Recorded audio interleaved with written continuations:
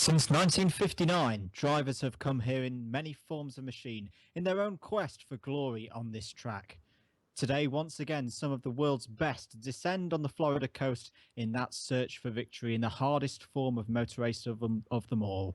It's twice around the clock, in excess of 800 laps, and after countless hours of preparation, who will emerge as this year's winners?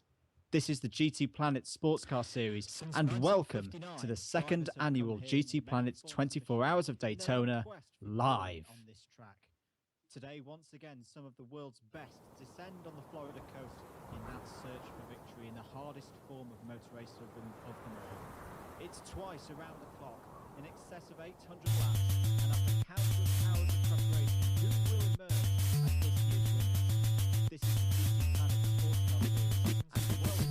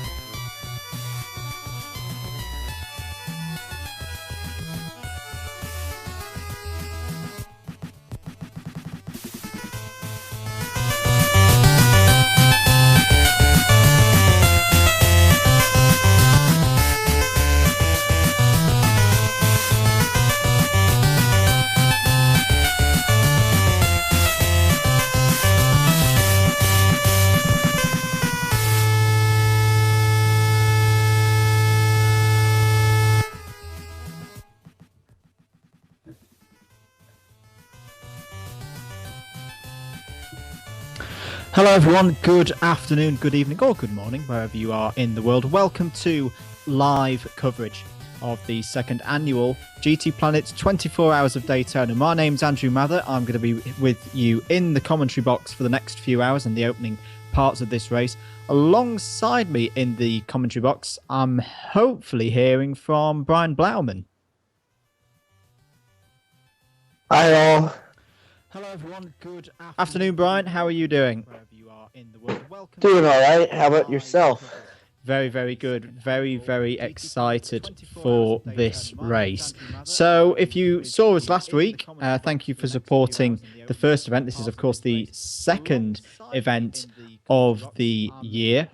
We were at Brands Hatch last week, so a bit of change of climate, very cold but very sunny in London, and now we're basking in the winter summer-like conditions in Florida. So what we will do as a kickoff is just run down the result from last week in case you missed it, because of course whenever we finish our races it's always a provisional result. So here was your result from last week's London 12-hour. Winning the race was Top Notch Racing with Stiggs TC, 5 Zygon, Philo and Pfeffer at the wheel. 547 laps completed by that team around the Brands Hatch Indy circuit. So they took the first win in the GTPlanet Sportscar Series for 2016. Joining them on the podium were Reaper Online Racing and Dragon Razor Racing. Fourth were Turtle Racing League. Fifth were Storage Trunks SRT Racing Team. Sixth were Vile Racing Limited. 7th, The Humble Guys. 8th, Dart. 9th, Snail Racing League. 10th, Harsk Racing. 11th, GTR Blackhawks. 12th, Spinning Arrows Racing. 13th, Endurance Experience. And the single retiree we had was, of course, the E-Scuderia GTMX team.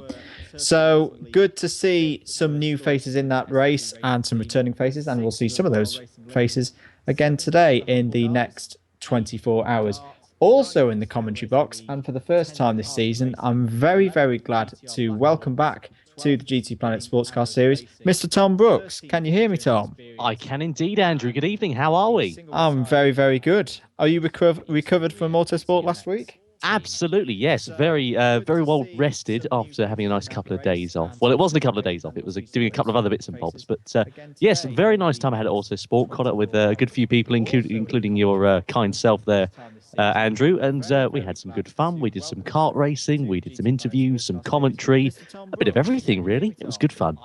It was indeed. So we're not too far away from the start of this race. I do believe we are still on schedule for a 2 o'clock local start, 7 o'clock UTC.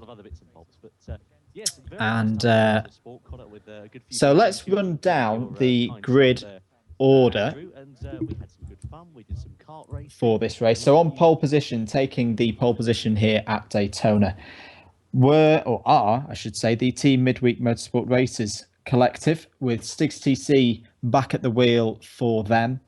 Alongside them on the front row of the grid will be last year's winners, Team Wise Racing, who won the race in controversial circumstances, which we'll remind you about later on. But they are, again, looking very good here and alongside Midweek Motorsport on the front row of the grid. eScuderia GTMX are third. They didn't have the best of qualifyings, but they're in the race, and that's all that matters at this stage. Fourth, new team name, but very, very familiar drivers in this team. And a great start to the season for them, taking pole in GTLM, is the DZ Motorsport team. Second in class and fifth on the grid are Inferno Racing, with TRL Evolution at the wheel for them. Venator Racing make up row 3. And take GTD pole, I should say. WRS North America, really good performance from them in GTD. Second in class and 7th overall. 8th, joining them on row 4 are another new team to the series, the Tarmac Overdose Racing team.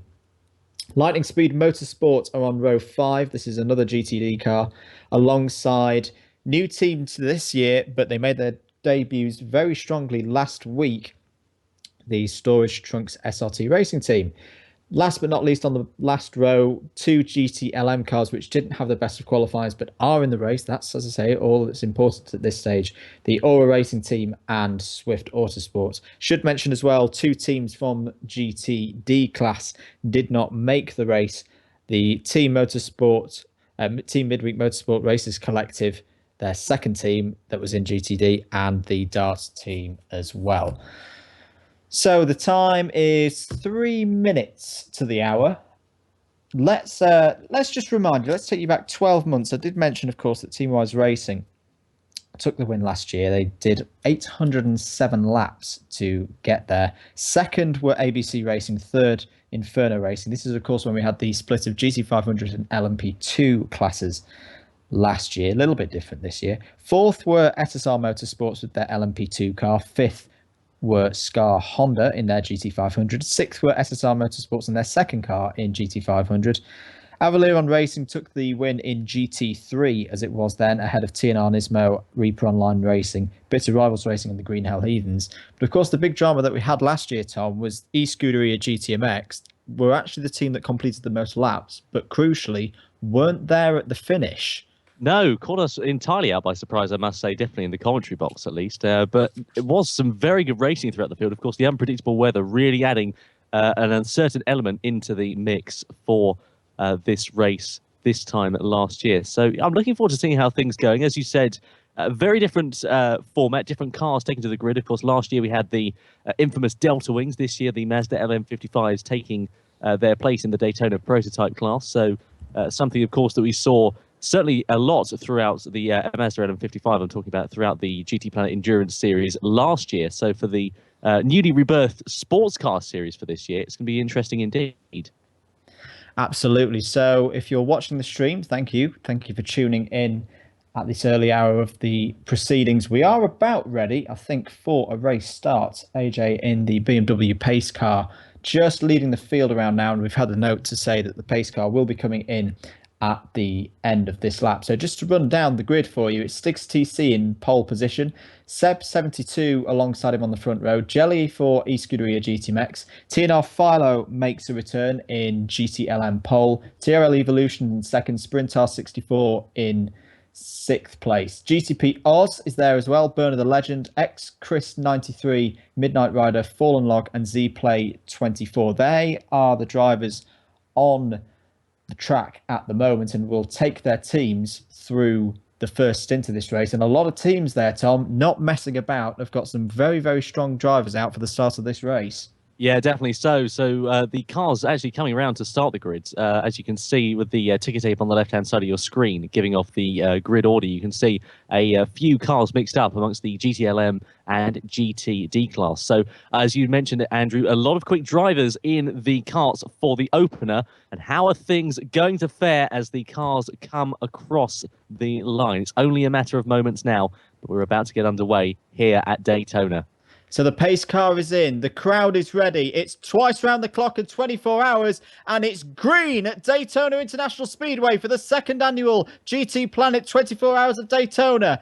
Roaring down to the first corner, this tight left-hand corner, and in the lead, it looks to be the Teamwise Racing car that has taken the lead, starting from second place. There is TWR 772, a very quick driver. He is there, and that's one of the Corvettes that's had a either brilliant start or is a little bit out of position. So here we go then. Lap number 1. Looks like everybody's made it through the first corner safely. I think that is indeed the Corvette of DZ Motorsport in the number 3 that's up into second place provisionally at the moment. So a great start there from the C6, really actually harassing the back of that Teamwise Racing number 1. We'll wait and see how they fare, whether they're able to get swallowed up by the retaining pack of the Daytona prototypes, or whether they'll be able to hold on to that position. In these infield sections, there's not a lot of difference between the two cars, but when they come onto the banking and onto the faster parts of the track, that's definitely where the Daytona prototypes are able to make a significant advantage. But still Teamwise Racing then that lead the way at the moment. Looking at the Corvette C6 are there of Swift Autosport. That's number 4, currently sitting all on their own, at least by that shot. Not particularly a massive threat behind, but not particularly a great threat to any of those in front as well. But nonetheless, keeping out of trouble at these early stages in the race as all the cars come down towards the bus stop chicane for the first time. Now going over towards the Ford GT. That, of course, is down in the GT class, right amongst a couple of Mercedes SLS AMGs. Can tell you there's a spinner in the chicane on the back straight, Tom. GTMX, the eScuderia GTMX team have had a bad start. Jelly RT has had a spin. I think he was towards the back of the field. Actually, no, he was third on the grid initially, but they'd had that poor qualifying. So not going well at all at the start of this race for eScuderia GTMX. And he's into the pits, Tom. Yes, indeed. I was just about to comment that coming straight into the pit lane now. So that's a real disappointment there. Still going back towards the Teamwise Racing number 1 at the moment, comfortably leading the way at these very early stages in the race. But yeah, the Scuderia GTMX car now into the pit lane in that dark green Mazda LM55. So number 2 into the pits. It'd be very difficult if they opted for a driver change at this very early stage in the race. Might be some kind of a crucial tactic, but we'll wait and see how they go. I should imagine it would just be a case of repairing some damage they got on the opening lap. But now we cross over, though, to the third and final Daytona prototype of Team Midweek Motorsport Racers Collective.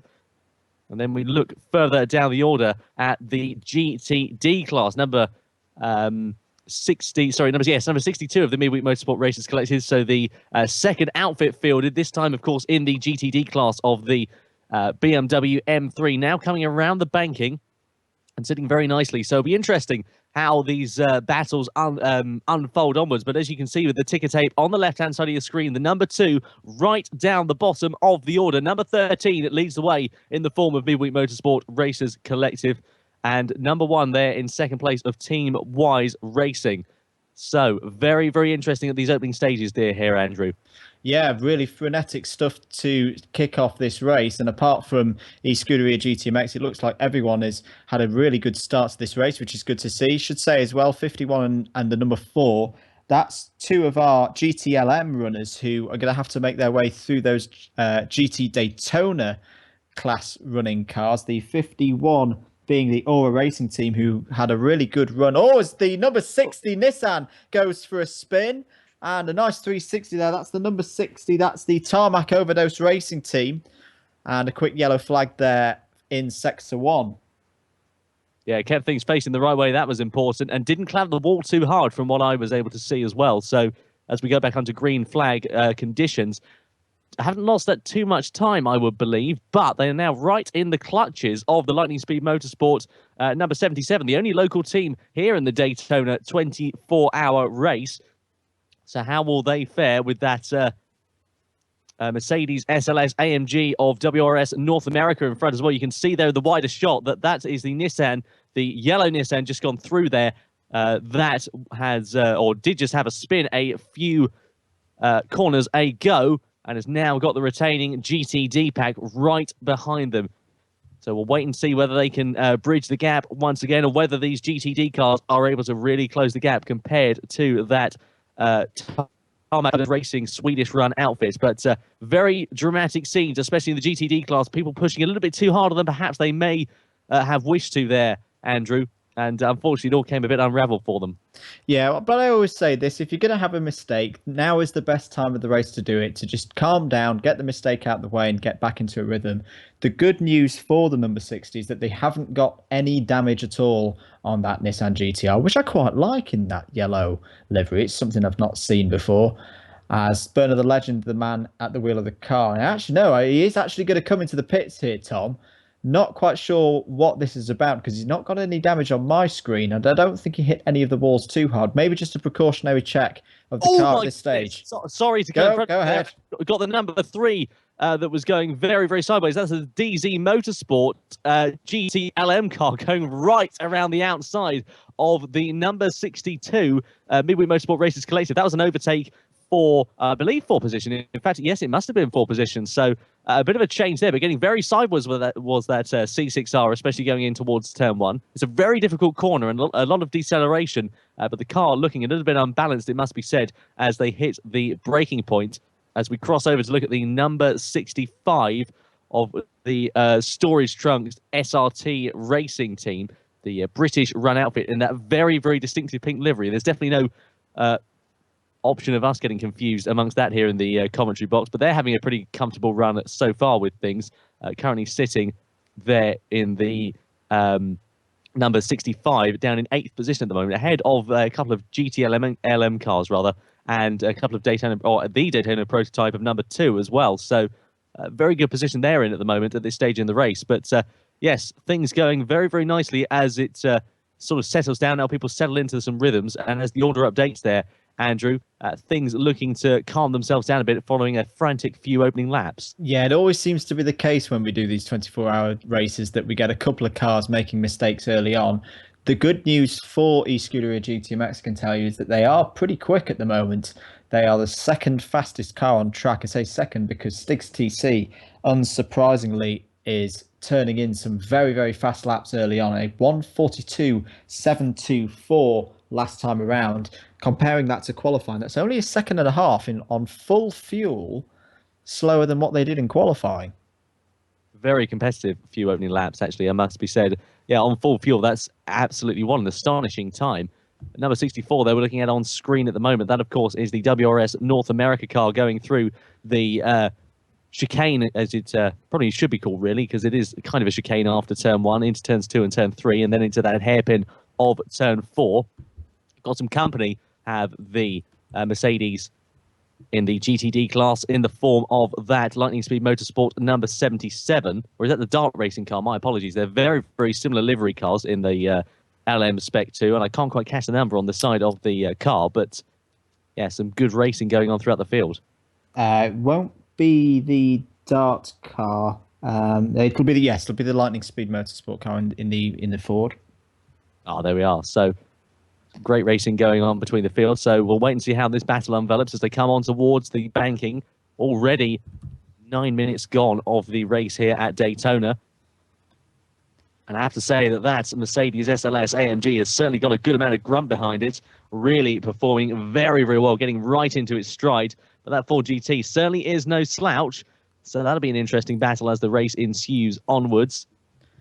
I know it's very early in the race, Tom, but having seen their progress through this week and through qualifying as well, very interesting to see how WRS North America are changing from the Audi R8, which they ran for the majority of 2015. They've, of course, switched to that Mercedes, and at this very early stage, it's looking like it's serving them very, very well.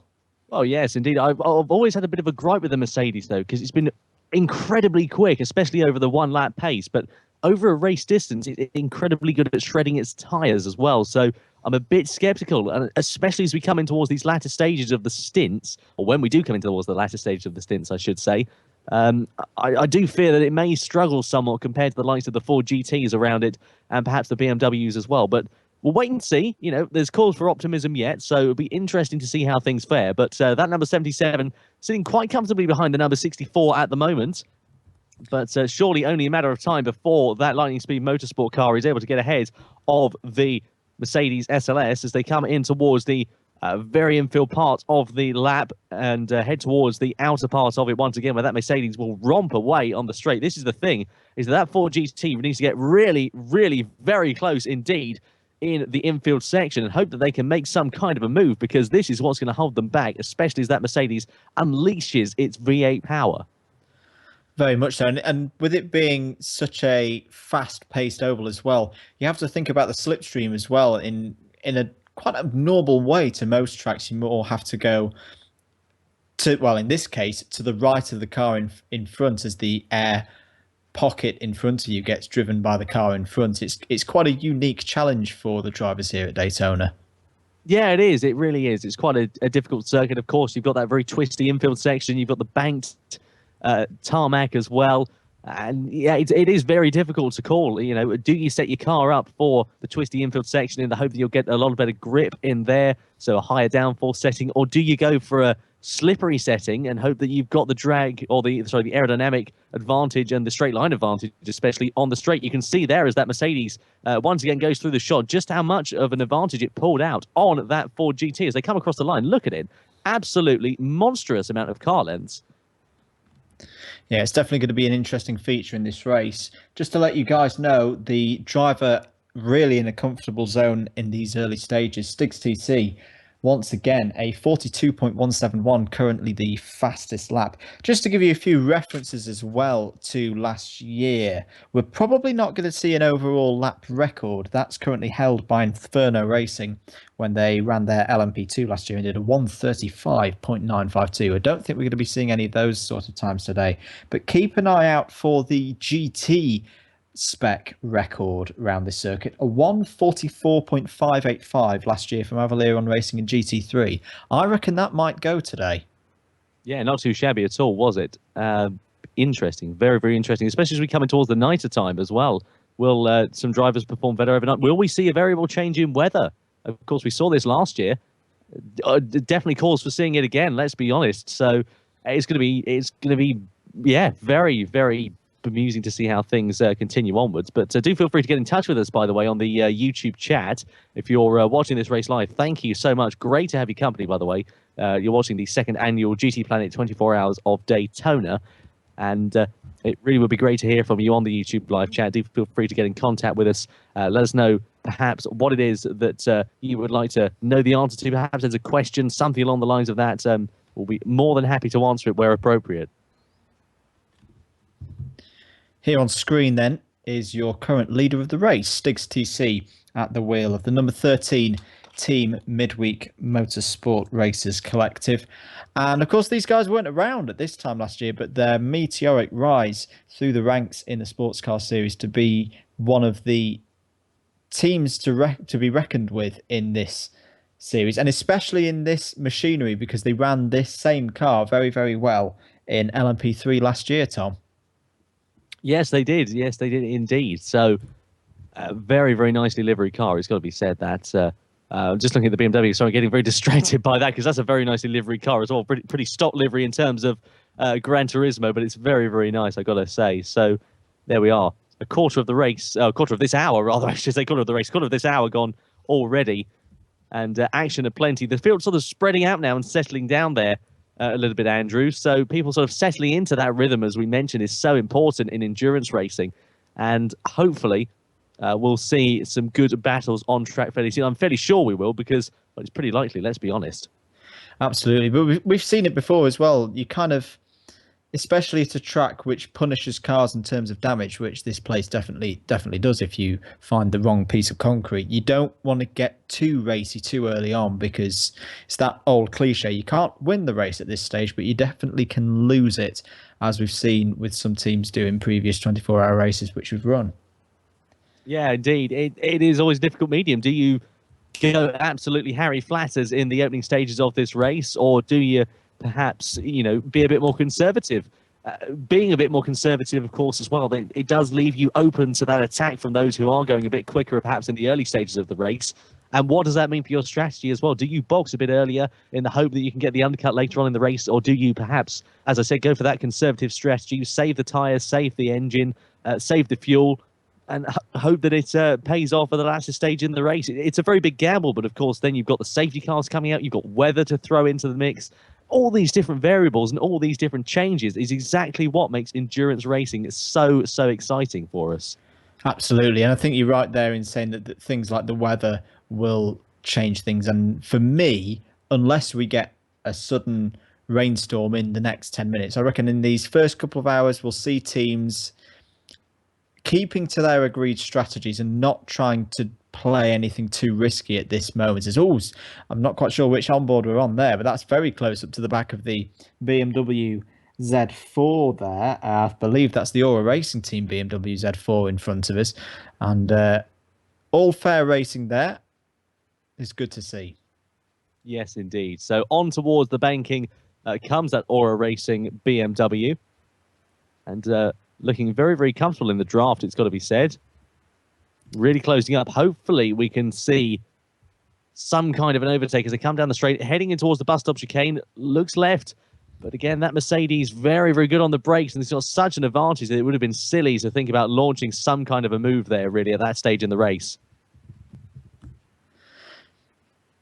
Absolutely. You can see our new graphics. If this is the first time that you're joining us for this season, you can see our little graphics, our little ticker on the left-hand side of the screen, showing you the two cars involved in this battle. So, of course, it's the 51 Aura Racing Team BMW Z4 GTE with Fallen Log, KTZ, N64, the Stig 007, Pub 16, and WTF Man at the wheel of that car throughout the entirety of the race. 63, the Venator Racing Team, who I think have experience with that Z4, as well as, once again, they're having a little look into turn one.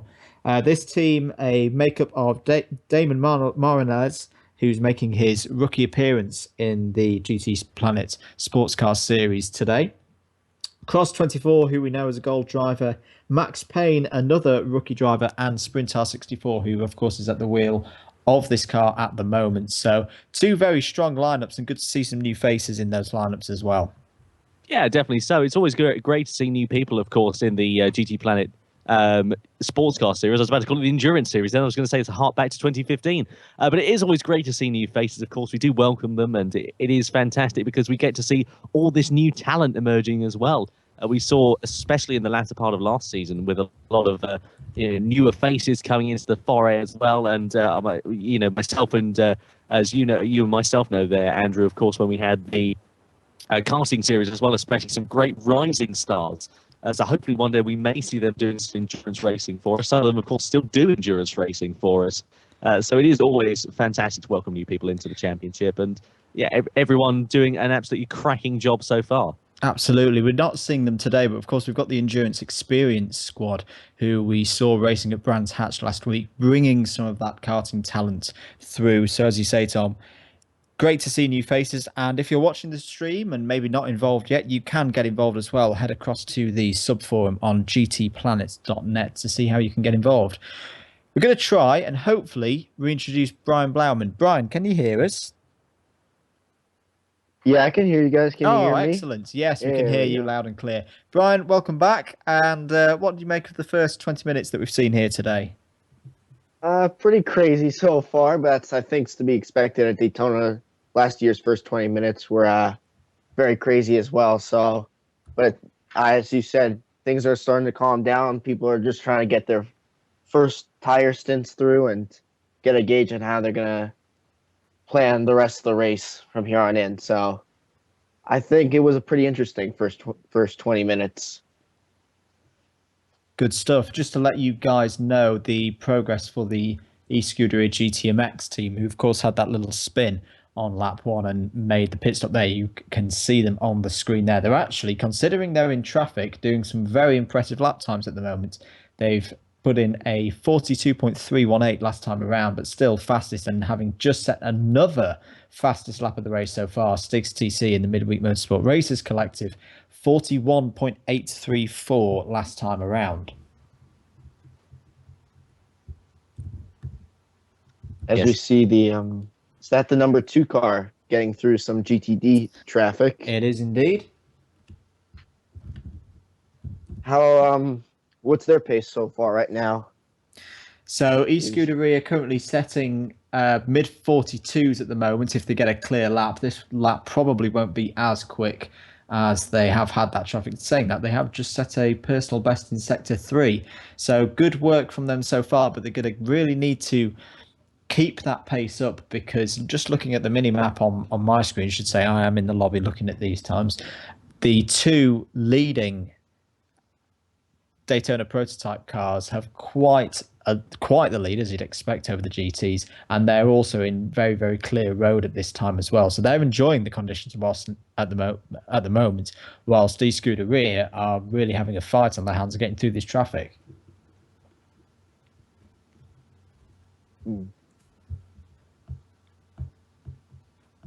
Yes, indeed. So 20 minutes gone of this race, a significant amount still to go. Looking at that dark green Mazda LM55 of Scuderia GTMX. Not having it too bad of a run in the race. They had a very good run in the championship last year. And hopefully we'll see them back up and in the mix at some point later on in this race, with a few battles going on. Do feel free, by the way, if you have any questions you would like to ask us, post them in the chat. Let us know. Of course, our questions are here to be answered, so we're more than happy to answer them. Get in touch with us on the YouTube chat. Pose us something, perhaps anything you want to know about the endurance or the sports car series, as I should call it now, rather, or anything along the lines of that. It'd be great to hear from you. Myself, Andrew Mather, and Brian up here in the commentary box, and we'll more than happily put all of our brains together to be able to answer anything that you would like to hear. But everyone's settling down into that rhythm now, into the groove, getting things nice and settled down, settling into that pace, as we see the Scuderia GTMX car now putting a lap, I believe, on the Ford GT of number 77. And getting by with a little bit of a lock-up in towards turn 1. But very nicely done indeed. And you can really see that speed differential. Not so much in this infield section, but you can definitely see that speed differential, especially as they come on towards the straight. Look at this. Look at how much more acceleration the LM55 has over the GTD class car of that Ford GT. Brian, I believe you have some questions from the YouTube chat for us. Yes, I do. And this first question comes from Viztest Kid. Who is the quickest in GTLM at the moment? GTLM, fastest driver. This isn't a surprise at all. It's TNR Philo. TNR Philo joining the DZ Motorsport team. Just reading through this DZ Motorsport team. As I said in the intro, very familiar names to anyone who's a close follower of the Sports Car Series and the Endurance Series from last year. Fisher, Push the DZ, Skater 913, of course, TNR Philo, their platinum driver in there, and Zion 1993 in there. So at the moment, they've started with TNR Philo in their Chevy Corvette, and they're running very, very quickly. In fact, he's just set an even faster lap time, a 1:45.288 for Philo at this stage. And then we have Edward Deering, who I guess goes along with the last question. What is the gap in GTLM? So if it's still by position, let me just check that. So we're going with the 03 leading from the 79. So I can tell you that TNR Philo is currently just going through turn 5, and he's very, very closely followed by TRL Evolution, who, yes, is the current driver in Inferno Racing's car. So I'd say that it's about a 3 or 4 second gap.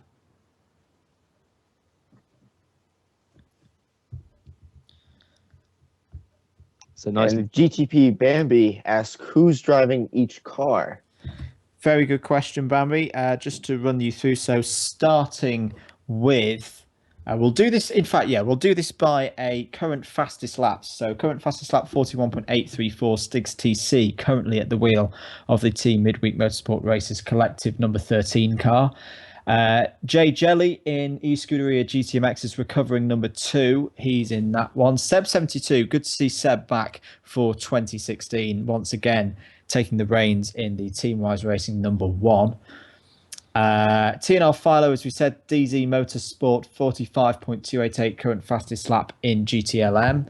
Evolution currently at the wheel of Inferno Racing in second place in that class. Chris 93 is at the wheel of the Storage Trunks SRT Racing team. Their car being the Mercedes SLS AMG GT3. So there's a very good pace there. That's the quickest lap in GTD at the moment. Burner the Legend is at the wheel of the Tarmac Overdose Racing car. Then it's Oz at the wheel of the WRS North America car. Midnight Rider 32, another name back for 2016. He's currently driving the Lightning Speed Motorsport machine. Sprintar 64 is currently in the car for Venator Racing. Fallen Log, who we'll have in the commentary box later on, he's currently out there for Aura Racing Team. And Zplay 24 for Swift Autosport is out there as well. So that, at the moment, is who's out there on track. And then we have a Plane Trick 13 who asks a very simple question: will it rain? I believe the answer would be no. From could previous.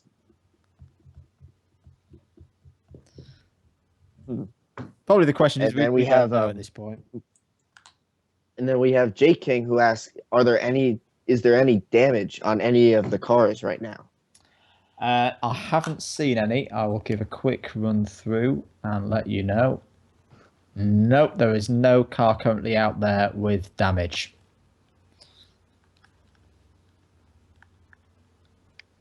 I think that's all the questions for now. If you guys have more questions, though, keep posting, and we will definitely get back to you with an answer. As we go back to our race leader, the number 13 MWM Mazda LMP3, still running out there in the lead over the number 1 car of Team Wise. Something that we mentioned earlier, as I'm seeing on my screen, don't know if you guys are seeing this as well, but the Chevy driven by Zplay 24 has had a little spin. This is coming onto the banking, so through turn 6. No damage to the tyres, and back underway again. Yeah, always nice to see. It's never nice when you encounter damage because, of course, a trip to the pit lane really can hinder your progress and put a bit of a spanner into the works as far as the racing is concerned. So on board now, I believe, with the BMW M3. You can see there Fallen Log leading the way, though, currently at the moment with the ticker tape on the left-hand side of your screen. And still on board with this BMW that's being driven by Venator Racing with the Mercedes-Benz of WRS North America, the number 64 outfit. So 2 GTD cars battling for position at the moment, I believe.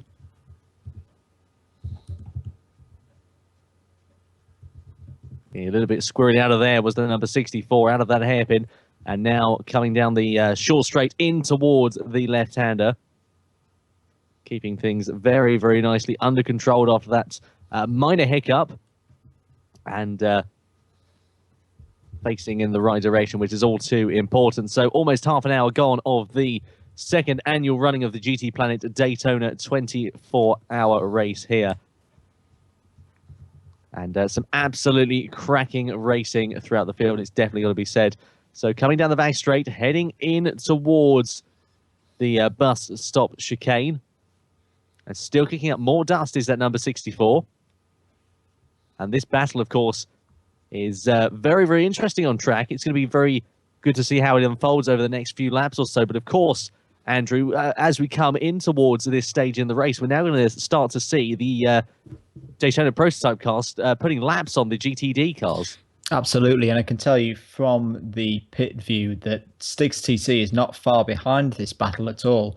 He can see them through the tri-oval now as they approach the tri-oval.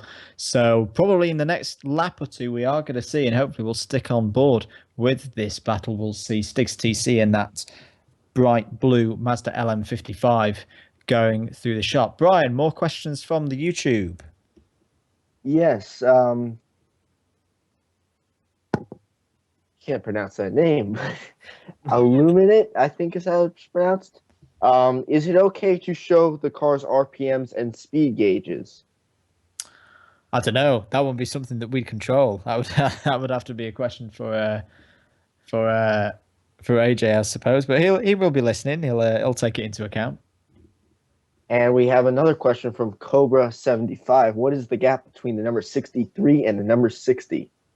63 being Venator Racing and the BMW AMGT car. So Sprintar 64 at the wheel of that one, currently coming round the long turn 7, so what would be turn 2 of the full oval. Just mention to me what the other car in that request was. So it was Venator and the number 60. Number 60 Tarmac Overdose Racing, which is Burner the Legend at the wheel. Burner the Legend a little bit further behind, probably about 10 seconds behind at the moment. Just coming up to the chicane now as Sprintar 64 is away from that corner.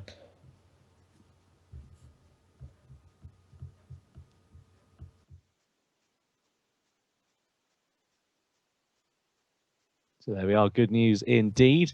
On board with the Mazda LM55 now of Team Midweek Motorsport Racers Collective, putting a lap on that BMW M3 of Venator, easily getting very past very quickly, rather, I should say, in towards the left-hander of Turn 1 and powering out of it once again. Keeping things very, very nicely. Got a good gap of the Mazda LM55 pairing with Teamwise Racing of the 01 car. You can see they're just going through the shot, and they are kind of in the same shot as we cut towards that wide angle view going through the hairpin of turn 4. So they're not too far behind these two on track, Andrew, and you never know how strategies can unfold, how tactics can change, and we could see a little bit of a battle going on at some point later on. You must have read my mind, Tom, about the strategy, because a very interesting thing which I've noticed already. We've said that Stiggs CC is pulling very fast pace. Just let's go by fastest laps, for example, a 41.8 for Stiggs, TWR Seba 42.4. However, that is already having a bit of an effect on tyre wear. Running round front left clockwise, we've got 9, 9, 9 and 10 for Seb 72. For Stiggs, 8, 8, 9 and 9. So those front tyres, especially on the Midweek Motorsport Racers car, already seeing a bit of an effect there with this increased pace. Yeah, that's the problem, of course. Up the pace, you up the tyre wear, you up the fuel rate usage, you up the engine, well, you up everything, really, more than anything, don't you? And it increases that risk factor. You know, you up the chance of going off the track, sliding into the barrier. Quite a negative thing to talk about, I'm sure, but it is definitely a possibility when you up the pace, and it's something that you need to be careful of. So let's wait and see how things go. Of course, these drivers now weeding their way through traffic. So if this battle does continue onwards, and how it continues onwards will be the interesting thing. We look there at the number 60 car in the GTD class of Tarmac Overdose Racing, the Swedish outfit with the Mazda LM55 of Teamwise Racing bearing down on them corner by corner. And of course, these two are actually caught up in a little bit of a battle. The two GTD cars you can see there in the forefront of the shot. I believe it was either the BMW M3 of number 62 Team Midweek Motorsport Racers Collective, or it was the number 64 of WRS North America. Wasn't quite able to catch that, but this lapping will surely throw a little bit of a spanner into the works as that Mazda LM55 looks up the inside in towards the hairpin on the infield section, tries to wheedle its way past that number 60 Nissan, but has to think about it once again. The 60 Nissan going a little bit wide there, and surely that will allow the Mazda to be able to get through, coming on towards the banking, and indeed it has. So good bit of clean overtaking there, and now this is where the Nissan is able to use it to the advantage, because of course they will have the benefit of the slipstream or the number 60 in the Swedish run car, whereas that BMW M3 up front of the Midweek Motorsport Racers Collective will not have that advantage. So a few miles an hour extra is certainly where it's going to count. I apologize, it wasn't the BMW M3. It was, in fact, the number 64 of WRS North America. So the battle will surely get closer and closer. But of course, it's on the flip side, because now that Mercedes is going to have the advantage, or it is indeed. Sorry, my apologies. It is indeed it's the BMW Z4 of ORA Racing. It's Aura Racing. I apologize. I was getting things completely confused up there. But so they're not actually battling for different positions in class, but they are, I believe, battling for different positions on track. Yep, you're right in that respect. It's a 10th place battle between the 51 and 60 at the moment. Just to update you on the progress of eScuderia GTMX, if you've just joined us in the last 20 minutes or so, or missed the first lap basically. Oh, there's a spin. There's a spin for ZPlanet 24, I can tell you, in the chicane offshot. Anyway, I was talking about eScuderia, wasn't I? They are making progress, and they're doing pretty competitive lap times as well. Not as fast as Stigs TC in the Midweek Motorsport Racers Collective, but Jay Jelly at the moment, fastest lap of a 42.26 at the moment, and lapping comfortably in those 42s as he's still getting through this traffic. So good progress there from eScuderia. Yeah, indeed. Great to see. Absolutely fantastic. So wait and see how things progress onwards as we come in towards the latter part of the first hour's racing here for the GTPlanet Sportscar Series. Forgive me, sorry, fettling around with my computer. There we are, that's better. I had the wrong view. Smashing. Anyway, crossing back to the action on track, you can see there the BMW M3, a very, very dark coloured livery on that Venator Racing number 63. They had their launch photo, if you have been following the Daytona 24-hour thread on the GTPlanet forums, their launch photo with about 4 or 5 BMWs going through Lake Coombe at Spa. And a sea of matte black cars it was as well. And Andrew, I believe there's some action going on in the pit lane. Yeah, we've got our first cars making their first scheduled stops of the day. GTP Oz has brought the WRS North America SLS AMG in for new fuel and tyres. And ZPlanet 24 is in the pits as well. He's, of course, driving the Swift Autosport Chevy Corvette C6R. So a stop in GTLM and a stop in GTD.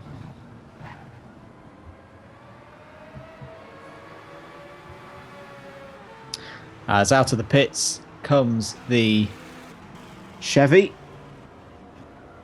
The Chevy Corvette, driven at the moment by ZPlanet 24, of course, the number 4 car there. Fastest lap in that first stint, a 48.012. So according to GTP Bambi, that was a planned stop for the number 64. So getting some stops out of the way nice and early as on board now with the number 60. Looking back towards that BMW M3 in the higher ranking GT class, of course, in the GTLM class, as it were, I should say. So 2 different cars in 2 different classes. And what actually, Andrew, is the difference between the 2 classes in the GTLM and the GTD class? I said, for those who aren't aware. So if we start with the GTD class, what might be a better way of describing that, and in fact will be the way it's described for the rest of the season, that is our GT3 AM class. So if you think of this at the moment as GTD being a GT3 spec car and those GTLMs being GTE spec cars, so a bit more performance from those GTLM cars as the second class, but they do look very similar, of course. They're based off the same production models that you see on the road. But that's the main difference, a little bit of speed. And, of course, our GTD class is, in terms of the driver lineups, there's restrictions on those as well. Ah, so there we are. Good to get some clarification there. Thanks for that. Much appreciated. Fast laps being turned again by Stigs TCs back into the low 1 minute 40 to 1 minute 42.070 last time around. Just to say as well, if anyone's keeping track of these things, 21 laps done by ZPlanet 24. That's including the pace laps, I should say. And 21 laps done there by Swift Autosports and 22 by WRS North America. We'll keep track of that as the race progresses. And TNR Philo, I can say, TNR Philo in the lead in GTLM for DZ Motorsport there into the pits for their first stop of the day. Fantastic. Still looking at that number 60 Nissan on screen at the moment as it comes around the banking once again, sitting there all on its own, nice in a little gap in that little pocket where you can set some nice consistent lap times. Don't necessarily have to be that quick, but you can set some consistent lap times, and that is very, very important in endurance racing. I know I'm telling you guys this, I'm sure you know all about it. Anyway, out of the pits comes the number 3. This is the DZ Motorsport GTLM car, Chevy Corvette C6R, that was in the lead of the class. First pit stop of the day from TNR Philo. Back up and underway, fresh set of boots on that Chevy, full tank of fuel, and back out on track safe and sound. Fantastic. Brilliant. So great to see these scheduled pit stops going to plan. Always makes for a cleaner race for the teams and drivers involved, allows them to utilize their strategy to its full advantage. And everybody doing that very, very nicely indeed. So under 20 minutes now remaining of the first hour of racing here for the GTPlanet 24 Hours of Daytona. Do believe we've got some more questions. Brian, what have you got for us from the YouTube chat? MWM Racers Collective asks the update on the gap between the number 13 and the number 1. Very good question. Stiggs TC, I can tell you, is currently just coming out of the chicane, so out of turn 11 and on to turn 3 of the banking. Now, Seb72 is just coming into the chicane now, so what's that going to be? That's probably going to be about a 15, maybe 20 second lead. I'll try and count it as they come over the line now.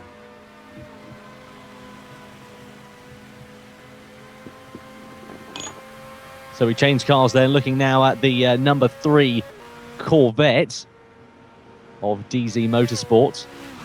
The Team-Wise Racing number 1 going flying past and crossing the line to start yet another lap. Again, that GTLM car able to utilize the advantage. So yeah, about 17 seconds, I reckon, between first and second at the moment, as we've got a bit more pit lane action. Burner the Legend brings into pit lane the Tarmac Overdose Racing number 60 car, first stop of the day for them after having completed 26 laps. Absolutely fantastic to see. So the racing settling down, everything becoming nice and calm once again. Again, as you know, do feel free to get in touch with us here on the YouTube live chat. We're more than happy to answer any questions that we can indeed do so. But, yes, everyone coming down the back straight. No signs of any changeable conditions at this stage in the race, but of course we said this time last year, and lo and behold, as the night hit and the temperature dropped, the heavens opened in an almighty, mighty manner. And we had quite the race on our hands for the first annual running of the Daytona 24 Hours this time last year. It was incredibly exciting, and I'm sure we're going to get more of the same this year. I hope we're going to get more of the same at least. As the number Mazda gets past. That's the leader. It is indeed, yeah, you're quite right. So that's the number 13 car of the Midweek Motorsport Racers Collective, getting straight past the number 65. With relative ease, flashing the lights, there was the number 65, but it was a nice, clean, simple overtaking move in towards turn 1. And done, dusted, and moving on towards their next target, as it were.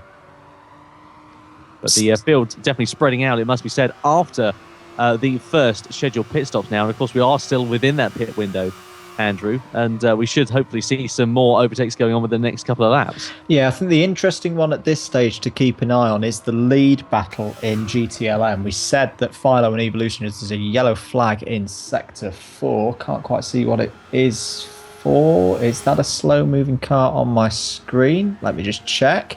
Yes, damage. We've got a car in trouble, Tom. Z-Play 24 for Swift Autosport. This is the number 4 Swift Autosport Chevy. Has got engine damage and front left damage. Must have been some kind of collision with the barriers on the back end of the circuit. He's into the pits now. This is going to be a lengthy stop for Swift Autosport. Oh dear, that's certainly not what they'll have wanted at this stage in the race. Flag goes green once again. We're back under racing conditions here at Daytona, so it was only a temporary hiatus, as it were, for the racing, but now back underway, which is great to see, and drivers can continue on their way at full speed rather than a reduced rate of knots. Should say as well, I think we might have unfortunately had our first disconnection of the day. Sprintar 64 of Venator Racing left the lobby. Not quite sure what that was about. We didn't see the standard procedure of a DC being put in the text chat to notify a driver change. Chris93 as well is in the pits for storage trunks. So bit of drama going on in the GTD class at this present time, as you see the number 4 now back out on the racetrack.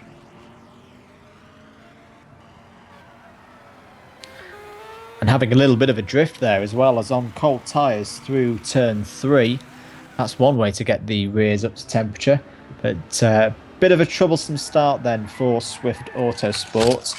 And not the kind of progress they'll have wanted at this stage of the race. But still a very, very long way to go. 23 hours and just under 15 minutes.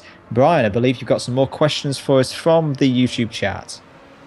Yes, I do. And first question comes from Plain Trick 13. Gap between 6th and 7th.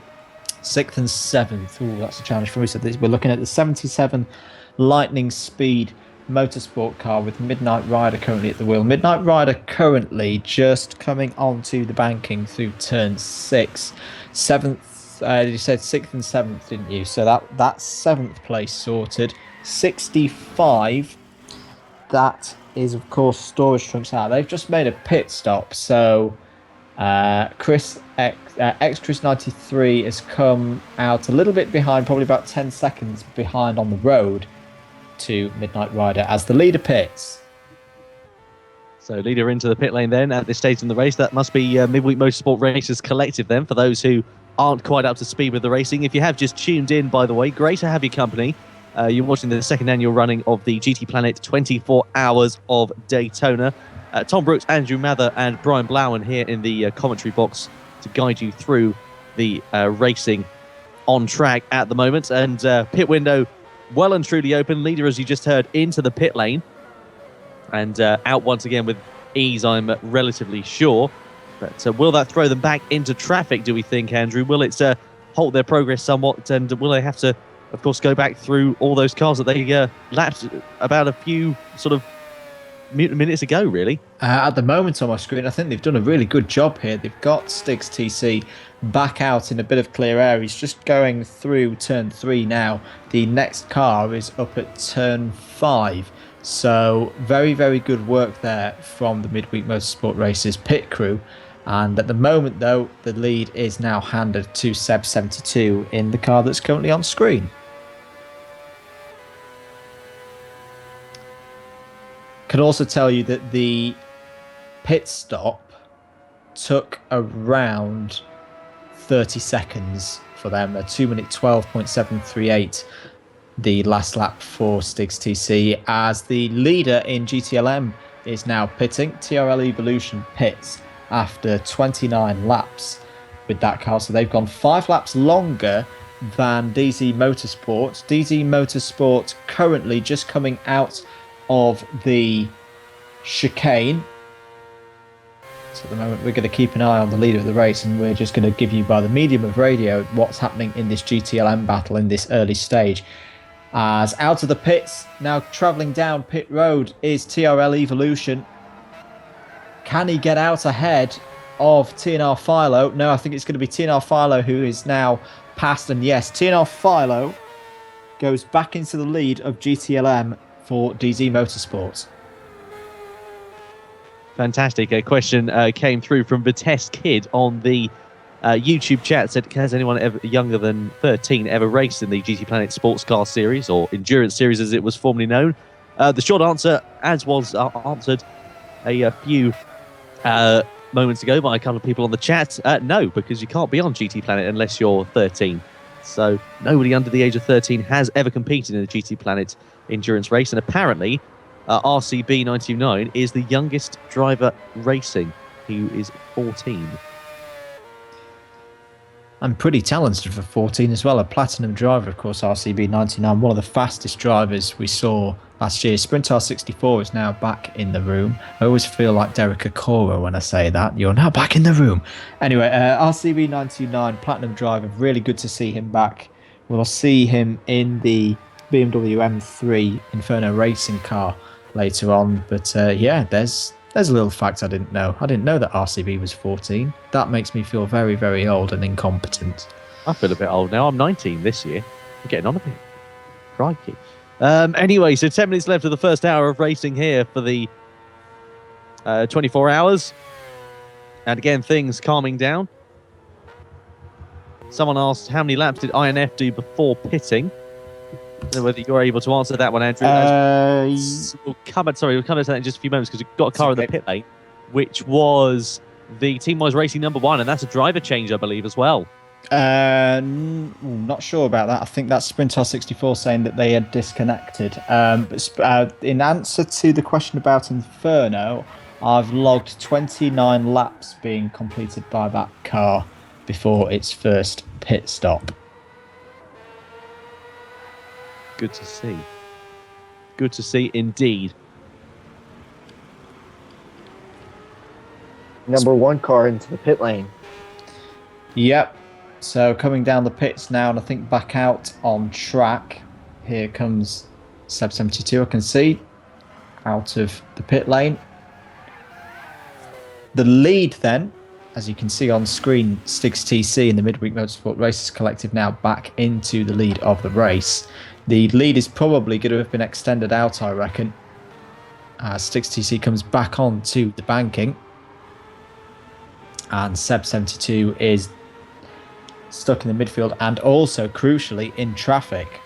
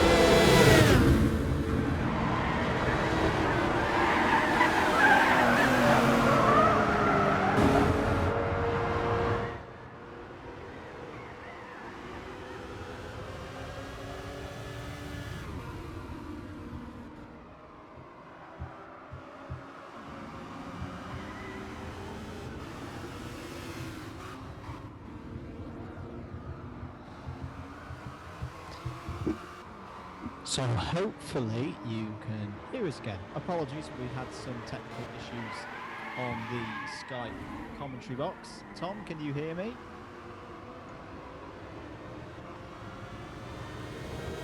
Maybe not. Brian, can you hear me?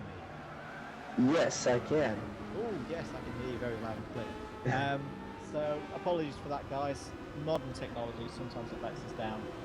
Couple of things to let you know about if you're listening to us as a radio show. Hopefully folks watching the stream video will have seen a couple of comments that are put in the chat there.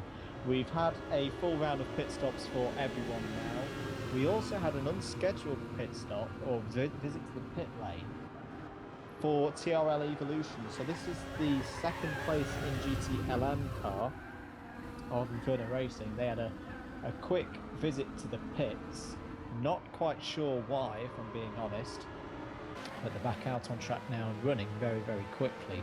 Still fastest lap held by Stiggs TC, now a 1:41.495 for them. Fastest lap in GTLM is now TNR Philo, or still is TNR Philo, I should say, a 1:45.007. Fastest in GTD is going to be Burner the Legend and Tarmac Overdose Racing with a 1:45.516, still their fastest lap. So that's pretty much all the big stories you need to know. We're past and through the first hour of racing here at the second annual 24 Hours of Daytona. You're watching the GTPlanet Sportscar Series live on YouTube.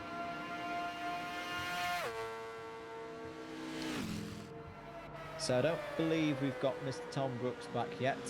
Hopefully we'll get him back very, very soon.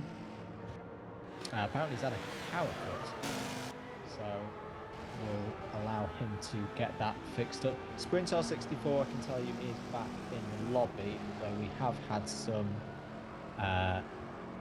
issues with lag there.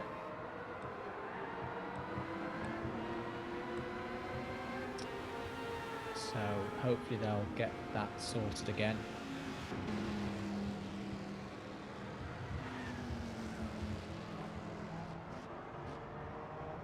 So on screen at the moment you can see the number 77 car. This is one of our entrants in GT Daytona.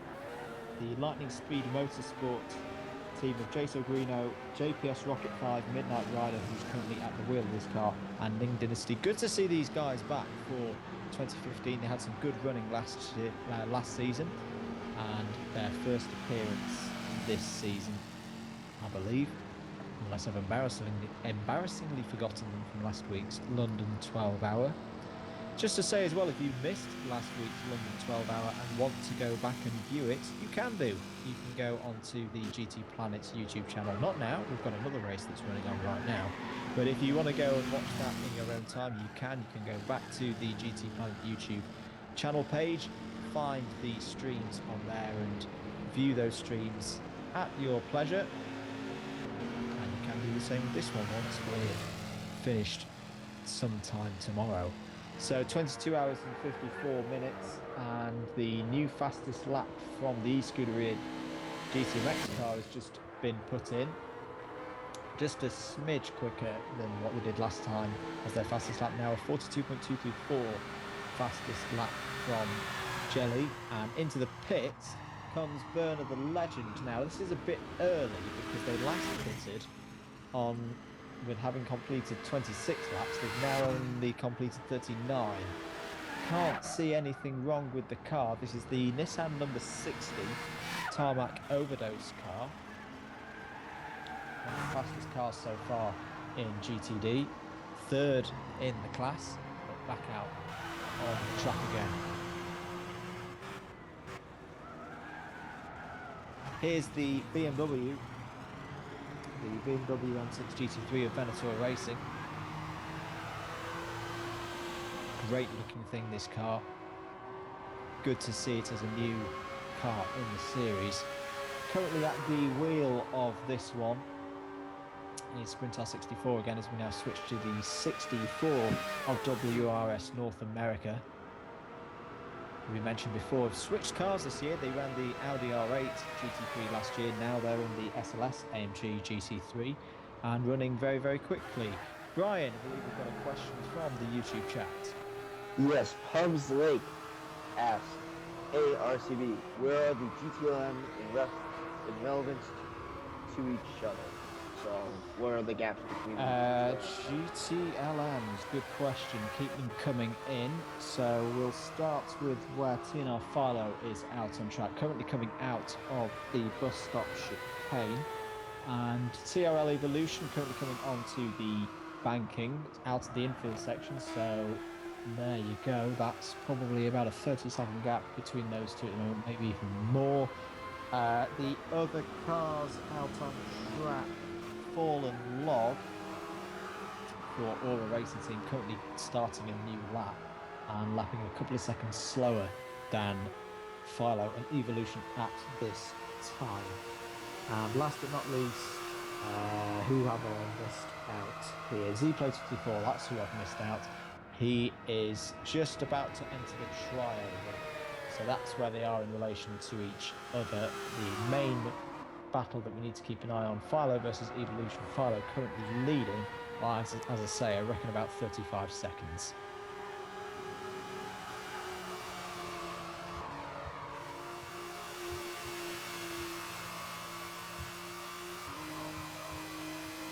For anybody who's watching the stream, if you have any questions, just post them down in the comments, and we'll get back to you with an answer. Been pretty good with the questions so far, so keep it up, guys. We'll how it goes. Bit of a moment, I can tell you, for ZPlay24 in the number 4 for Swift Autosport. No damage on the car, but a little bit slow through turn 1. Back up to speed again now. Stig CC going very, very quickly, setting purple sectors. Could this be a new fastest lap of the race coming up very soon? We will let you know as soon as we know it. E-Scuderia are going quicker now as well, a 42.115 their last lap, so the pace is being increased by the Mexican team. And TRL Evolution, wow, this is a shake-up of the order. 44.45, now the fastest lap in GTLM.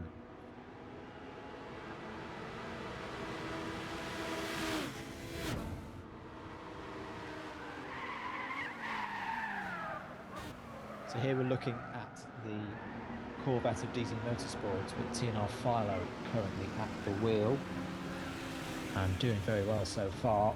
Behind them, Aura Racing Team, the Fallen Log, piloting that car at the moment. Can Philo respond and get his fastest lap into the 44s?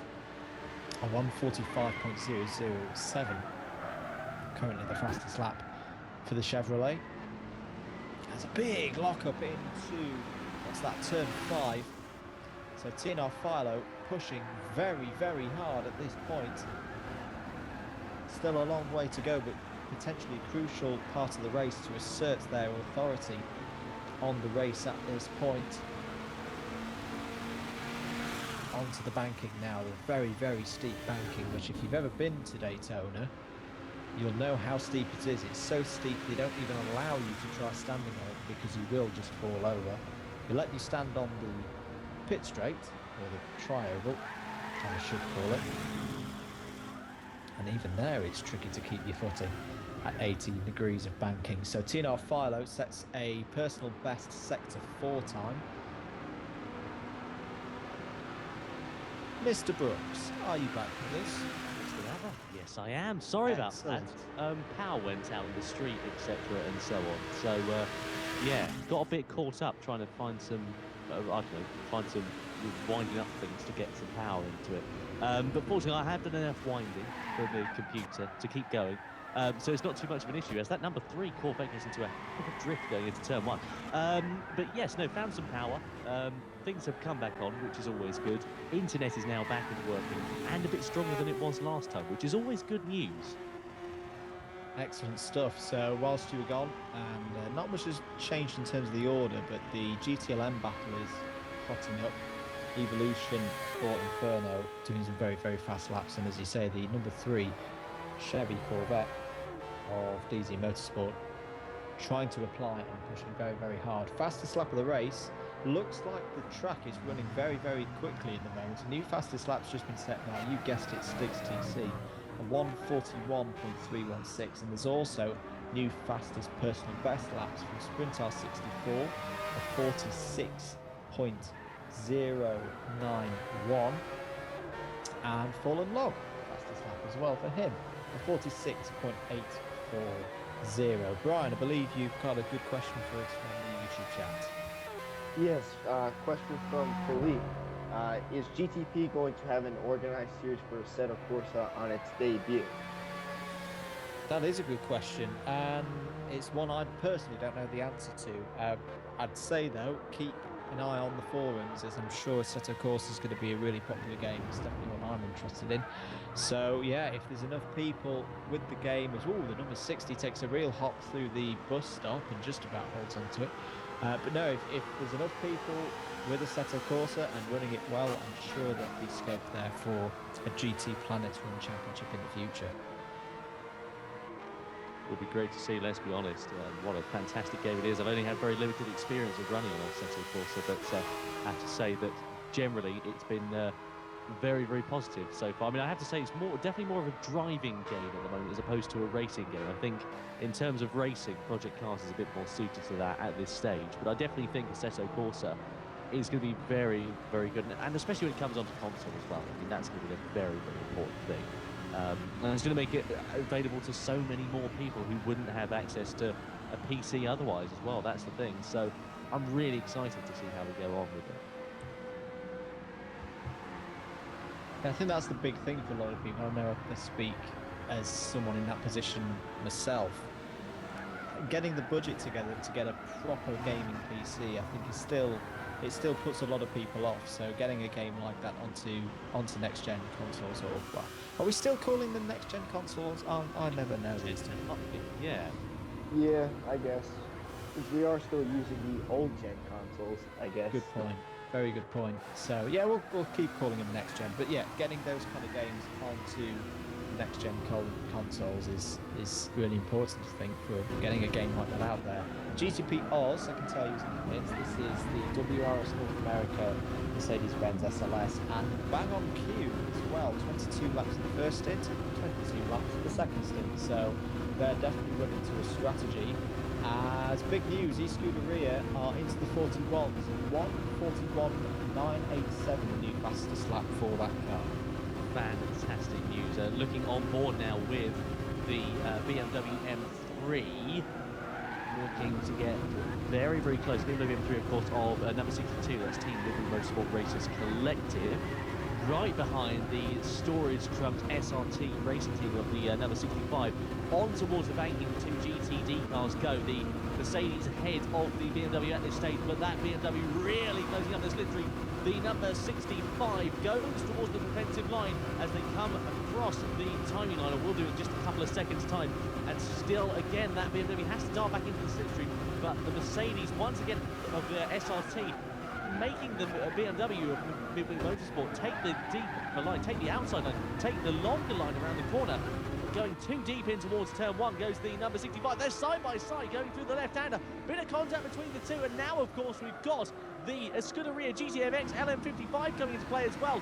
This battle still going onwards in the GTD class, and now they've got a DP, a Daytona prototype, waiting to get ahead of them. So they're going to have to be very, very careful that they don't end up squabbling with one another, whilst the Daytona prototype is able to get past. Around the outside looks the BMW in towards the right-hand hairpin. Has to think about it once again as that Mazda looms ever closer. Up the inside, maybe in towards the left-hander. No way through there. Once again, the SRT 65 stays ahead as they come out on towards the banking. And surely that Mazda is just going to be able to absolutely power ahead. That, of course, is if the BMW has indeed seen that they've got the Mazda in the mirrors, but they're side by side between the two cars at the moment, coming down the banking now, and now the Mazda comes into play as well as they head towards the bus stop. Has to back out of it though at the last minute, and once again the BMW is ahead. So there we are, a great bit of overtaking between the number 62 and the number 65. Fantastic battle going on track there, Andrew. Very, very close, and they're very lucky they didn't come into contact and disrupt the Scuderia GTMX cars race. Absolutely, good to see all three cars still running, but this will be driving Jay Jelly in that e-Scuderia car absolutely nuts because he's losing chunks of time on this lap. He's already, I think about 3 seconds slower than you'd expect. He's going to come over the line. I'll just check the time. It's a 1:45.989. That's about 3.5-4 seconds lost by the Scuderia car at that lap. And I know 4 seconds isn't much, but that will still be so frustrating for the Mexican driver. Yeah, it definitely will be. So this battle's still going onwards though, because now that Mazda has disposed of the two GTD cars, of course, coming into play now is that battle. So are we going to see the Mercedes of SRT launch another move against the Midweek Motorsport Races Collective? Through the right hand they go. This is of course the infield part of the track, relatively sort of flat and level part of the circuit. And of course they come on towards the banking, which is very, very different characteristics, and it looks like that BMW is with good straight line speed. I was mentioning earlier on about the raw straight line speed in terms of that the GT3 SLS AMG car has, but that BMW definitely looks to have a good amount of straight line speed, and I hope you'll cross back to that battle in just a few moments time. But more battles going onwards now, because we've got Venator Racing right up amongst the cat, the cat amongst the pigeons there, Andrew. Yeah, good stuff to see. It looks like the race is starting to hot up a little bit here and drivers starting to make their moves. The pace is definitely going up as well. A fair few cars posting green sectors and some even purple. The Scuderia GTMX car is back now on the pace. But yeah, great stuff. Hope it keeps coming in the next few hours. Yeah, most definitely so. I tell you what, actually, we were talking about gaming PCs earlier, and Assetto Corsa has got to have quite a healthy graphics card to be able to run that game at a good spec. And I'm actually building a PC as well as we speak. Well, I will be building a PC soon. For those who aren't aware, I don't want to go about this too much, but I had a house fire back in July of last year, essentially. I've been out of my house ever since, and had a studio in my house as well, where I did commentary and I did voiceovers and gaming, and I did a bit of everything in there, really. And that PC was one of the things that unfortunately had to be destroyed following the fire. So I've got to build another one to specifications. I've got about a 700 quid budget, which I don't think is too shabby, as we see the Mazda LM55 getting past the Corvette. That, of course, is the Team-Wise racing car getting ahead of the DZ Motorsport number 3. But yeah, getting back to it, so I've got a budget of about 700 quid. I'd like a 970, the GTX 970 graphics card. I'd like 16 gigabytes of RAM, and I'd like to have at least a couple of terabytes of space. 700 quid. It's a really tight budget for what I'm getting. Oh, I'd like an i7 if I can as well. An i7 is probably the most important thing out of the lot. So I've got a 700 quid budget to get a 970, an Intel i7 processor, and and 16 gigabytes of RAM. For 700 quid, I think that's a bit of a tight order. If anybody knows, by the way, if anybody can help with that, £700, by the way, pounds sterling, I should say, not dollars, not euros or anything like that. If anybody can help with that, that would be marvellous. If anybody's got, I don't know, half an hour free whilst they've got the racing on in the background and listening to us, perhaps, as a radio feed, they want to have a look and see if they can find some parts. But that'd be most good, because then hopefully I'll be able to do some more racing on Assetto Corsa. Good stuff. So if you've got any suggestions, do get them into us. A little bit of news in the top class, the Daytona prototype class, to just keep an eye on in the next hour or so. Stiggs TC, the reason why he's pushing so hard is he can probably see the e-Scuderia GTMX car to put a lap on it. So at the moment, Stiggs TC just coming through the infield section now, and the GTMX car is leading on to the banking. So not long at all as the 65 and the 79 are having a squabble again. This is the 65 running in GTD. Storage Trunks SRT, one of our new teams for this year, and the 79 of not Benator, sorry, that was last year. Inferno Racing. Oh, there's almost a touch there between the two cars as they come onto the banking. BMW trying to go round the outside of the 65, and I think the leader is behind these two as well. We'll just have to wait and see. Yes, there he is. There is Stiggs TC running that high, long line around the top of the banking. This is incredible racing, I've got to say. Absolutely fantastic. Yellow flag now on screen as well there, Andrew. What's Leader's in trouble. Leader's in trouble. It's a limp home mode for the number 13. Oh, you're joking. That's incredible development here for the Midweek Motorsport Racers Collective. So, whilst they were in amongst a battle between their, essentially, sister team in the GTD class, he's fallen into some strife. Incredible scenes here with 22 hours remaining of the GTPlanet Daytona 24-hour race. And limp home mode, that of course means going into the pit lane, doesn't it, Andrew? And how long are they going to have to remain there for until the damage is done? Will they have to go for a driver change? Will they opt for a driver change, do you think? Not sure. It's a bit of a weird one because I can't see any damage to the car on my screen, but it's definitely crabbing. I think what happened was Stiggs TC tried to take that high line around, and it's a warning for lag. That's what the problem is. There's a lag issue for the team, and whatever happened there, they're going to have to go to the box.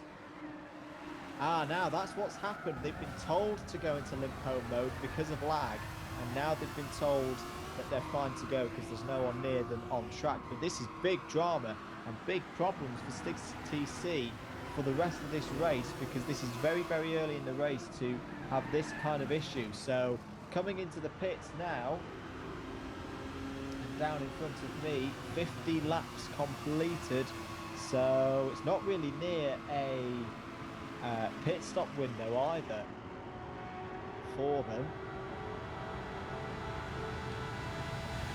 Still in the pits. They're going to do a driver change, I think. Yes, they are. So big drama and a loss of the lead. It'll hand the lead to Seb 72 and Teamwise Racing. The first big highlight that we will look back on in this race. The Midweek Motorsport Racers Collective forced into a driver change because of lag. Very, very interesting. And then what is that going to mean for their lead? How much time is it going to lose them, or will it have lost them the lead? Well, we'll have to wait and see who's going to be getting in the car. This is TNR Zygon into the car for the Midweek Motorsport Racers Collective. Just there we go on the YouTube chat. So Zygon into the car, hopefully with a better internet connection as well. And I don't know what the gap was going into that driver change. I wasn't following it too closely. I've got because of my unique situation of having to watch this from a screen share on Skype. Essentially, I haven't got the telemetry available, so I don't know what the gap was going into that forced pit stop. Essentially, I reckon it was about 40-45 seconds. So 50 laps were completed, including the warm-up laps, so actually more like 47 racing laps completed by Stiggs TC. Seb 72 is just about to finish his 51st lobby lap, so take 3 off that as well. So this is now, he's now effectively a lap ahead. He's a lap ahead of Team Midweek Motorsport by my calculations. TNR5 Zygon now running and out on track. So 22 and a half hours there and thereabouts remaining of the racing here for the second annual running of the GTPlanet Daytona 24 hours. And as you can see, it really is all kicking off here. Absolute drama that we did not expect. And of course, we've got another 22 hours full of action-packed racing, I am sure. So we'll have to wait and see now and see what kind of pace TNR5 Zygon can do. It'll be quick, but they are now a full lap behind the Teamwise Racing entry that now leads the 24 hours, the GTPlanet's 24 hours of Daytona.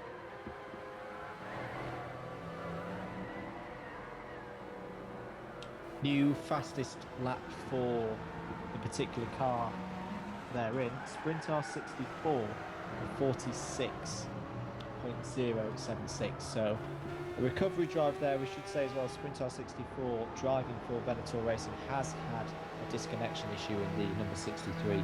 So they are chasing lost time at this stage of the race, but good to see the pace of that car at the moment, very, very strong. Yeah, fantastic, really. As you said, brilliant to see.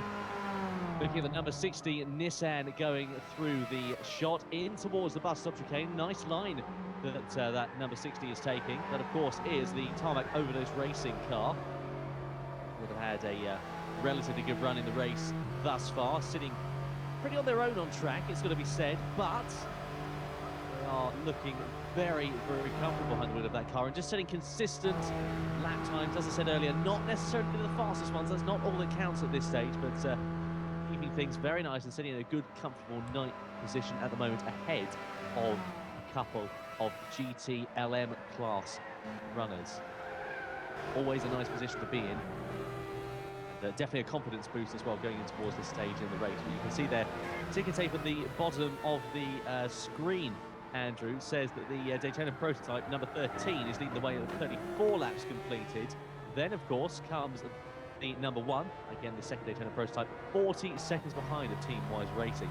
Now, surely that must be, this graphic must be prior to that stop that we had for the mid-sport race. Yeah, so currently the leading car. In fact, do you know what? I actually think Team Wise Racing aren't in the lead. I've just noticed something. I've seen eScuderia start their 53rd lap before Team Wise Racing, so apologies. I should have noticed that before. eScuderia are now leading the race from TWR. But yes, these are if you're new to the series, welcome.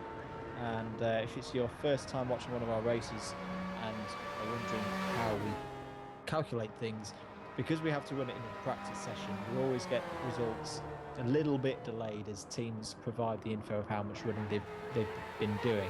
So these results that you see running along the bottom of your screen now are the standings, or I should say were the standings after 1 hour of running. So currently we're on to our 54th lap. So I am mistaken, yes, TWR are still in the lead.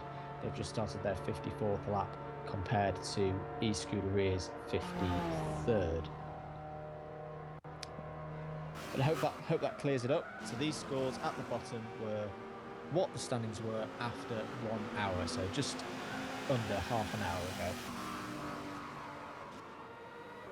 So yes, indeed. Now looking at the number 64 run Mercedes SLS AMG. That, of course, is the WRS North America outfit. And just behind one of the 4 GTs that's either Dart or Lightning Speed Motorsport. I believe it's the Lightning Speed Motorsport outfit. Waiting to be proven wrong as it comes in towards the shot. And hopefully we'll get some kind of an up-close image as to that fairly soon. But wonder whether that is a battle for position. Let's have a look as the ticker tape goes through the screen. You can see the results at the bottom. That is after an hour's worth of racing. As far as I'm aware, the number 64 and the number 77 haven't had any kind of incidents on track. So this could well be a battle for position. Let's wait and see. Coming in towards the bus stop chicane, the number 64 closes right up on the brakes, as you can see. That's the Mercedes. And that 4GT does look a little bit skittish, it's got to be said, going through the corners. It looks a little bit dust and looking a little bit unsettled. But on the flip side, that Mercedes isn't exactly planted either, is it? Well, the powerhouse, though, of that V8 AMG engine be able to overhaul the Ford GT. Opting for a very tight inside line is that Ford GT, so going a bit more defensive. I thought he might dart off into the pit lane at the last moment there. But thinks about it once again. And coming in towards the first corner, very, very tricky braking zone, closing right up. There's that number 64, so the closing speed for those GTD cars. Very, very impressive indeed. It is indeed a battle for position, but we'll come back to that in just a few moments' time because Andrew, we've got a big fastest lap alert. Big fastest lap alert for TNR 5 cycling, 4th lap out there, 141.212. Have some of that rest of the field. That is some awesome pace from 5 cycling straight out there. And remember, he didn't even expect to be out at this stage of the race. Brilliant stuff from Frantic. Fantastic, absolutely brilliant result. Movie Motorsport Racing Collective posted on the live YouTube stream that they thought that the battle between, the pace run, I should say, that Five Digan would be able to set would be very, very quick indeed, and so it has turned out to be. So 4 laps out on track, already setting a very, very quick lap indeed. That's the Scuderia GTMX car going through the shots that you can see now as well, past the 2 GTD cars. Number 77. Very, very sideways though, did the Scuderia GTMX car on board now with number 64, as you can see. That's the WRS North America outfit. And still like that, it seems to sort of get closer and closer in the infield section, which would indicate, Andrew, that the number 64 sort of higher downforce setting, but that Ford GT actually does have quite a good amount of straight line speed. Well, absolutely. I think you'd expect it from the Ford and the kind of car that generation of the GT was. It's got a massive motor under that bonnet, and it's good to see. I think it's really good for the development of this race that we see different teams have obviously gone with very, very different setups for their cars in this race, and how the teams play that out with their strategy, because that's what they're going to have to rely on to get into positions or further upfield. It's going to make for a really, really interesting battle in the next, even in the first 6 hours. You've really got to think of these 24-hour races as a sequence of races run back to back, and you've just got to keep things consistent through all of them. Yes, indeed. So under 22 hours remaining of the race here, crossing to see the Mazda LM55 of the number 1 car going through the shot. That, of course, is the Team-Wise Racing outfit, with number 65 just behind them. Now crossing back, though, to that ever-looming battle between number 64 and number 77. That number 64 car doing everything it can in its power in order to be able to distract that Ford GT, closing right up on the brakes. Through the bus stop they go once again. And still it goes on, but this is incredible racing between the two. They're so consistent and so close on track. I'm mightily impressed, I've got to say. Number 64, though, in with its best shot now, I've got to say, does the SLS AMG. On the banking, though, right in the slipstream, pulls towards the outside as that number 77 of Lightning Speed Motorsport goes defensive. They come across the timing line. I'd love to see this from the onboard shot. Side by side, though, as they come across the start-finish line. And the number 64 is ahead as they come in towards turn 1. Will he be able to make the move stick in towards the first corner? Yes, they will. So number 64 of the WRS North America team ahead of number 77. So network team ahead of local. Great bit of overtaking there. Very, very clean. And all it took was a couple of laps of patience, precision, and a bit of poise and a bit of balls as well to see a fantastically clean overtake. Brilliant 4 positions. That's a change of positions in the GTD class there, Andrew, and great to see as well. Great racing, one of the best moves that we've seen so far today after just 90 minutes of this race. News from Scuderia GTMX, Jelly is upping the pace and he's having to. A 41.867 last time around, the fastest lap that we've seen from the number 02 today, but it's not enough at the moment to keep on pace with 5 Zygon. Last few laps he's run a 41.2, 41.2, 41.4, and the current lap that he's on as well is going to be pretty quick, as he's just set the fastest sector 4 that we've seen in this entire race so far. The battle in these top 3 positions is definitely hotting up, and this problem for Midweek Motorsport has really thrown it up in the air. 41.1 now from 5 Zygon. The pace that he has is just pretty much incredible, and one of definitely the best pace we've seen from anyone in the series so far this year. Fantastic. Sorry, I think we may have deafened some people with that last overtake. Apologies about that. We had a few feed volume issues, so sorry if you had headphones and have now passed on. Apologies about that. We don't intend to say. But anyway, getting back to it, number 64 on track, going through turn 1. Nice, clear track ahead. Try and set some consistent and quick lap times. This is when they need to put the hammer down in order to be able to hopefully leapfrog the Ford GT within their next stint. So let's wait and see how we get on. But action aplenty on track, as we've seen throughout. And of course, we just saw the number 60 car going through the shot, which is, of course, the Tarmac Overdose car. Looking at it now, which wasn't too far behind those two, if my eyes didn't deceive me. So could potentially have another overtake and potentially another change of positions with that Ford GT moving back a slot. Wait and see, though. What were the lap times like, Andrew, between those two for the last time, between the number 60 and the number 77? Number 60, we're looking at Berta the Legend, a 146.223 last time around. And just remind me what the other number was? It was number 77, which is Lightning Speed Motorsport. 77 Lightning Speed Midnight Rider, a 48.040 last time around. And a new fastest lap as well for the e-scooter rear car, or fastest lap that it's done so far, 41.5. So these lap times, there's a 40.968 goes in from 5 second. The lap times between the two fastest cars on in the field at the moment are tumbling down, and the worry at the moment for team-wise is they don't seem to be able to respond. Or maybe that's part of their plan. Yes, indeed. I think we've got a question there. Let's cross over to Brian Blauman. Brian, what do you have? Hi, guys. Daniel Ferguson says, predictions for victory. What are your predictions after these first hour and a half or so? Shall I take that one first?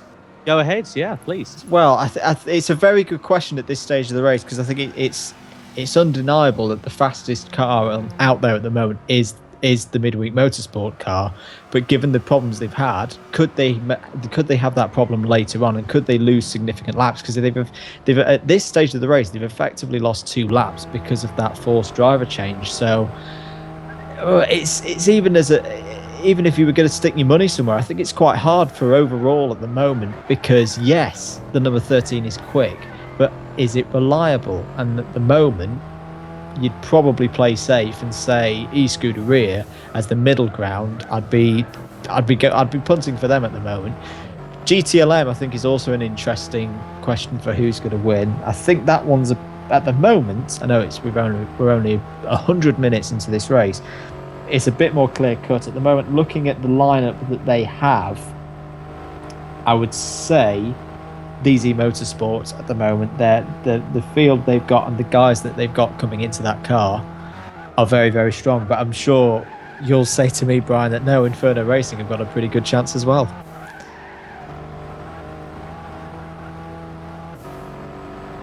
So yes, indeed, I'd like to just add my 2 cents, especially regarding the Daytona prototype class. I have to say that Midweek Motor Racing Collective, despite that incident, have performed very, very well. And with Zygon in the car to set those fast lap times, which is ever more crucial now following that unforeseen especially issue that they had, I have to say that they really are sort of, I want to say on the back foot, but they're not, because Zygon is putting in some monstrously quick lap times. And I must say that I have to say they're in a good position. But as you've touched on there, Andrew, is it reliable? Can they sustain that? What's going to happen, though, when they get another driver in the car? Will we see perhaps a few more connection issues? Will it stay there? Will the rain come into play as well? We haven't really spoken that much about the weather. Will the elements of Mother Nature come bearing down on us? And will we see some kind of spanner into the works, as it were? But we'll come back to that, I think, in just a few moments' time, because we've got number 77 and number 60 very close on track in the GTD class, going hammer and tongs. So the number 60 car, of course, is the Swedish run outfit of Tarmac Overdose Racing, and the number 77 of Lightning Speed Motorsport. The number 77, of course, the only local team in the Daytona 24-hour field. And very close on track, as you can see. That's Nissan GTR, a V6, that Ford GT with a V8 engine in the back of it. So not much to choose between them, though, on the straight line, it's got to be said. That's GT, though, very quick out of the corners, but such as the pace of that GTR, I've got to say, even quicker. So on towards the banking they come then. Up the inside immediately goes the number 60 of the Tarmac Overdose Racing car. And surely we're going to head. The number 77 really didn't have the opportunity to be able to even go defensive. If it had darted over towards the left-hand side of the track, coming out of that bus stop, their line would have been a bit off. But I have to say, number 60 coming into the pit lane now as well. So Tarmac Overdose Racing into box. And will we see a driver change there, Andrew? Do we think? Not sure. Doesn't look like they're going for one at the moment. Just looking at what kind of stint they've been doing on that one as well. 59 laps now completed by them. So a 20-lap stint that time. As we'll wait to see if there is a driver change. No, I think they're going to stay with Burner the Legend in the car. Should say as well, TRL Evolution for Inferno Racing has recently pitted, and fairly simple stop, out again. And I can also tell you that the lead now is 36.18 seconds, according to my phone, between Philo and Evolution for the lead in GTLM. Fantastic. Someone else on the YouTube chat as well, does AJ stay awake for 24 hours? He stays awake for about 48 hours, really, let's be honest. He does stay awake for a mightily long time, and we are, of course, eternally grateful for the time he does give up to provide us with such a fantastic racing series. So yes, he does stay awake for 24 hours and then some. On board now with Teamwise, your current leaders of the race, currently setting lap times around the 1 minute 43s, high 42s at the moment, taking things quite steady, and I do think this is part of their tactics to keep the car in prime condition at the moment. You've got to say it's working 2 hours in, and leading from eScuderia GTMX. We'll try and get you a little lap time, a little gap time, apologies. And so they're just coming on to the banking now. I can tell you that eScuderia aren't too far behind. They're just coming through turn 5 now, and will be on the banking themselves shortly, but there is a bit of traffic to negotiate if they're going to catch Teamwise up. Can tell you from my view on the minimap. The gap is 24 seconds currently for the lead then between the number 1 and number 2 cars, with Team Midweek Motorsport about a further half lap behind.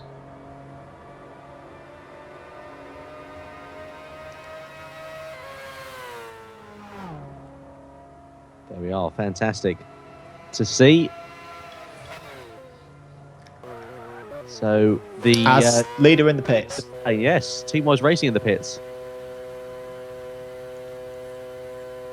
And a new fastest lap also turned by guess who, 5 Zygon, now down to a 40.815.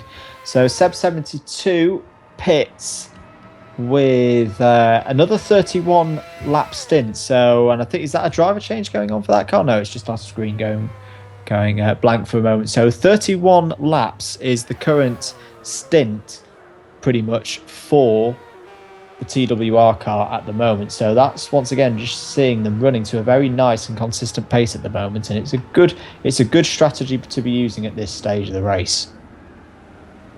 Yeah, definitely so. I mean, keeping, as we seem to forever be mentioning, keeping cool, calm and collected is definitely the most important aspect of endurance racing. Looking at the Scuderia GTMX car going through the shot now. A little bit of a twitch going in towards that right-hander, but kept things facing the right way, which is good to see. And things, once again, going into that sort of, not lully patch, but into a sort of a quieter period of racing. There's still plenty going on track, as I'm sure you're more than aware, but things are quietening down a little bit. I think what is interesting at the moment, Tom, and shortly before Midweek Motorsport had their connection issue, we were talking about how they were looking to put a lap on eScuderia, and especially if you get a safety car, that would be a really important thing. What we're now seeing is the complete reversal. So eScuderia now leading the race with TNR5 Zygon in that number 13 car.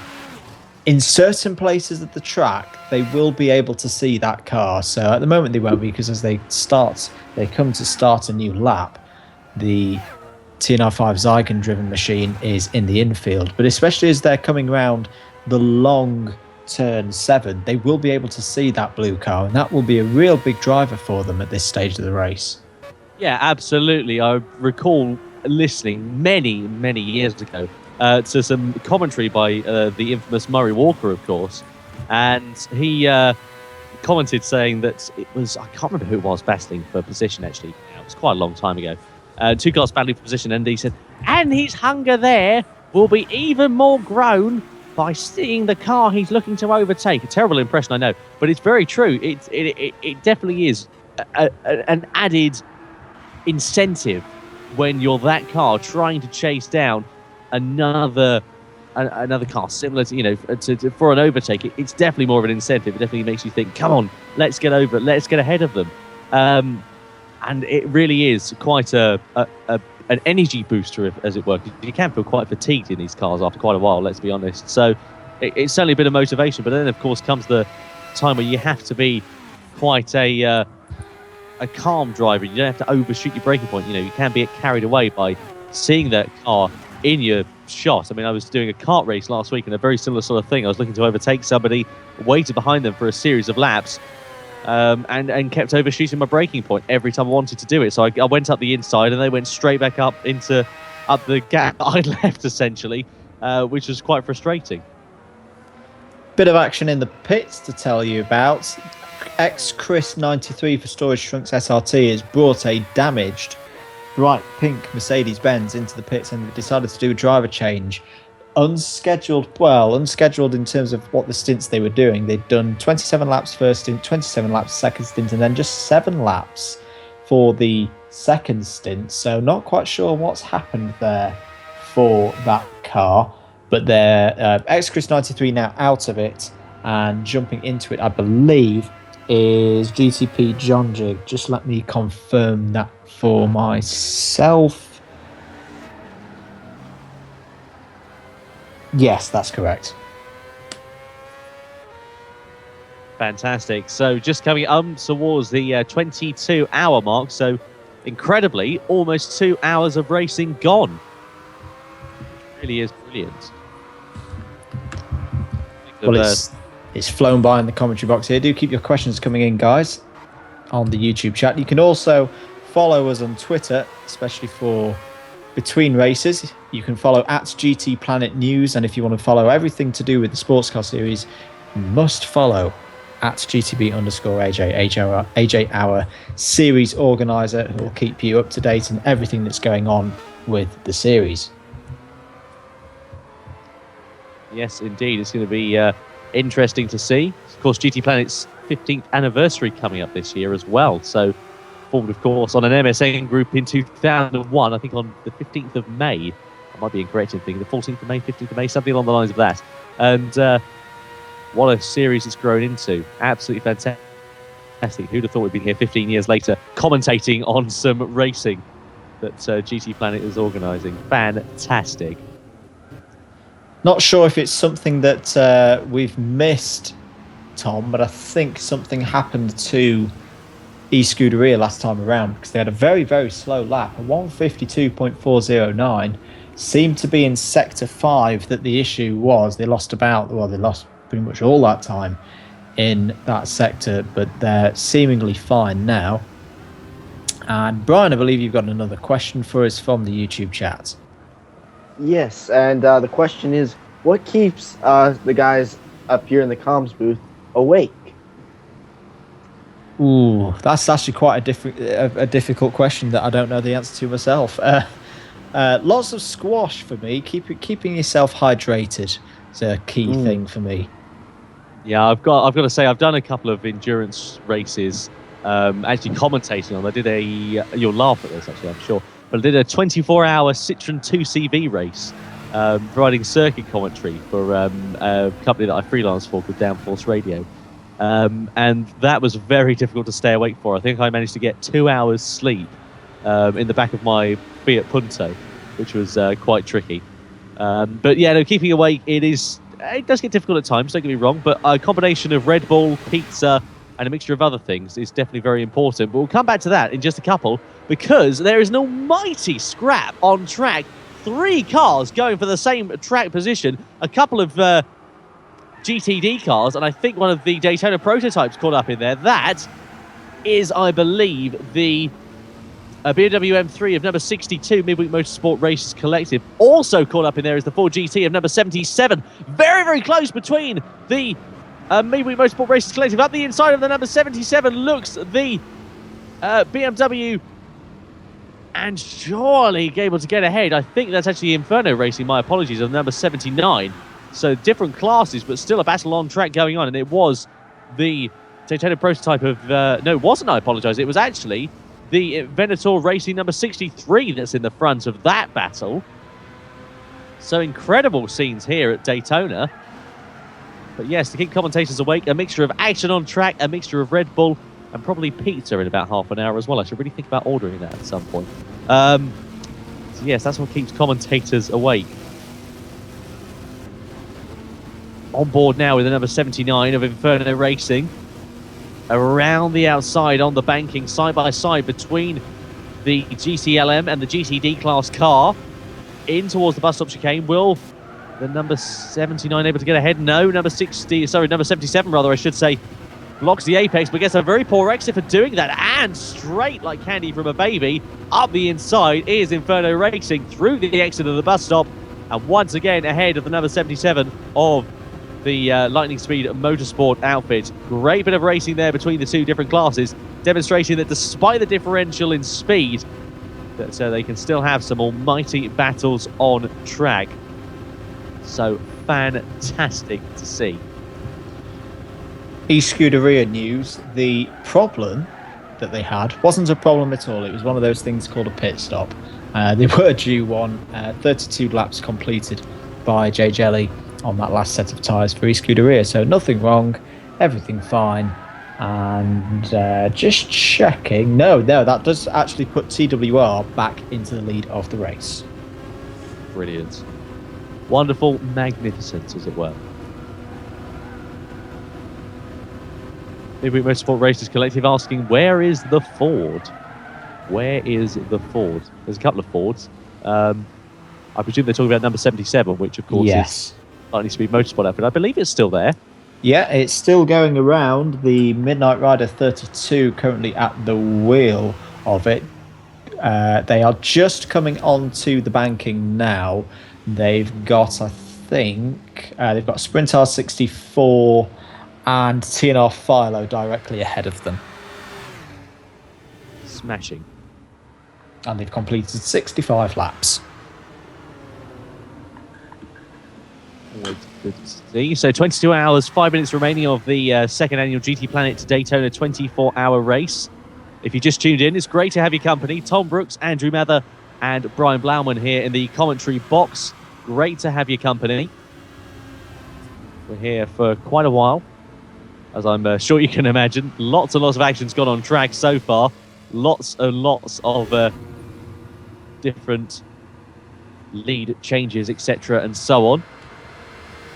And lots of great battles on track as well. It's great to have your company, of course. Don't forget, you can follow GT Planet live on Twitter at GT Planet News. You can follow any one of us as well, I'm sure, on Twitter. I'm not sure about Brian, but Andrew's on Twitter at Andrew the Blade.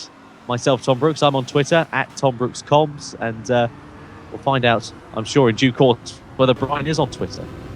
I am on Twitter. You can follow me at RCB929. There we are. So you can follow Brian as well, just in case you needed a good Brian fix or something of that nature. Fantastic. So on board there with the number 79, bearing down on the Venator Racing number 63. That Venator Racing number 63 going very wide there, out of the left-hander, on towards the banking. A very poor exit out of there. So that's number 63 doesn't look very comfortable, it's got to be said. And number 79, of course, with that differential in speed, easily able to get past and get that position done and dusted. Or is it so? We're on the onboard shot in towards the bus stop chicane they go, and yep, takes the apex very nicely. So that difference in car performance is plainly evident to see.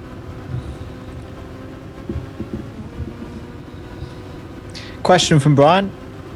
what are the guys talking about in the YouTube chat?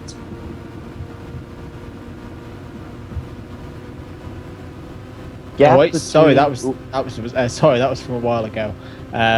What I can tell you though is we've got a very good fastest lap, I should say. TNR5 Zygon, not a surprise there. 40.563 now for Team MWM. There's also been what appears to me to be an unscheduled pit stop for Tarmac Overdose Racing. They've just had what I've got down now as their 4th non-damage related pit stop. They've had 5 pit stops so far, but I think they had one very early on as well, which in my stint calculations I'm not counting at the moment.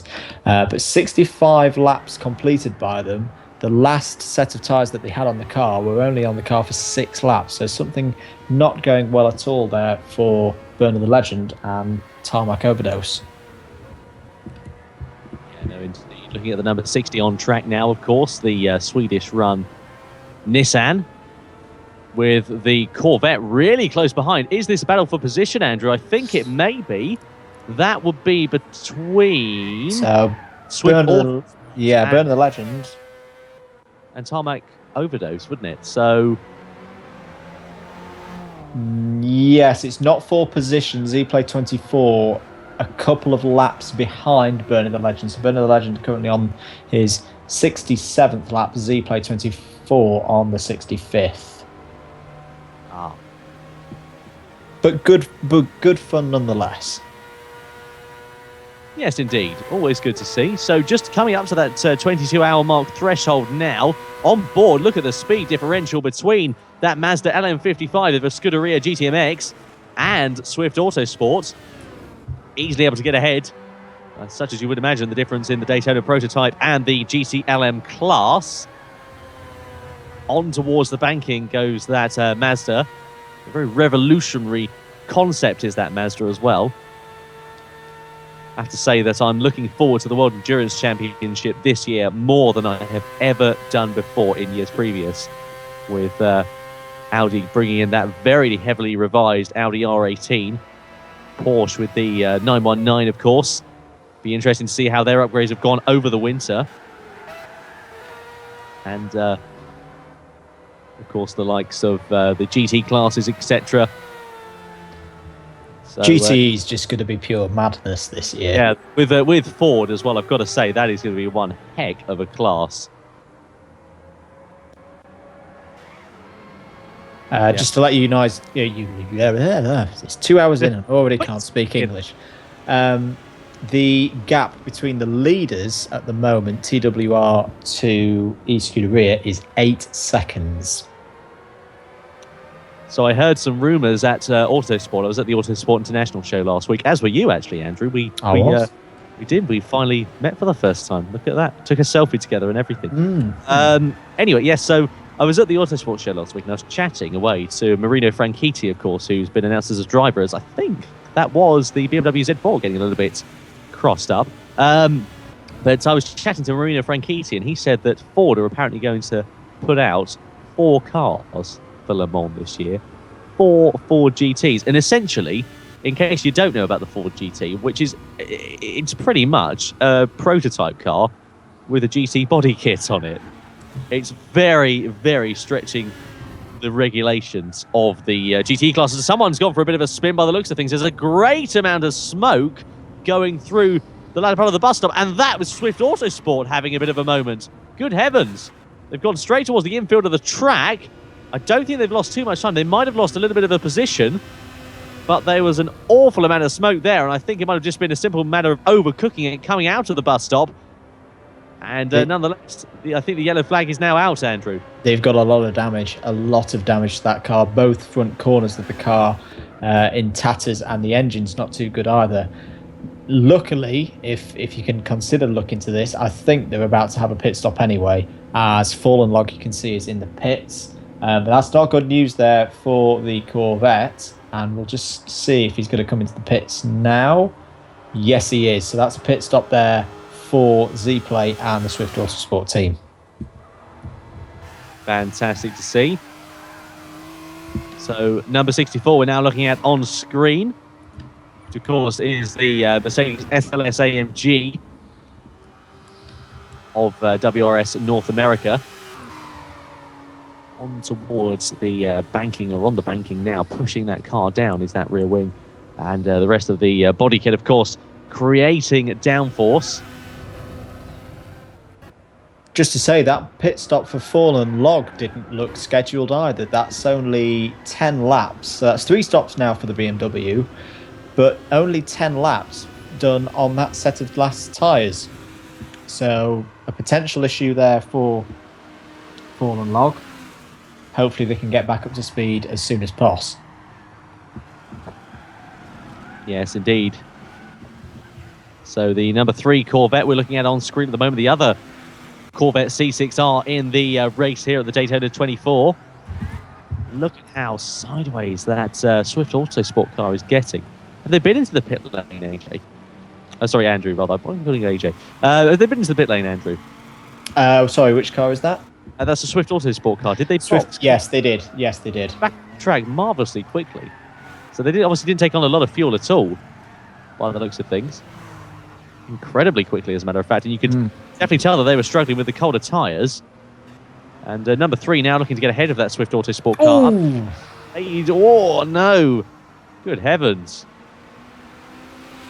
Very difficult conditions here for these drivers to be able to negotiate.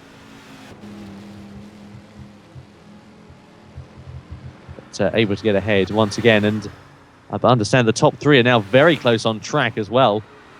They are. They're all within about 2 sectors, so it's still TWR in the lead by probably about 5 or 6 seconds from GTMX, and they're all on the far side of the banking all at the same time. That's going to be one to watch, let's be honest.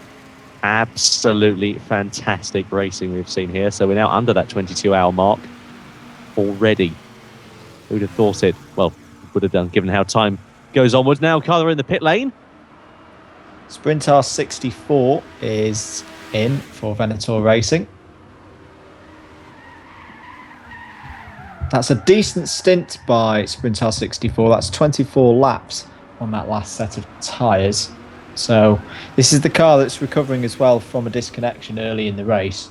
So good to see from them. And they've been doing some pretty good pace as well. A 45.944, the fastest lap for that car.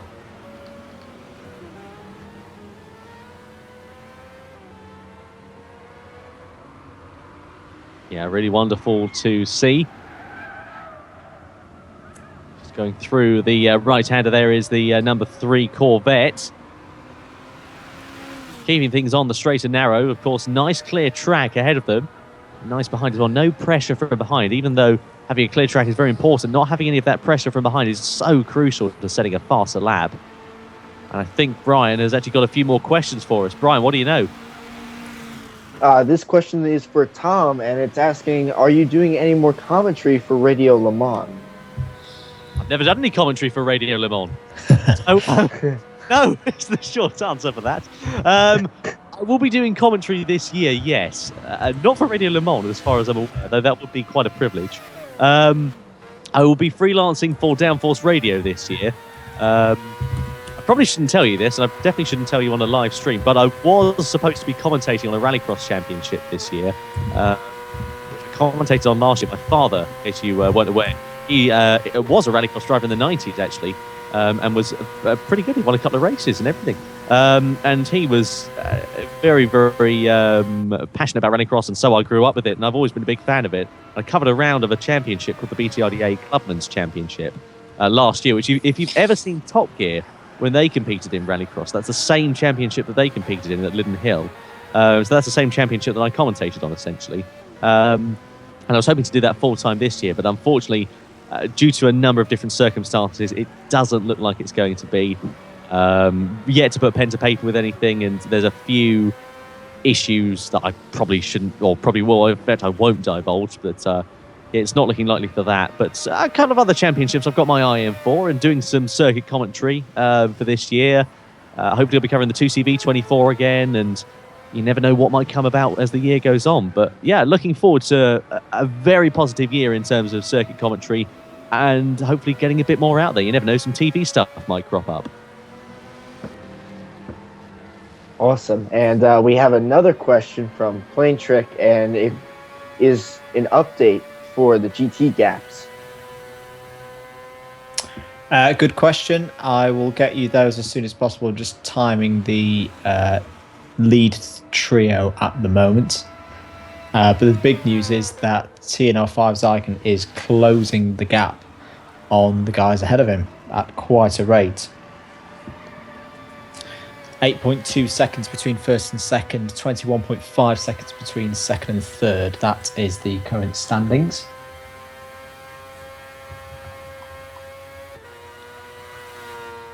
So yes, indeed, brilliant to see.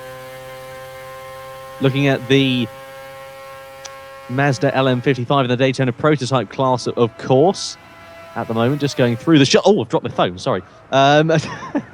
Anyway, getting back to it, yes, so that Mazda LM55, nice, comfortable margins. What sort of lap times are the LM55 setting in respect to one another? Are they sort of taking a conservative pace? Some of them are. TNL5's Icon still in the low 41s. Jelly for eScuderia, kind of the mid 41s, low 42s. TWR Seb, high 42s. So around the same sort of margin then, really. Yes. Within a couple of seconds of one another. But, of course, we're coming into that stage in the race where strategy really does sort of begin to pay off. I mean, we haven't actually seen a hint of rain at all. No sign of it whatsoever. And I mean, I know we're still early doors in this terms of the race. When the night falls, of course, that's when things will start to take a turn, I'm sure. But, of course, this time last year, we had an almighty shower and drivers staying out on drier tyres as the track got even more saturated, and it was so interesting to see the different variables that unfolded during that race. And I really hope we're able to see that later on in this race. Perhaps not a shower, perhaps something else could happen. Well, in fact, something else will happen. It's guaranteed to, all but it really will be great to see as we see two cars racing on space there as the track does indeed begin to come into the shot. That's the number 60 car, the Swedish-run Nissan in the GTD class of Tarmac Overdose Racing, and the Swift Autosport car, of course, who went off around about 10 or 15 minutes or so ago, right at that very corner, and is now back out and underway. But nonetheless, the Swift Autosport car able to get ahead of the DC Motors. I apologise, rather, the Tarmac Overdose Racing car able to get ahead of the Swift Autosport car. Go back to that question about GTLM, Brian. The lead is currently held by TRL Evolution and the Inferno Racing Team, and the gap is 11 seconds ahead of TNR Philo and DZ Motorsport.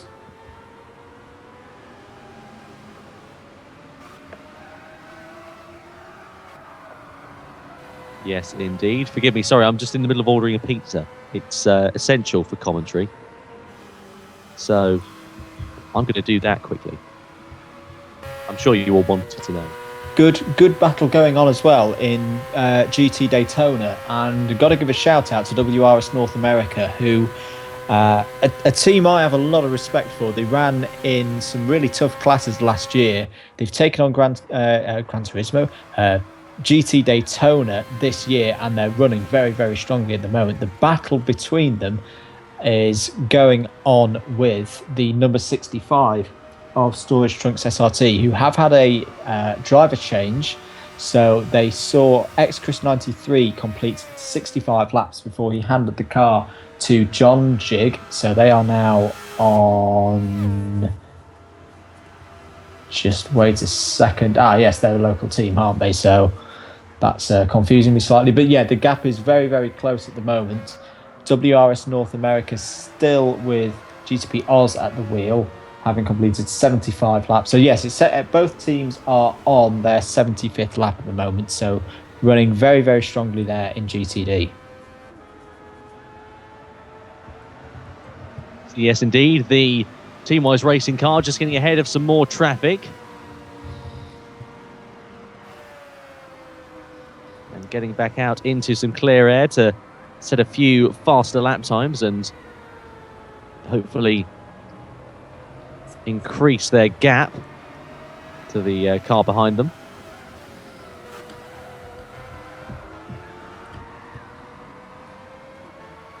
Great to have your company, by the way. If you have just tuned in, do feel free to ask us some questions on the YouTube chat. Anything and everything is what we want to hear. It'd be fantastic to hear from you if there's something related to the GTPlanet Sportscar Series that you'd like to hear from us about, maybe about GTPlanet in general. Perhaps you want to hear from one of us about something. It'd be great to hear from you. Do feel free to ask us absolutely anything. We'll answer it within reason.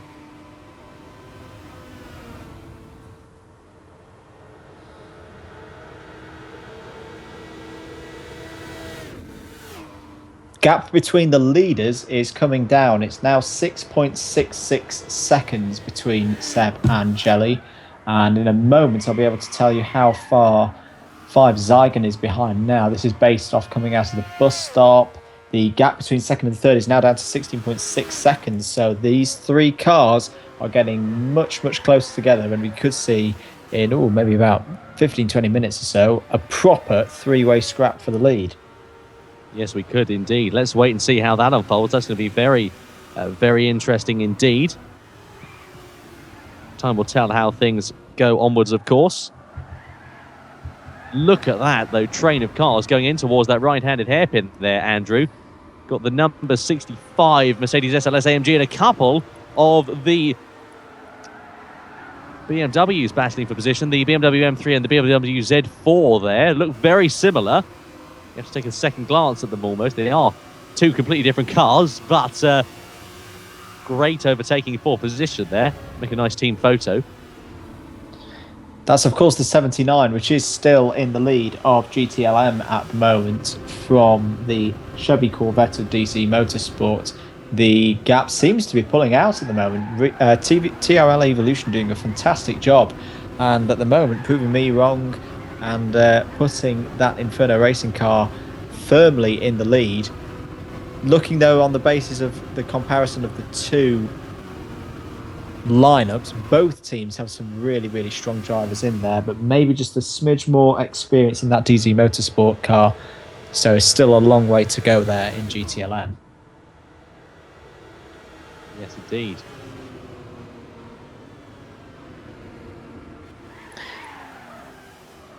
Brian, I believe you've got some more questions for us from the YouTube chat. Yes, I do. Another question from Daniel Ferguson. Do you think Ferrari will be able to challenge Mercedes in F1 next season? I'll go first on that one. Yes, I think they could. I really think they could.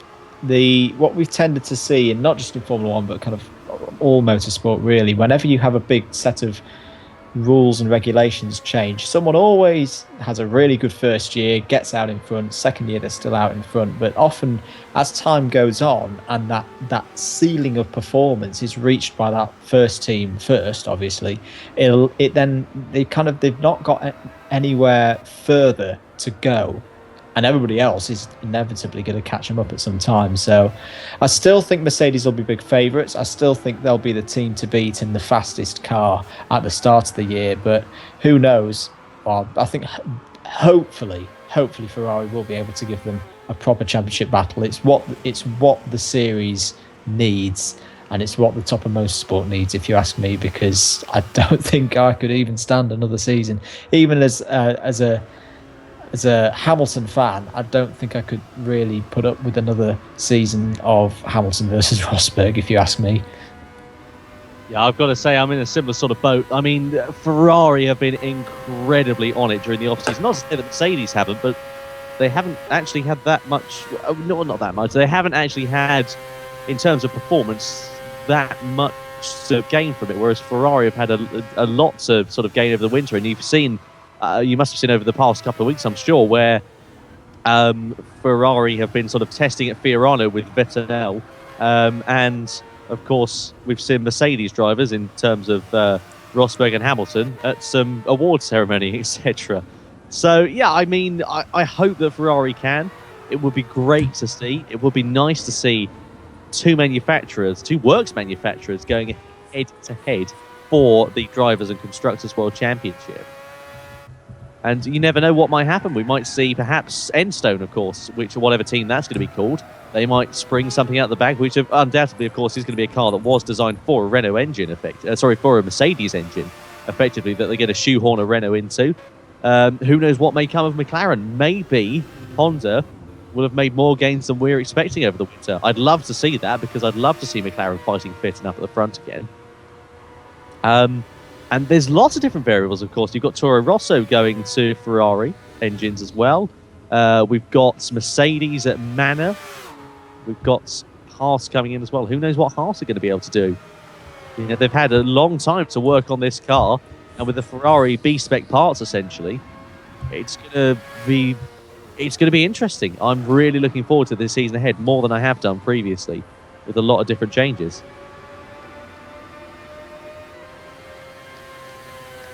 I've got a question for the people watching the stream. Do you think Azerbaijan will happen? I think no. You don't? No. Why not? Oil prices. Yeah? I'm not going to embarrass myself by trying to remember what the Azerbaijani currency is, but it's taken a massive, massive fall in the last 4 months or so. So there's actually a question mark over, kind of similar to Korea a couple of years ago, where it was on the calendar, but everybody kind of knew it wasn't going to happen. It's not that bad at the moment, but you never know, it could be. Yeah, indeed. It would be interesting. Of course, they've just announced it's going to be a twilight race. And that's not going to interfere with the Le Mans 24 hours. I mean, qualifying will still cross over with it, as far as I understand. But the race in itself will finish... just as Le Mans finishes. Mm. I think we've also had an M3 in the wall that we missed there. Sorry about that.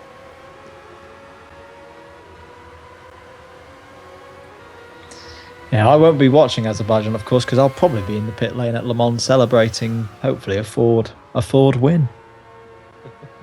Not that you're biased at all. No. It would be good to see, let's be honest. It would be fantastic. Yeah, I'm looking forward to this season immensely. In a lot of different terms, I'm looking forward to World Rallycross, of course, with Ken Block and Andreas Baccarin in the same team. I mean, if you don't follow World Rallycross, you'll have no idea what I'm talking about. But I'm sure you must have heard of Ken Block. So I'm really looking forward to the season ahead in terms of that. This season, actually, this year, shall I put a broader spectrum on it, in terms of motor racing, is going to be incredible, I think. I think in terms of national level, international levels of motorsport as well, it is going to be stunning. I really hope it's going to be stunning as well, because it's exactly what motorsport needs and deserves. And exactly what the fans deserve as well. Lead change in GTLM. TRL Evolution brings the Inferno Racing BMW into the pits for a scheduled pit stop. 22 laps on that last set of tyres, so a bit of a faster pace done by Evolution on that stint of tyres. That's the shortest stint he's had so far. Tino Filo, of course, then takes the lead for DZ Motorsport, and the gap is now 27 seconds between the two of them.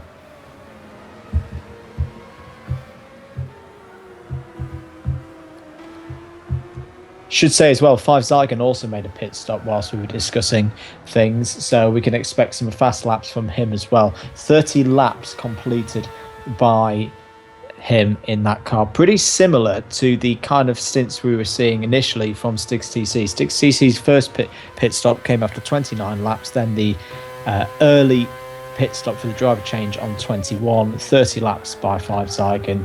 And the first flying lap on this stint of tyres are 41.252.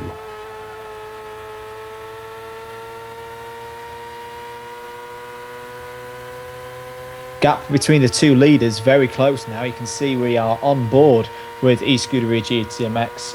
Jay Jelly's still at the wheel, as he has been since the start of the race. And that little red speck up in the distance, that is TWR Seb 72, the current leader of the race, as we start what's going to be lap 84 So we're about a tenth of the way through, or actually no, more than a tenth of the way through this race based on last year's winning tally. Always wide there from Jay Jelly, very wide in turn 1. Needs to get the tyres back in a good state because I imagine they're fairly dirty now, but the pace is there for eScuderia to reel in TWR and really put a lot of pressure on Seb 72. Yes, indeed. So 21 hours, 38 minutes remain of the Daytona, 24 hours here for GTPlanet. See the running order at the bottom of the screen. Get an updated one of those, of course, at the top of every hour's worth of racing. On towards the banking, then goes the Mazda LM55 of a Scuderia GTMX. And round it goes once again in their ever-ending pursuit to victory. Gap now 3 seconds between these two. So really coming down now, really coming into the hottest part of the race so far, I have to say, by the sounds of things, Andrew. And last time around, Jay Jelly's 7/10 of a second quicker over the lap than Seb 72. They're pretty even in the middle of the circuit. So last few sectors, 23.2 for both of them in sector 2, 14.5 in sector 3. So it seems to be on the straights that Jay Jelly, or maybe out of the corners, out of those slow speed corners, especially turn 6 and turn 11, that seems to be where eScuderia is stronger at the moment. Interesting. Very interesting indeed. Through turn 1 goes that Mazda LM55. And a car looking to kick up a bit of dust in the forefront of the shot. I think that might be the number 65 Mercedes. I might be incorrect in thinking that. I just saw a glimpse of red. It may well actually be the Daytona prototype car of... In fact, I think it is indeed the Daytona prototype car of. So there we are. You can see real-time shot of how close that gap is between those two cars, Andrew. Yeah, and the 63, I think, is the car ahead of them, the Venator Racing Beamer M6. Just going to give another little timing of see how close these two are together. It's now 2.1 seconds. So that's another 9/10 of a second on this last lap that eScuderia have taken out of the leaders. Burner the Legend is in for Tarmac Overdose. That's another very short stint by Tarmac Overdose. They're really racking up the pit stops at the moment. 22 laps on that stint. Interesting stuff there in GTLM. More dust being kicked up as we go once again on board with that LM55. I think that might be Venator Racing at the forefront of the shot. Really closing the gap now down, though, is a Scuderia GTMX on that team-wise racing number 1 outfit. So number 2 versus number 1. Just over 21 and a half hours of racing remaining here at Daytona. Crossing the timing line once again in towards that tricky braking zone of turn 1. What sort of lap times are we setting between these over the past laps, Andrew? So it's still in the 42s. Jay Jelly for eScuderia GTMX in last time around a 42.1. For TWR, it's a 42.6. I believe we've had a question as well about the current lead gap between the GTLM leaders. Philo to Evolution, the gap currently 27 seconds. So manageable, at least. That's a good pit stop, at least, is it not? I mean, pretty much. I think we're seeing pit stops at about 35 seconds in completion so far. Oh, there we are. So wonderful. Once again, though, just looking at on board with this Scuderia GTMX car, you can see how much of an advantage that team-wise racing car has on the straight lines, because it's really pulled away from that Scuderia GTMX number 2. They're responding. The tricky tighter sections, at least. It looks as if the Scuderia GTMX car was even closer, and this, of course, is going to be a change of positions for the lead. Yeah, TWR Seb is really responding here. He's knowing he's under pressure. He's set his fastest sector 3 of the whole race so far, so this might even be a fastest lap so far from TWR. In the meanwhile, you've got to pay attention to TNR5 Zygon, who is now he's on a fresh set of tyres. once again setting some very, very fast lap times, and is still probably about 2/3 of a lap behind, but is a pit stop ahead now, I think, of the two leading cars. So keep an eye out for them in the next half an hour or so. Yes, time will tell how things progress onwards. Still not a cloud in the sky, not a grey cloud in the sky at least, as one of the BMWs getting very sideways going through there. Very surprised they held on to that. I think that may well be Inferno Racing, as the Midweek Motorsport Racers Collective Mazda gets past out of the bus stop. Very screwy on the way, and I did think that BMW M3 was heading straight to the scene of the accident, but fortunately they were able to rectify that right at the last minute. Crossing back though to the all-important and closest battle by far on track between the two Daytona prototype cars of Team Wise Racing and the Scuderia GTMX. 1.5 seconds the gap now. Have we just had a disconnection there, Andrew? I can see something. No, that's the driver change fallen log. So that's can't speak English again. Aura Racing team making a change there. 82 laps completed by fallen log. Smashing news indeed. So still on board then with the Mazda LM55 as Swift Autosport hastily moves out of the way of that Daytona prototype car, sensibly so as well.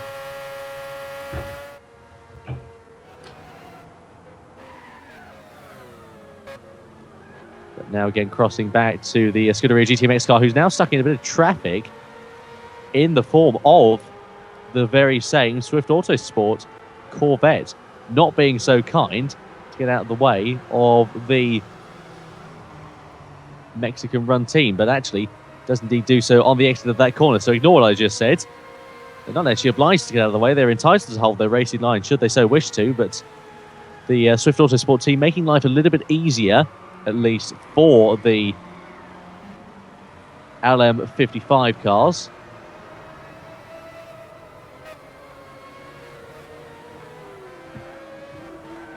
Coming through on towards the banking once again. Last time around, eScuderia 41.899, TWR a 42.5, and meanwhile Midweek Motorsport a 41.099. So really hotting up here with 2.5 hours completed here at Daytona for the second running of the GTPlanet 24 Hours of Daytona. Andrew Mather here in the commentary box with you alongside Tom Brooks and Brian Blauman. And this is really starting to hot up between these two rivals now in the Daytona prototype class. Should mention as well, we haven't talked about championship implications at this early stage of the season. The DP class is a non-championship race today, as is GTLM, but GTD, they are racing for points, double points in this race for their championship campaigns. And it'll be there's one of the Corvettes off. Sorry, not a Corvette. That's a bright yellow Nissan. Got tricks there. It looks a little bit like the new Corvette from that angle. But anyway, that was the number 60 Tarmac Overdose racing car having a spin in turn one. And I believe that's still Burner the Legend at the wheel of that car. GTP John Jig is in the pits. This is his first pit stop since getting into the car. So 23 laps completed by the Storage Trunks SRT driver on that first set of tyres for him. Good work again from Storage Trunks SRT, who are having a really good start to life in the GTPlanet Sportscar Series. Clear track ahead of these two now as they go onto the far side of the banking. eScuderia just 1/10 of a second quicker that last time around, but obviously held up by a bit of traffic. Very even lap times between them.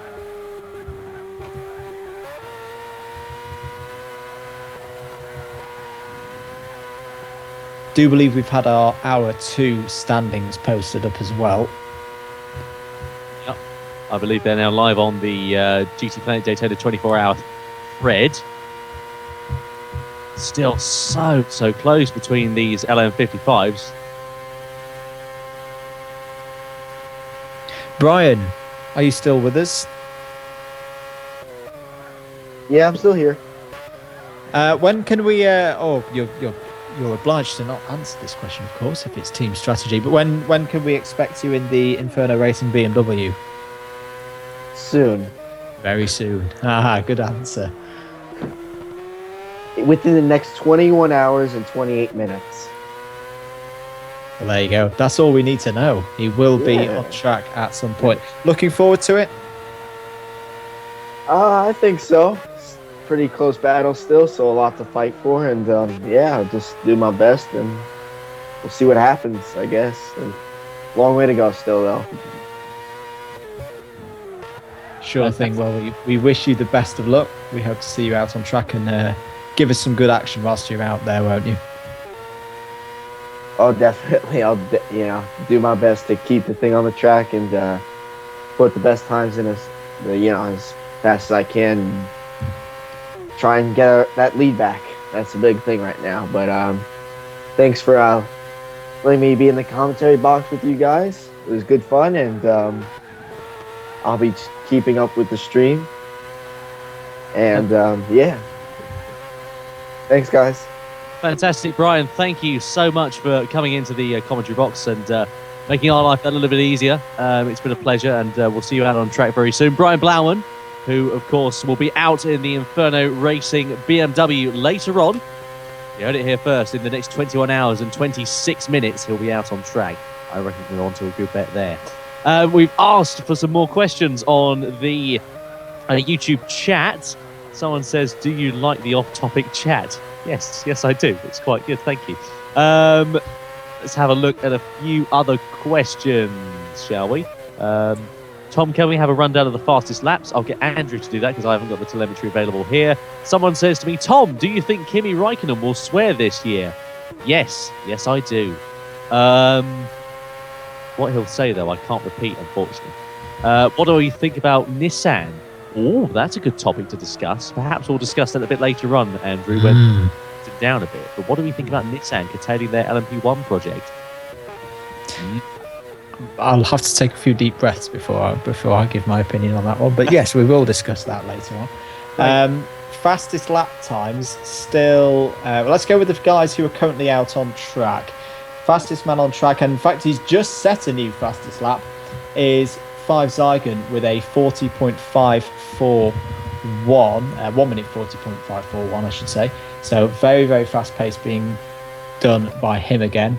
Jay Jelly now on a 41.534 is his fastest lap. Seb 72 a 42.436. TRL Evolution for Inferno Racing is fastest in GTLM, a 1 minute 44.450 not last time around, but that is his current fast pace, and he's very close to it at the moment, in fact. TNR Philo 45.007 is still his fastest lap, and his lead is being cut into by Evolution at the moment. Burner the Legend is fastest in GTD still, with a 145.516, but as we've seen, that car is going through its tyres at quite a rate. Next up is John Jig, I believe. That's pretty new, if I'm right in saying. No, sorry, that's Chris 93's old lap time of 45.803. John Jig's fastest lap so far, not quite sure. It's not updating on my screen. Apologies for that.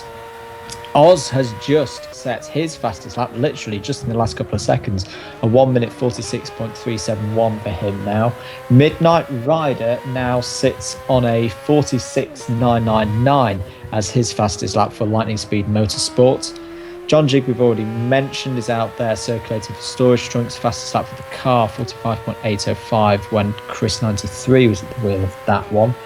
Z-Play 24 for Swift Autosport still has a 48.012 as his fastest lap. Tom, I think you're going to have to cut in front of That's you okay. There. Apologies, because this battle is getting closer than it has ever been before. Coming down the back straight, heading in towards the bus stop chicane. They are so close on track, the top two at the moment. The Team Wise Racing number 1 and the Scuderia GT MX number 2. I have never seen them this close on track aside from the start of this race, such as they are now.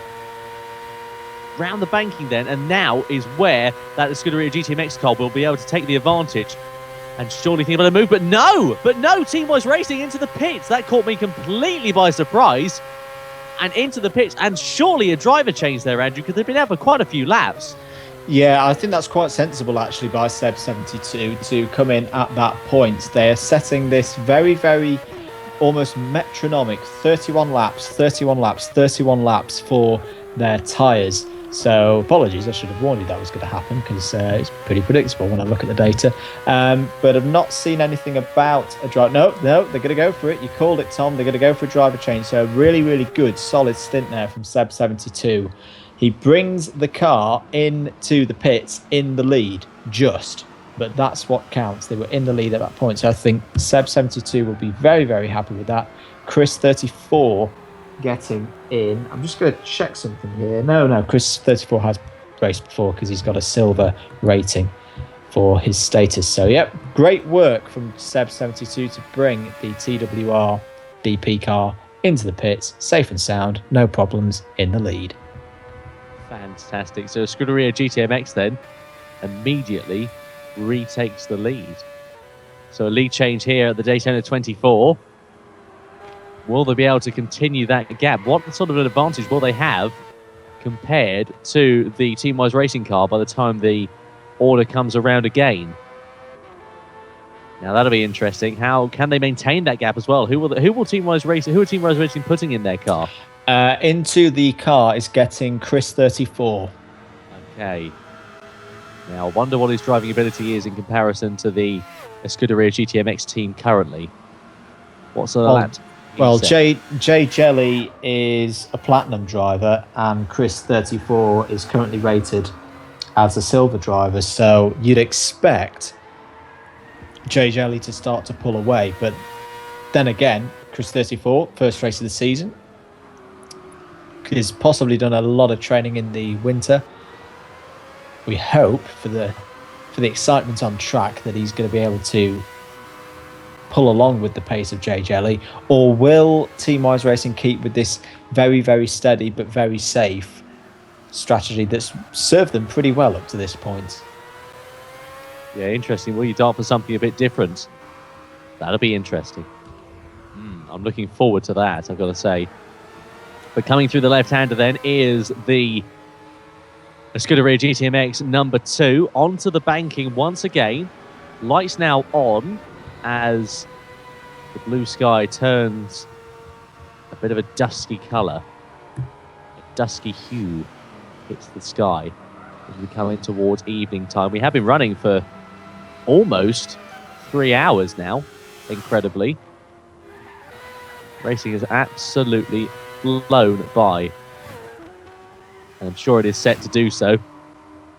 So as we fall in towards the nighttime, that is where the Daytona 24 will really come alive, and I'm looking forward to that immensely. Still about going on track. Thought it might be 4th position. The BMW Z4 there, that of course must be the Aura Racing team of number 51 and number 60 of Tarmac Overdose Racing, the Swedish run outfit. They're very close on track at the moment. I don't think this is 4th position, of course, in different respective classes regardless, but I don't think this is a battle for 4th position. But in the slipstream, nonetheless, goes the number 60.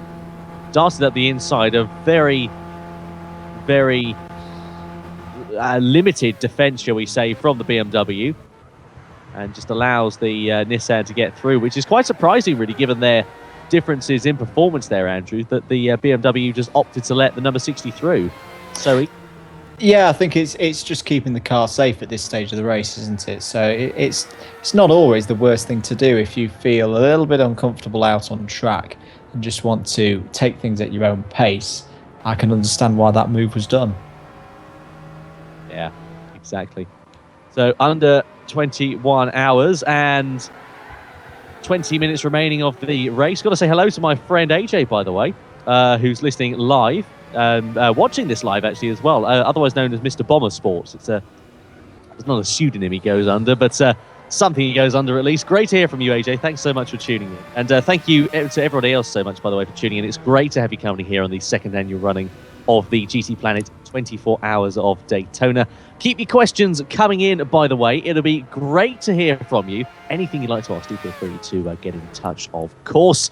If you fancy following GTPlanet on Twitter, it's at GTPlanet News. You can also follow the likes of us commentators as well. You can follow myself, Tom Brooks, at Tom Brooks Comms. You can follow Andrew as well, at Andrew the Blade. Or if you fancy following the likes of our series director, AJ, it's at GTP_AJ. And I think, though, GTPlanet is now on Instagram as well, because I got a follow from them the other day. Oh, I know. How fancy. very fancy. Whilst we're mentioning Mr. Bomber Sports, I'm going to get in trouble for this, but it's worth getting in trouble for. Must give a shout out because he is involved in a very exciting relaunched podcast by someone I know fairly well on the YouTube scene, Mr. Harrison 101, Andre Harrison. Do go and give that podcast a check out. It's called Motorsport 101. It's AJ and Harrison and Ryan King as well. And it's very good. I haven't listened to the new one, the new one yet, but I know from previous episodes, very, very good work, and I'm very excited to have those three guys getting together and giving it a good go. Go check it out. Brownie points for you, sir. Nicely done. Anyway, let's cross back to the action on track, shall we? Still looking at a variety of different classes. The Daytona prototype of the Mazda LM55 of Teamwise Racing and the number 60 car, of course, the Nissan GTR of Tarmac Overdose Racing, number 80. I should say as well, we've had a driver change for the eScuderia team. Jelly gets out after 95 laps, very fast laps, especially considering they had a disaster on lap 1, spinning out of the race. Alpha Vanti, a very familiar name to that team, is getting into the car. Let's see what they can do. Bernard the Legend has also just set his fastest lap of the race so far. We're looking at him on screen right now, a 45.39, a very, very quick lap time. In fact, is that quicker? No, it's not quicker than TNR Philo, but a very, very quick lap nonetheless. Good stuff from them.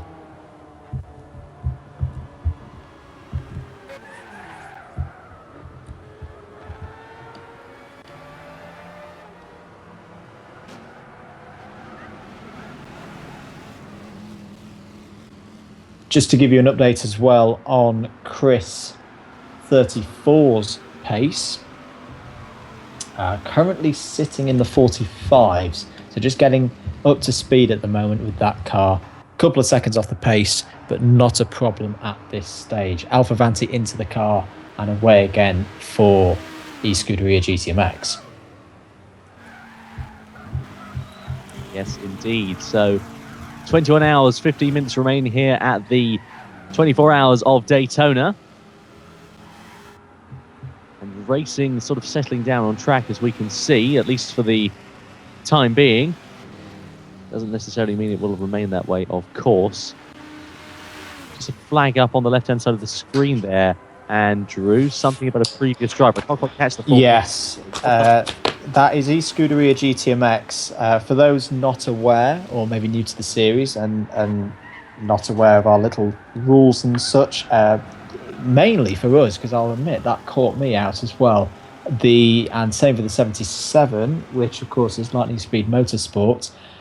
When a driver comes in, they are meant to type DC in the race chat to inform us, the race controllers and everybody, that they are performing a driver change. It's particularly important and good for us in the commentary box, if anything, to make sure that there's not a problem.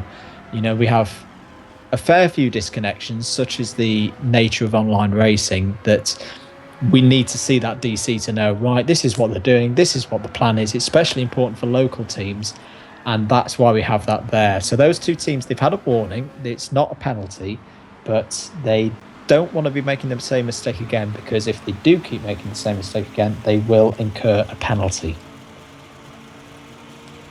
Yes, indeed. Something that no team or driver wants, I'm sure you can understand. Looking at the number 3 Corvette going through the shot now in towards the bus stop chicane.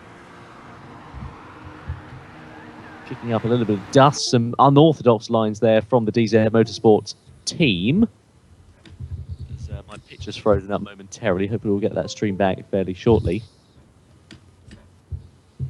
Time is still going down, so one doesn't really believe it is a problem with the image as such, but nonetheless, nice little screensaver it would have made whilst it was frozen. Now back underway, at least. But you can see after 2 hours, the timing displays that Team Wise Racing have completed 72 laps. Then comes the Scuderia GTMX team.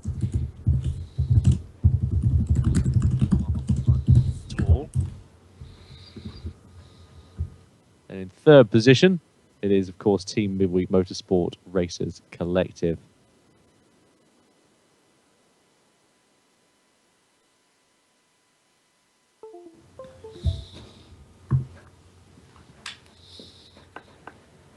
Times seem to have dipped slightly at the moment. I'm looking at through the times, and nobody's really setting any fast lap times. Even 5 Saigon at the moment is in the high 41s. So just wonder, is the track cooling out there? Not quite sure at the moment, but it's something to be aware of. Apologies for the technical issues.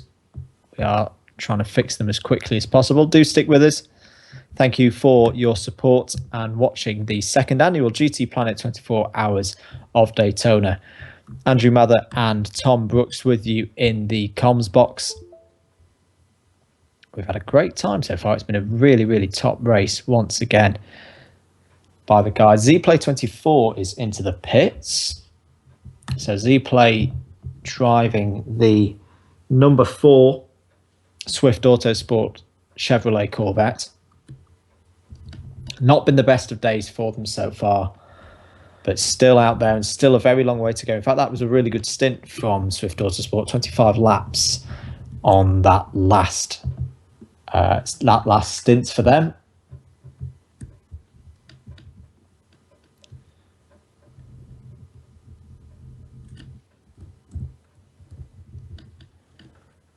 Again, apologies for the issues on the stream.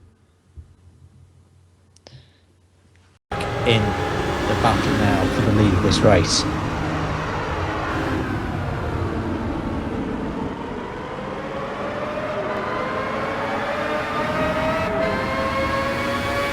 Here's your leader or the lead leader in GTLM, the number 79 Inferno Racing BMW, with still TRL Evolution at the wheel.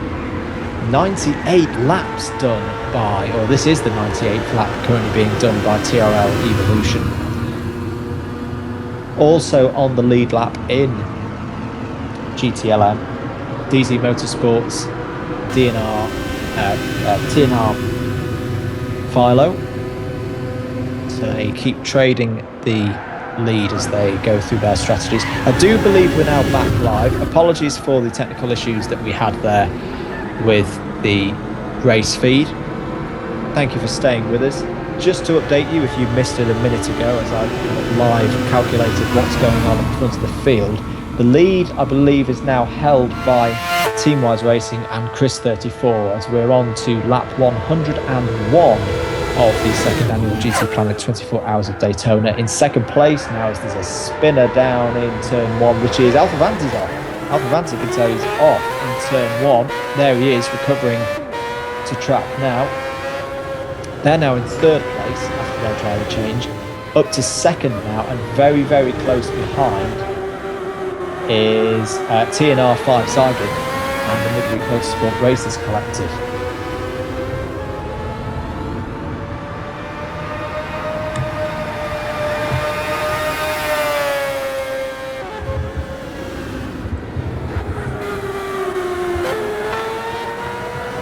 So hopefully we'll be able to get you that picture, because the gap between 5 Saigon and Chris 34 is getting ever closer, really close now. I can tell you that 5 Saigon is alongside TWR, and into the lead of the race go the Midweek Motorsport Racers Collective. Into turn 1, great move. Seb 72, Chris 34, it's showing up as Seb 72 on the screen for me.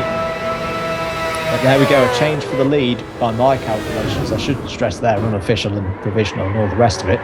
But into the lead now go the Motorsport Racers Collective. As Alpha Banti looks very, very wide through the bus stop chicane, trying to keep it pointing in a straight line. That's going to lose them a lot of time.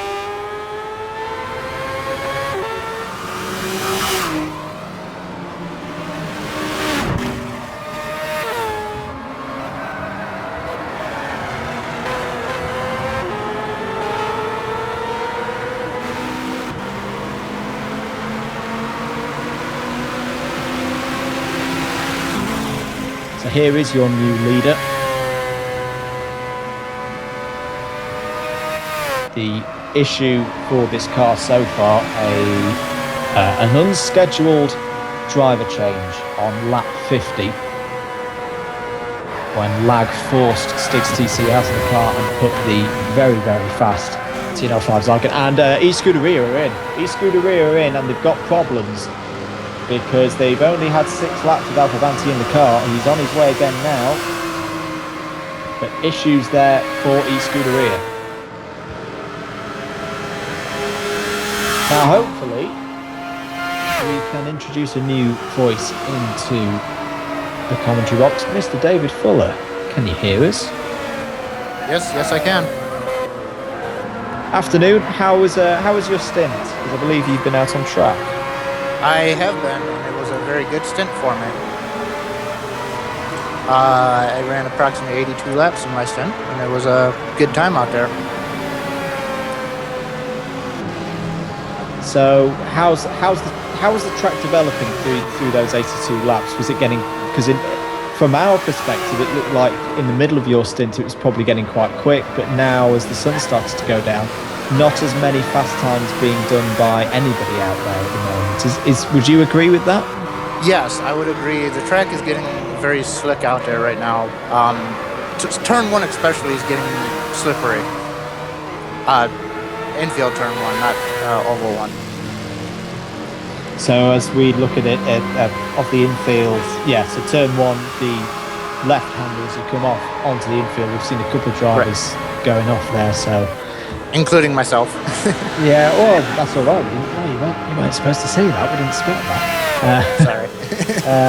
No, that's fine. We've seen a couple of the BP cars going off down there in recent times. Alpha Banti having a few troubles out there, including down in turn 1. So, for you guys, for the team, for the Aura Racing team, how do you see this battle in GTLM progressing?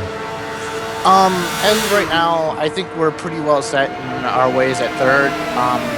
Not sure if we can catch the 2 leaders, but not seeing us losing positions neither right now with the pace that we're running. Oh, sorry, massive slide for the leader. How on earth did 5 Zygon hold on to that? He was fully 90 degrees crossed up through turn 1. A big, massive moment for 5 Zygon there.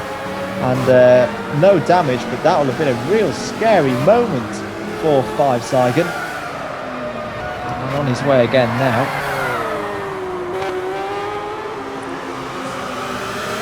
I'm watching that on the YouTube stream right now. That was a big slide. I'm amazed he held that. So if you've recently rejoined us, if you've missed the last half an hour or hour or so, or however long it may be, the latest breaking news is that TNR5 Zygon and the Midweek Motorsport Racers Collective have retaken the lead. They started from pole position and had a comfortable lead early on, but on 50 laps had to make an unscheduled pit stop, lost the lead, and were pretty much a lap down. They've been able to fight back and retake the lead from Teamwise Racing, who are now still in second. Third are E-Scuderia GTMX.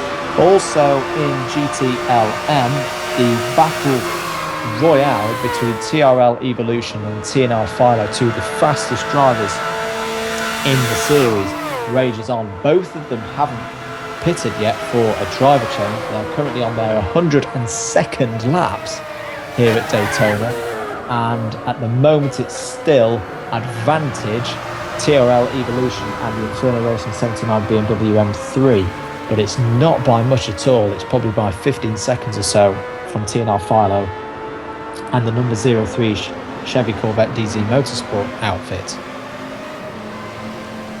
It was crazy being behind those guys and watching them battle it out. They actually passed me pretty much together at one point, and they were neck and neck as they were passing me. It was insane being lapped by those guys. So still at the moment as well, TRL Evolution with the fastest lap in that class, a 144.450. TNR Philo still a 145.007. But as we say, the lap time just seems to have dipped a little bit at the moment. Between those two cars, I can tell you that on the last lap around, there was 14 thousandths of a second in terms of lap time between the two of them. Crazy.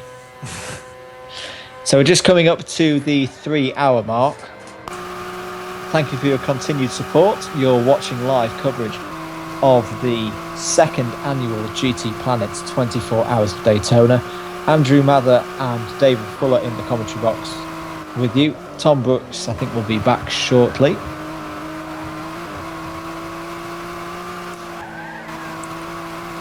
It's good to be in the box again. I enjoyed my first time in, and I'm glad to be back for the second time. Looking forward to how the race unfolds. Same here. It's great for us to have someone who's been out on the track, because I think, by my own admittance, I'm not good enough to be out there battling with you guys. So to get your experience of what the track's like at the moment is a real valuable thing for us. Got to give a shout out to Planet Rick 13. Why are all your friends not watching? Tell them now. Absolutely. Get if you've got Twitter or Facebook or whatever it may be, you can share the YouTube link for the stream. Do go and do that, guys. It'd be great for us to hit 100 viewers. Currently we're on 80, but we've had it as high, or I've spotted it as high as the 90s, the mid-90s. So if we could break that ton, that would be absolutely fantastic. On board now with the 64. This is the WRS North America team, who are really enjoying their time in this new Mercedes SLS AMG, which they are running for the first time this season. Ran in the Audi R8 last year, and always a very, very consistent team. Never one for clanging cars in the barriers. I hope I've not commented to curse them there, but they're having a really good run so far today. Still GTP Oz. Here's another guy who has just kept going and going. He's not had a driver change yet. He's been out since the start. 102 laps currently done by him. And I'm also wondering, is he due a pit stop, or have I? Yes, he should be due a pit stop pretty soon, because he's been doing generally around 20 laps between stops, and it is 19 laps since his last one. So let's just watch here and see if the 64 comes into the pits. Knowing my luck, he'll probably go straight past this time. Or is he coming into the pits? He's going low, very low, and yes, he is coming into the pits. So, well, at least he did something right there. Called it spot on into the pits. 19 laps then, that last stint on these tyres. Although at the moment it's looking like this car is fuel limited. Tyres are in still pretty good nick. As we switch to a sight of the 60, the bright yellow tarmac overdose racing Nissan GTR, which has been in the pits a fair bit so far today. And in fact, they're also due a pit stop pretty soon. As I think, yes, Oz getting out of the car, so that's a great stint by GTP Oz for WRS North America. 102 laps, the fastest lap of was 46.371, and into that car gets GTP Bambi, so we can expect big things here now from WRS North America. Bambi, a much loved member of the community. Good to see him back racing here at Daytona. Let's see what he can do in the next 2 and a bit hours. A 3-hour stint there. Brilliant work from GTP Oz. That was...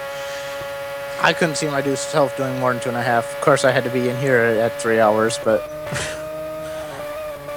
I'm glad for my team to allow me to do this and not try to put me into a position where I wouldn't be able to rest neither. Just reminding myself that GTP Oz currently rated as a bronze driver. Really good performance for a bronze driver with that in mind. And I do wonder, is this someone who's going to be kicking on a bit this season and maybe getting their driver rating up a bit higher? It's a nice problem to have, but really good work from him. Here's a battle for the lead, apparently, I've been told in my ear. It's Midweek Motorsports and Alpha Vanti. So apologies, I think I've got my maths wrong on the number of laps as cars have changed drivers. As the lights go on the front of the Midweek Motorsport Races car for the first time tonight. Closing in now on eScuderia GTMX. Can they make the move? It'd be a brave man who did it down into this corner. eScuderia going a little bit defensive. Can Five Zygon overtake Alpha Vanti here? And in fact, Five Zygon has stepped up the pace here. He's set the fastest sector 3 of anyone so far this race as they go back onto the banking. Round turn 3 of the banking, which is turn 12 on the sports car course. We saw him do a very similar move on Chris 34 in the Team Wise Racing car not that long ago. I know he's going to spoil all of our fun and go in the pit lane. And that's pretty much on schedule. 28 laps done by Five Zygon on that set of tyres. 58 laps completed by him so far. 50 by Stig's TC. So that brings their total up to, by my calculations, 108. Alpha Vanti onto his 12th lap. Added on, of course, on to 95 laps from Jay Jelly.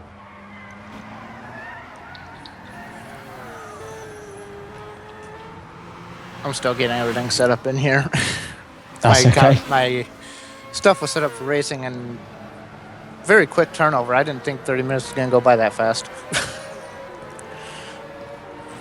Shout out to Jay Starscream. Bambi is fast. Well, deers can run away from lines pretty well. That is very true. That is very true indeed. Still looking here at Alpha Vanti, who has recovered after the little issue. I think it was after 6 laps of... Yes, it was a pit stop after 6 laps after a little bit of an incident coming through the bus stop.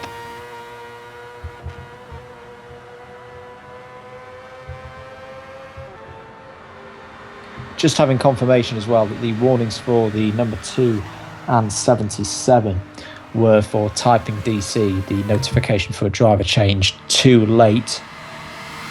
But just a warning, no penalty this time.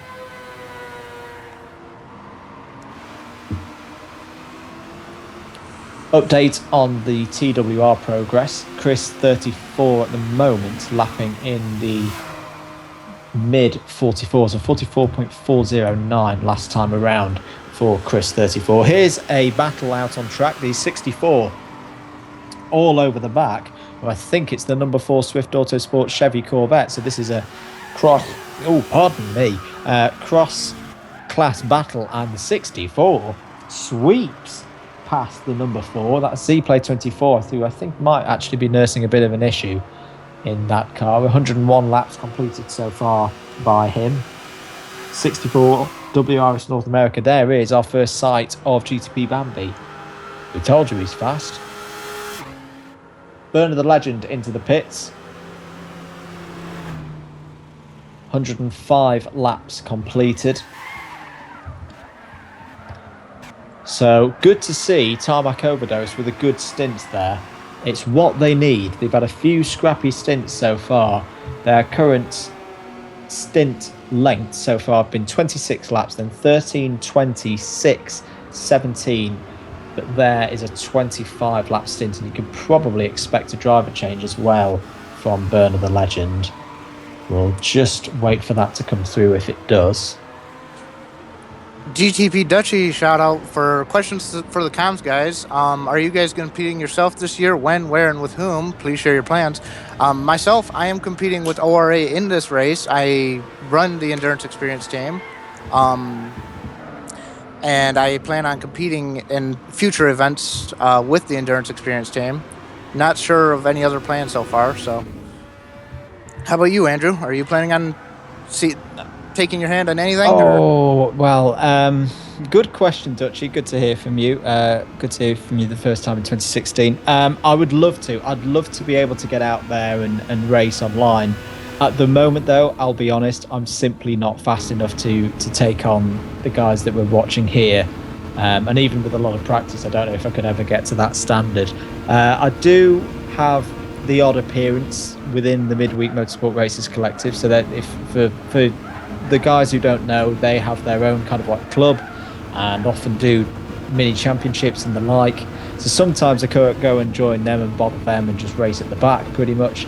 Since the pits comes Chris 34 and TWR, I'm not quite sure what that's about. That seems a bit early to... Oh, damage! Lots of damage. Sorry to cut across my own answer. Lots of damage for Team Wise Racing. There's been some form of incident here, as John Jig's also in the pits, and I think there's been a collision out there. There's been a collision between GTP John Jig of Storage Trunks SRT and TWR Chris of Team Wise Racing, because we've got two very heavily damaged cars in the pits. TRL Evolution is also in the pits, although I hope not.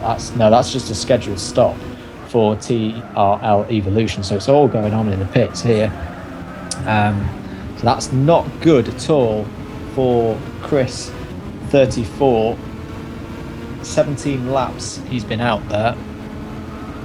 Sorry, just let me update my screen. But no, as I say, I'd love to get out there and race. If I get enough time to train up and get used to a car, maybe. I'm not ruling it out, but most likely you'll just see me in the commentary box in terms of GT. However, I am doing and continuing with my karting in the UK. So, the championship, Arrive and Drive... again, can't speak English today. Another Arrive and Drive championship run by Club 100 for me this year, and I can't wait for that to get started. Sounds like fun. I've always wanted to get into karting, but never had the funds to, so it'll be... The good thing about the championship that I run in is, as I say, it's Arrive and Drive. All the karts are the same. It's a very, very good quality field. I mean, as a big name drop, a guy by the name of Alex Capadia, who, if you know your Le Mans lineups or maybe watched Dubai 24 Hours the other weekend, he's a professional racing driver now, raced in one of the Porsches in GT3 AM at Le Mans last year. He started out in Club 100. That's the kind of quality that they get. So if you compare it to running your own kart for a year, it's a really, really good way of getting into it. And a lot cheaper as well. I'm not sure if they have anything up there where I'm at, but it looks like we're on board with or riding along with the 51 right now, and he's just running laps right now and making sure that he keeps the car clean, as most of the people are right now. It's getting into that transition where they're not going to be able to see the track that well. So best of luck to the drivers out there, because I've never been able to drive in this period of the day where the track is dark and not lit by the lights yet, and all you have is your headlights. But then you have the sun glaring down on you, and that's all you're seeing is the sunlight. That's what these guys are driving through right now. More problems for GTP John Jig and the Storage Trunks team. John Jig back in again, having only completed one lap and going back out again. Thought that would be for a driver change in that situation, but no, not quite sure what that problem is for. No damage on my screen, but then again, the game can like to play tricks on us from time to time. So that'll go down as a 1 lap stint on my tracker.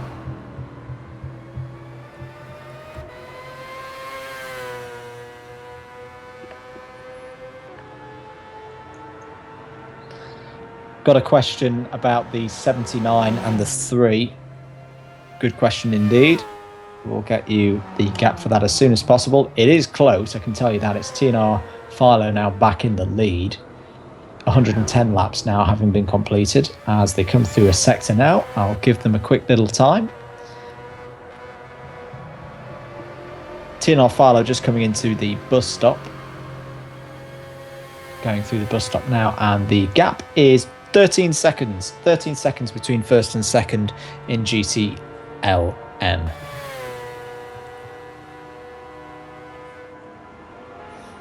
Here's Alfa Vanti putting a lap on the number 60 tarmac overdose machine. Still with Bernard the Legend at the wheel, who's been there since the very start of the race. Oh, big, massive lockup, and going very deep into turn one goes Alfa Vanti. So once again, that turn one is getting very, very tricky under braking. It's tricky at the best of times, but very, very slick, as David said.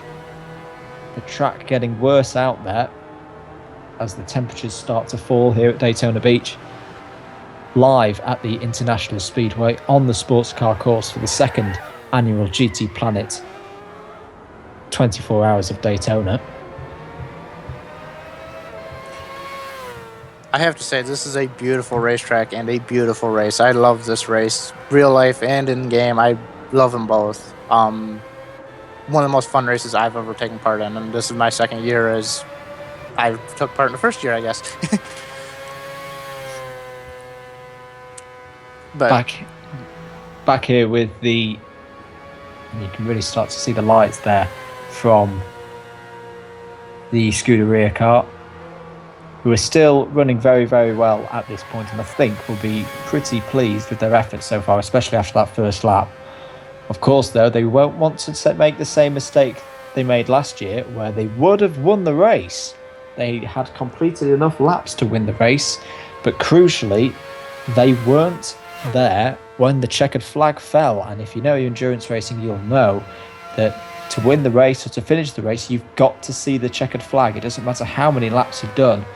And that was the problem that they had. Didn't legally see the checkered flag, and as a result weren't classified in the final standings. Team-wise Racing were the team that picked up the win that day, and they're in this battle as well as... Oh, off is Five Zygon. My goodness me, it's not often you say that, but Five Zygon off in the bus stop. We just caught the end of that little incident. I think he's lost about 6 seconds there. I'm going to have a look and see if he's got any damage. No, he hasn't. Lucky boy. A spin there for Five Zygon. And back on his way and off to start a new lap.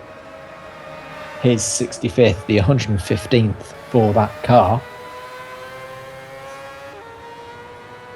yeah, that just came through on my live stream or on my YouTube chat or stream here, and didn't look like he hit anything. It looks like he got it under control before he could get into the wall, so that's good to see there. And on his way again. We'll get our third hour update of the timing very soon. Intending to get them at the bottom of the hour. Here's the 64 WRS North America, running very well now with GTP Bambi at the wheel. And GTP Bambi, in terms of lap times, is his fastest at the moment is a 45.82. So that's the fastest that we've seen from that car today, and is almost on a par with Bernard the Legend. So good pace there from the 64, and a good strategy run by them as well, tending to be around 20 laps as the 64 is closing up there. And I believe the number 77 Lightning Speed Motorsport car, I'll be honest, I'm not sure which driver is at the wheel of that car now, as it is a local entry. So no network changes by those guys. So at the moment it still says Midnight Rider 32 on my screen, but it's not Midnight Rider 32 because he's now having a well-earned break away from that car.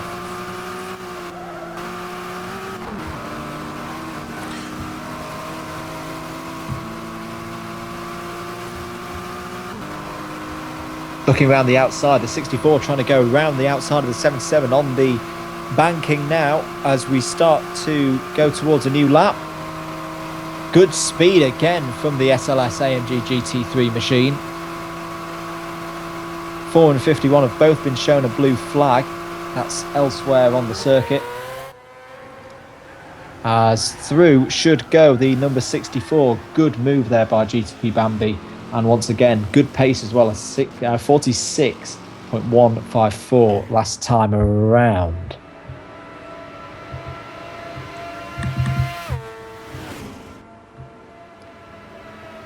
Here's a squabble as well. I think it's a GTLM squabble, unless I'm mistaken. Is that the 79? It's some form of BMW. No, it's not the 79 at all. It's the 51 Aura Racing Team BMW Z4 GTE, now with KTZ at the wheel. And oh, big massive moment there from KTZ. Just about holds on to it as they're lapped by Alfa Vanti in the DP e-scooter rear car. What goes through your mind, David, as a driver when you, especially around here where it's very tight, it's very much like what people would call an old school circuit, because you haven't got 3 miles of tarmac runoff on the outside of every corner. What goes through your mind as a driver when that kind of thing happens? You just hope for the best and hold the brakes, or try to steer out of it the best you can. And like I said, hope for the best as you slide around the track. I had a couple of big moments like that, like I said earlier, and yeah, it's a hope and a prayer when you're sideways like that. I do believe Tom can rejoin us. Can you hear us, Tom? I can indeed. Thank you very much. Was your pizza good?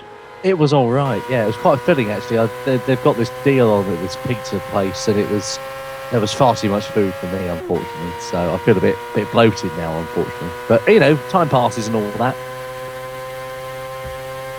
The eagle-eyed amongst you will see on the left-hand side that the tower has changed and confirmed that the number 13 is now back in the lead of the race from the Team-Wise Racing number 1 and the e-Scuderia GTMX number 2.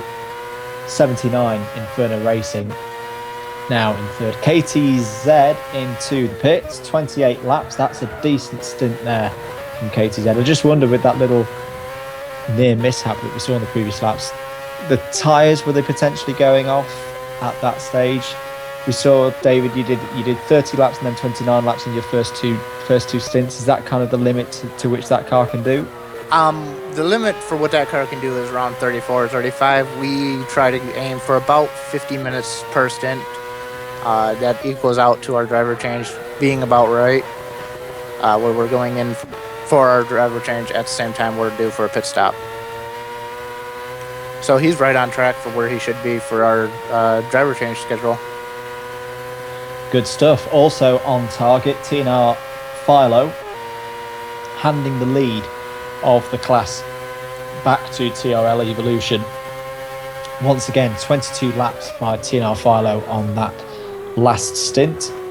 As into the back of TWR. Oh my goodness me, that was a heart in mouth moment for the e-Scuderia driver Alfa Vanti. Very, very close to Chris 34 and Team-Wise Racing. And I just wonder, is that because Chris just doesn't quite have the same pace at the moment? Was that potentially just Alfa Vanti expecting that car to be a little bit quicker through there, as they're almost in the gearbox of TWR? And they're going to have to be careful here, because there's a yellow in Sector 1. Oh, now this could be interesting. Who's going to yield going into Turn 1? Green. Oh, they've been lucky there. Very lucky. But nonetheless, Scuderia GTMX then ahead of Team-Wise Racing at the 20-hour and 38-minute mark. So that's a change of lead then in the Daytona prototype class and overall as well, I believe. No, I think it's for... Sorry, Tom, I think it's for second place. Oh, sorry, apologies. Yes, so Midweek Motorsport Racers Collective are in the lead, of course. But still, a good move there by Alfa Vanti. 22 laps currently completed by him since he replaced Jay Jelly in the car. Yeah, really great to see. Absolutely fantastic rating between them all.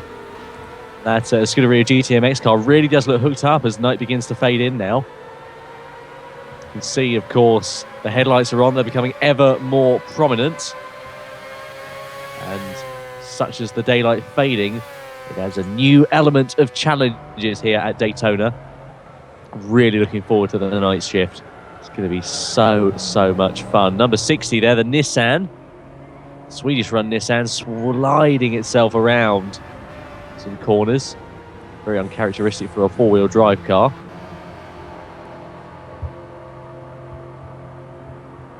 So great racing here. Fantastic to have you all on the live stream as well. Do feel free to get in touch with us if you want to ask us any questions. Myself, David, and Andrew, rather, I should say. I forgot your name then, Andrew. Sorry. Myself, David, and Andrew up here in the commentary box. Do feel free to get in touch with us, ask us a question, anything you like. Of course, within reason, we'll be happy to answer it. You can also tweet us as well at GTPlanet News. You can tweet AJ, our series director, at GTP_AJ.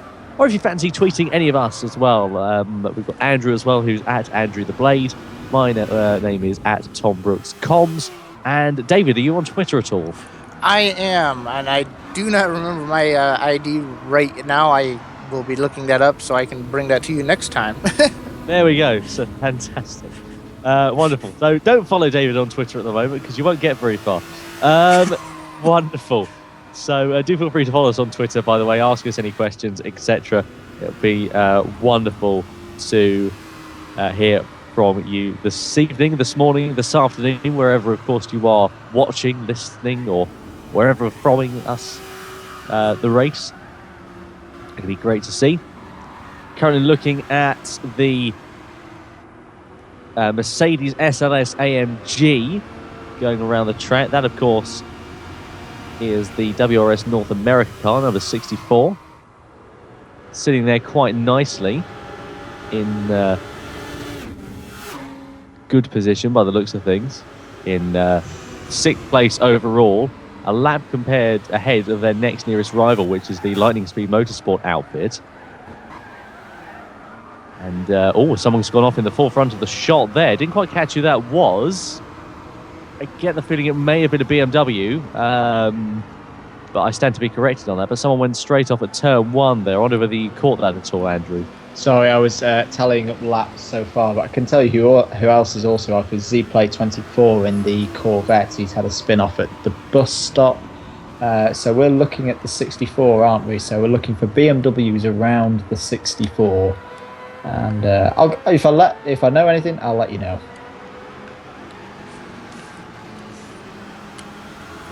Fantastic.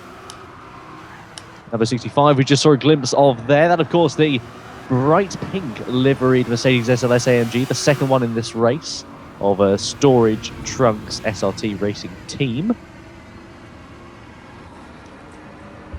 Meanwhile, on track at the moment, you can see there's a couple of BMWs that are very close, both in different classes. We've got the ORA racing team, number 51, the French run outfit in the BMW Z4, and not too far behind them is Venezuela Racing's number 63, actually very close indeed as they come in towards the bus stop chicane. Don't think this is about a 4 position, but nonetheless, absolutely hammer and tongs, and these classes are completely different as well. Well, not completely different, they are relatively similar in terms of the fact they're based on production cars, but the GTLM cars are generally designed to have a little bit more performance compared to their GTD counterparts. But that doesn't mean anything for the Venezuela racing team. We've got a good amount of straight line speed behind the wheel of that M3, and side by side between the two as they come across the timing line and heading in towards turn 1. Venezuela Racing gets a position ahead of the ORA racing team. So a nice clean overtake there.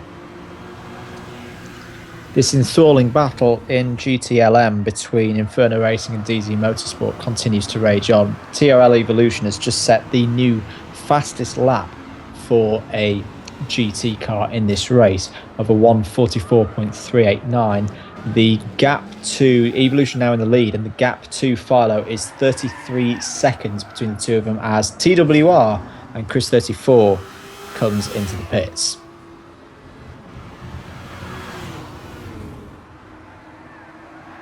So just crossing under the 20.5 hour mark, we will be in just a couple of minutes' time. But the race really coming alive now. Sort of in a lull of overtaking, as it were, but there's still plenty of strategic calls to be made on track, as we know.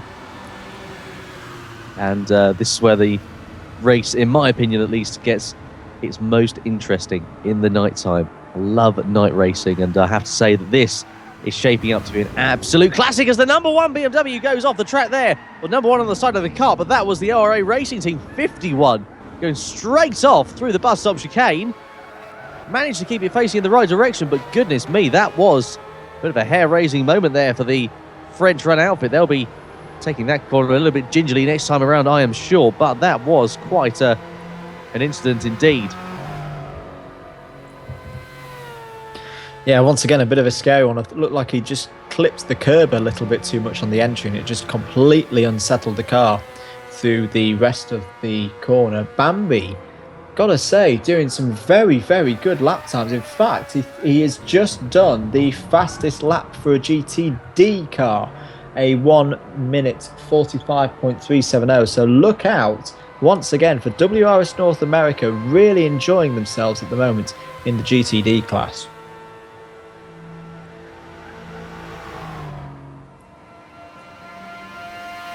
Yes, indeed, the GTD class has provided some very good racing throughout the 3.5 hours that we've been on air.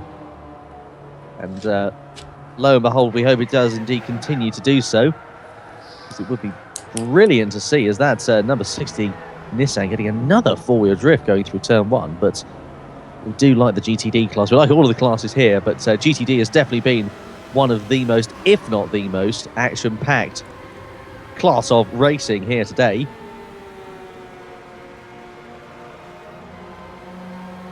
And we may even get the chance of seeing a few raindrops on track at some point soon, I'm sure, as the track temperatures drop and the light fades. It begins to add that other element into the racing, and I'm looking forward to it immensely. Track temperatures drop, of course, and the weather does indeed become that little bit more unpredictable. All we need are a few sprinkles of rain, the track saturation to get beyond a certain point, and then we could see some very interesting strategic calls. I have to say, I'm interested to see how the ORA Racing Team and the team in 9th place get on at the moment, because they weren't too far behind at the last checkpoints. Of course, the ORA Racing Team went off the track last time around. But nonetheless, it's room to not be too much of a hindrance for them, at least.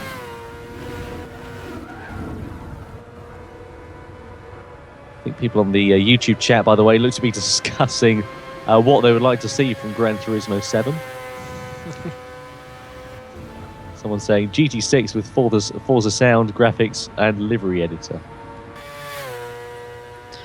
I think livery editor for me would be a big plus if we could get that in. Sam, would love to see a livery editor. Yeah, I'm inclined to agree as well. It's something that, it's not something that's that difficult. I mean, it's on Forza, for example, so which is, its nearest rival in terms of console gaming. So it really would be nice to see. I hope they do, because they've been promising it for year upon year upon year upon year.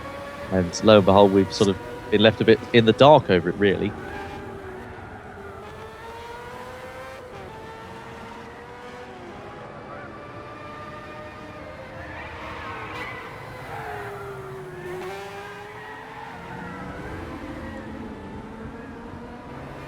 So we're now under the 20-hour and 30 minutes mark. Looking at the BMW pounding around track. It's either one of two BMWs. It's either the GTLM class BMW of Inferno Racing, or it's the Team Midweek Motorsport Racers collective car in the number 62. Difficult to differentiate between the two because they look so incredibly similar. Through then the right and the left hander, they go out of the bus stop on towards the banking once again.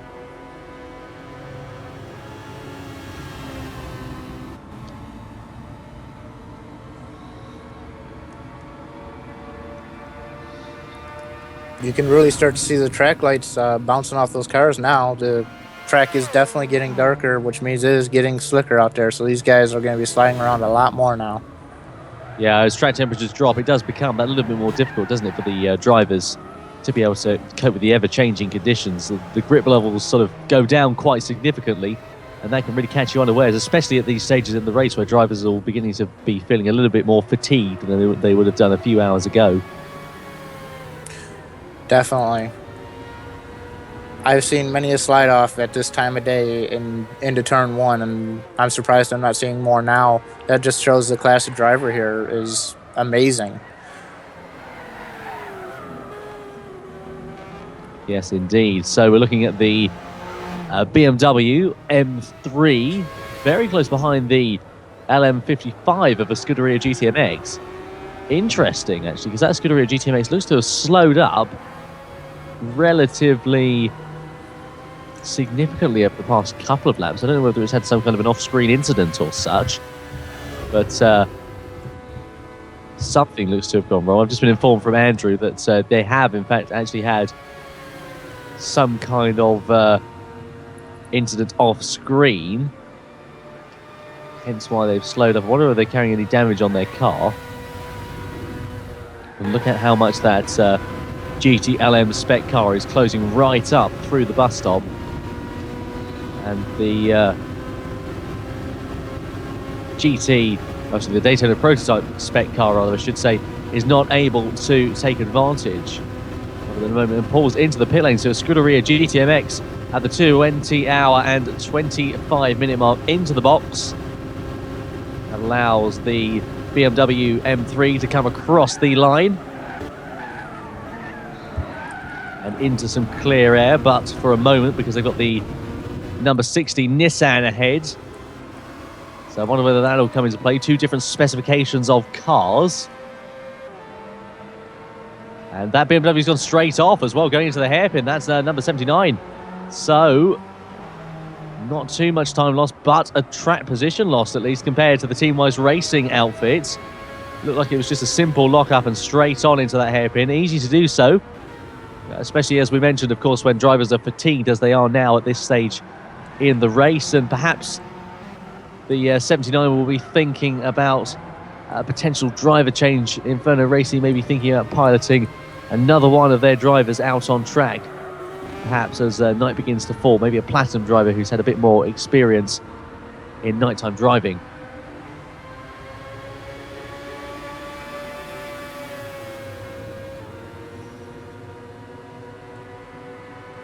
Still, that GTLM car is incredibly close behind the Daytona prototype, even of Team-Wise Racing. So that must lead one to believe that they've got quite a significant amount of straight line speed behind the wheel of that BMW, that they've got a lower downforce setting on that BMW, and that they are perhaps going to struggle a little bit more on the infield section, but can carry a higher top speed overall in the straight and banked parts of the circuit. Looks like we have the update if one of you guys want to read it, or I can get it if you guys want. Let's have a look through. Bear with me just one moment. I'm just loading it on my screen. So the third hour results indicate that the Midweek Motorsport Racers Collective lead the way. On the same lap of them is Team-Wise Racing. So that's going to be interesting. I apologise, sorry, they are actually a lap down. So Team-Wise Racing a lap down. The Scuderia GTMX, that was the battle for position that we saw about 10 or 15 minutes ago. Inferno Racing then in third position. The BMW M3, of course, that's actually, well, the third position, I should say, is fourth position technically. Then comes DZ Motorsport, then comes Tarmac Overdose Racing. WRS North America in sixth, Lightning Speed Motorsport in seventh. The Storage Trunks Racing Team in 8th, ORA Racing Team in 9th, Swift Autosport there lining up in 10th, and the Venezuela Racing Team down, unfortunately, in last and 11th position, having completed 4 less laps than the Swift Autosport team in front of them.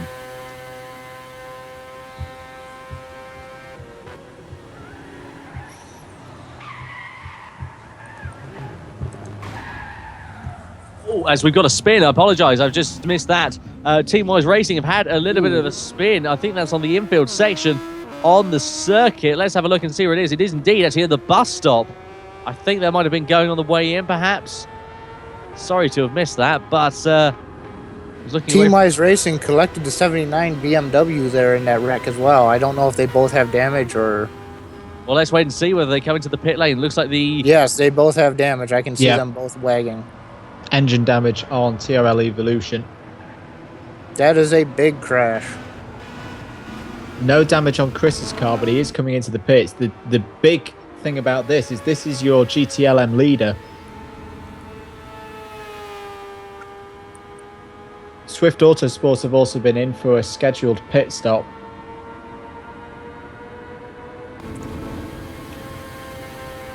The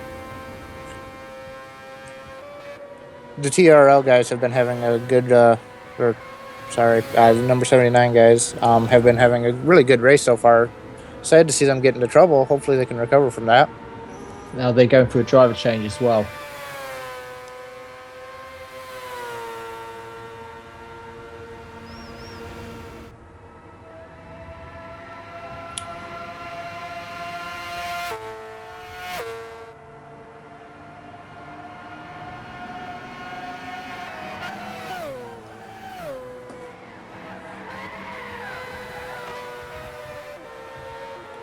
That's earlier than I think they would have planned. A limp home mode for Chris 34. That's well, that's a weird one. That's one I've not seen before. Chris 34 saying, I don't see the track. That's very strange.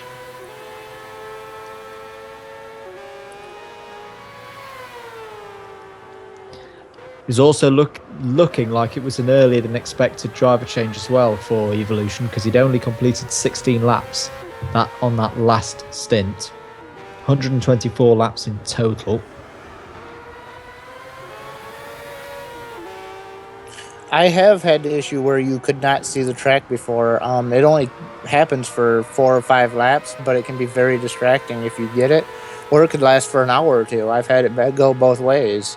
It is a very interesting glitch on this system, and it seems to be at this track mostly during this time of night. So hopefully nobody else has that issue. And there's going to be a driver change as well then for Chris 34.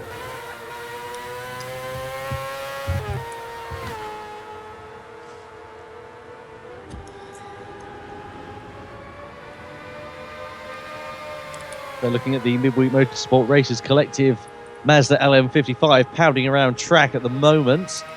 Still got a comfortable lead by a lap compared to their nearest rivals.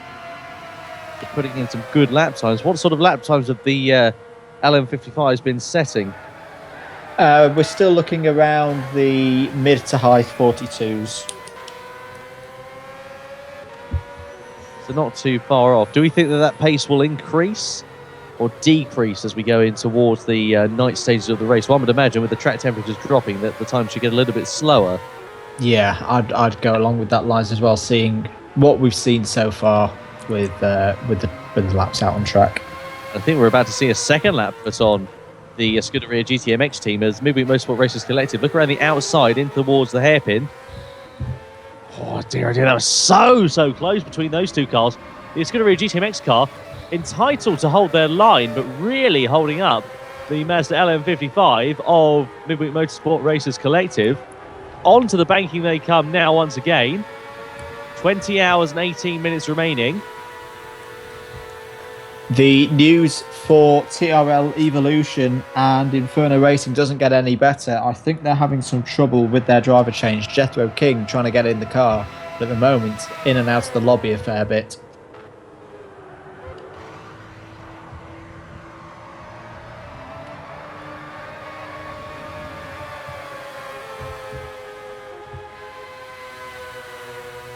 Jeremy 91 getting into the TWR car in place of Chris 34. You can see him in the pit lane and now going down the pit lane, so they are back in the race.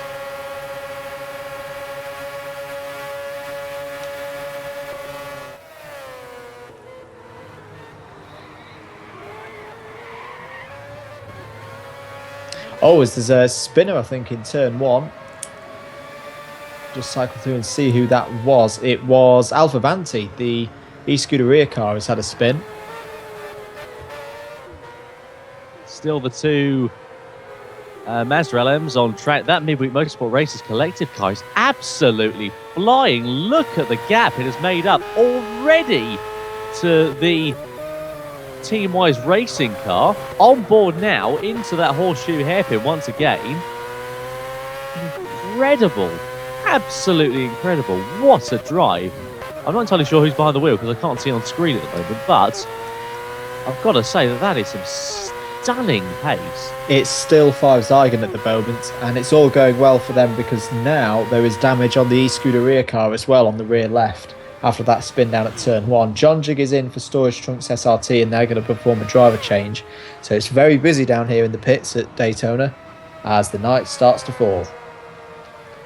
Yes, indeed. The light fades as the minutes pass. The race becomes ever more of a complex beast indeed. And Zygon, how long is the maximum stint length? Surely he's going to have to be thinking about pitting at some point soon. He's been in that car for a long, long time. Yeah, at the moment, 81 laps by 5 Zygons, so I think he's got a little bit of while to go. The man we've got to be looking at in terms of, or men we've got to be looking at in terms of getting out of their cars as the leader pits. TNR Philo has been in for 128 laps, Burner the Legend 126, Z-Play 121, and there we go. Oh, called it. Here comes 5 Zygon. He must have read his mind, Tom. He's into the pits and they're going to perform a driver change. There we are. Good to see that my telepathic powers are still working correctly. Smashing. Good. Right, I shall use them to my advantage later on in this race. Good news. So there we are. A driver change. Of course, means that a Scuderia GTMX will be now just 1 lap down as opposed to 2. But, of course, the advantage will still very, very much be in the course of the Midweek Motorsport Racers Collective. We look to have this fairly comfortably at the moment. But don't count your chickens just yet. I'm afraid to say it because I was really enjoying that GTLM battle. The long driver change for Jethro King and Inferno Racing has really hit them hard. If you think that when both of them came in, or when both those two cars involved in the incident came in, we had both Inferno Racing and DZ Motorsport both on the same lap. That was lap 124. DZ are now on lap 129, and Jethro King has only just come out of the pit lane. So they've lost about 4.5 laps there. See, that really has hurt them quite a lot, as you said. Number 64 just getting past the BMW Z4. That Z4 is going backwards. I haven't seen it make an overtake in a long, long time. That, of course, Z4 of ORA Racing. And I don't know whether they've got a particularly slow driver in their car at the moment, but they're really not making a lot of headway, especially compared to the GTD class around them, who seem to be absolutely swallowing them up. The ORA car has been extremely loose for the team. I was in the car earlier, and I can tell you it's extremely loose. He's probably fighting a very loose condition at these night hours right now because of how slick the track is, and I feel for him. I was out there as I was getting there. Yeah, I can imagine it's quite a difficult thing to get yourself around. Unfortunate to see, but anything can change, and wait and see how he gets on. I wonder how the only local team in this race, Lightning Speed Motorsport, are getting on. Wait for the graphic at the bottom of your screen and we'll get an idea. Still, as you can see, the Midweek Motorsport Racers collective that lead the way. There is our favourite team. Well, not our favourite team, it's not a favourite team by default, just our favourite local team, as it were, of course. So coming driver change for another one of the drivers who seems to have been in his car for forever and a day. Burner the Legend has called his stint to a close with 128 laps completed for Tarmac Overdose Racing. A really, really good first stint around Daytona for that team. So we wait to see as the A team is going to get into that car to take it on for this next part of the race.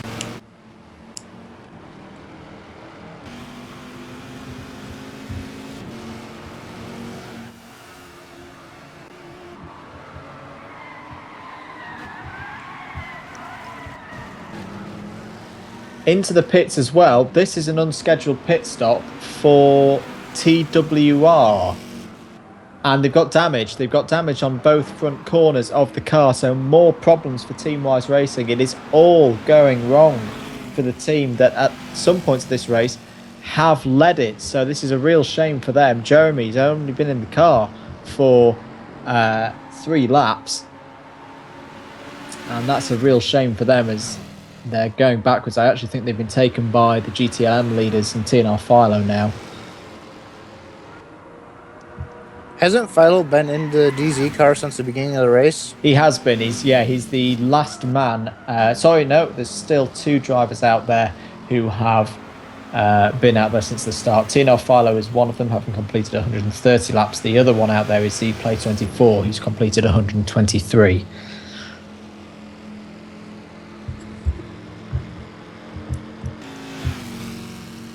Yes, indeed. So just coming on towards the 20-hour mark.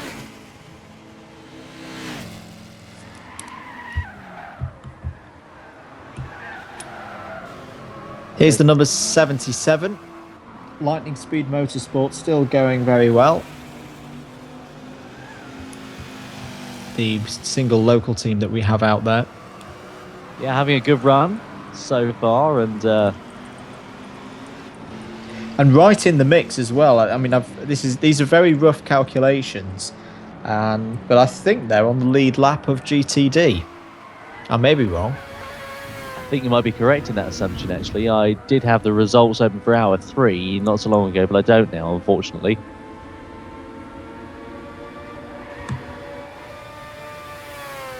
I think they will be now. Tarmac Overdose have made their elongated pit stop for a driver change. So very good going here so far from what is a very, very experienced team, of course. You know, they've got the likes of Jason Greeno, Midnight Rider. These are all guys that we saw race and learn a lot last year. It's good to see them back and performing so well in their first appearance of the season. Tom, I believe you've got to leave us. I have indeed, I'm afraid to say. Unfortunately so. I've got a couple of things to crack on with, and there's a few technical melodramas going on here. So I'm going to try and sort them out, but I will be back tomorrow, I believe with your good self, Andrew, to see out this race. Yes, that's the plan. I'm looking forward to that. So I think I'll be on my scheduled time is about 5 o'clock, but I'm hoping to make it a little bit earlier than that.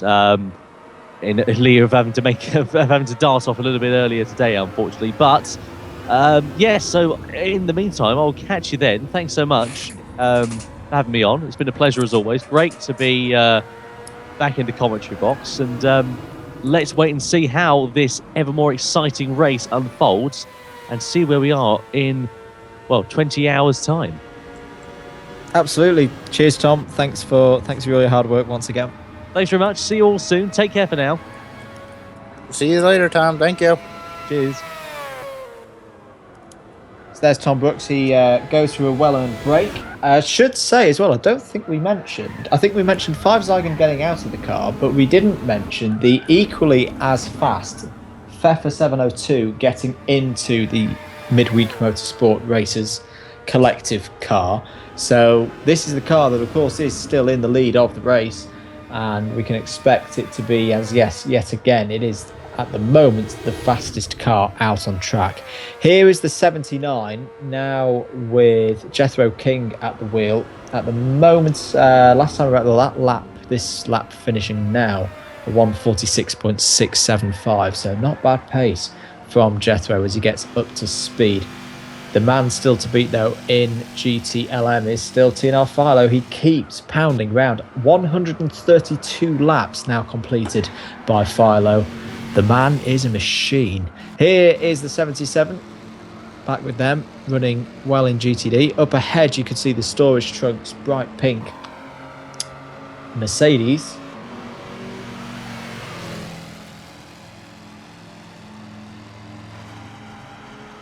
the A-Team 43, I can tell you, is out there as well now and is starting to get up to speed. This is the new driver in the Tarmac Overdose Racing number 60, the bright yellow Nissan, which keeps tricking me from a distance by looking like a new Corvette from a distance. And lots of drivers, although this is as we've got quite a few new drivers out on track at the moment, starting to really get to grips with these nighttime conditions. I can see Fefro 702 setting PBs for him, Jeremy 91 as well, Jethro King, as we mentioned, the 1843, and ZPlanet 24. Gotta say, he really does keep pushing. He's not had the plain sailing drive today, but he's still improving. In fact, he's just on a 1:48.063, which is just half a tenth off his ultimate pace. Really good work there from ZPlanet 24 in the Corvette.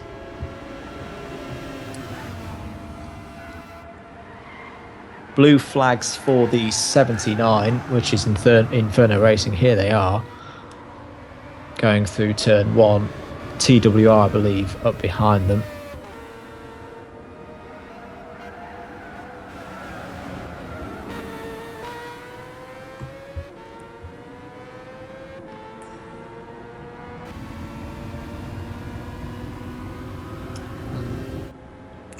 Seem to be having a little bit of trouble with my stream right now.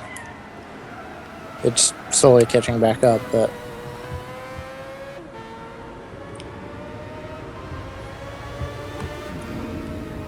Have we got any questions from the YouTube chat, David?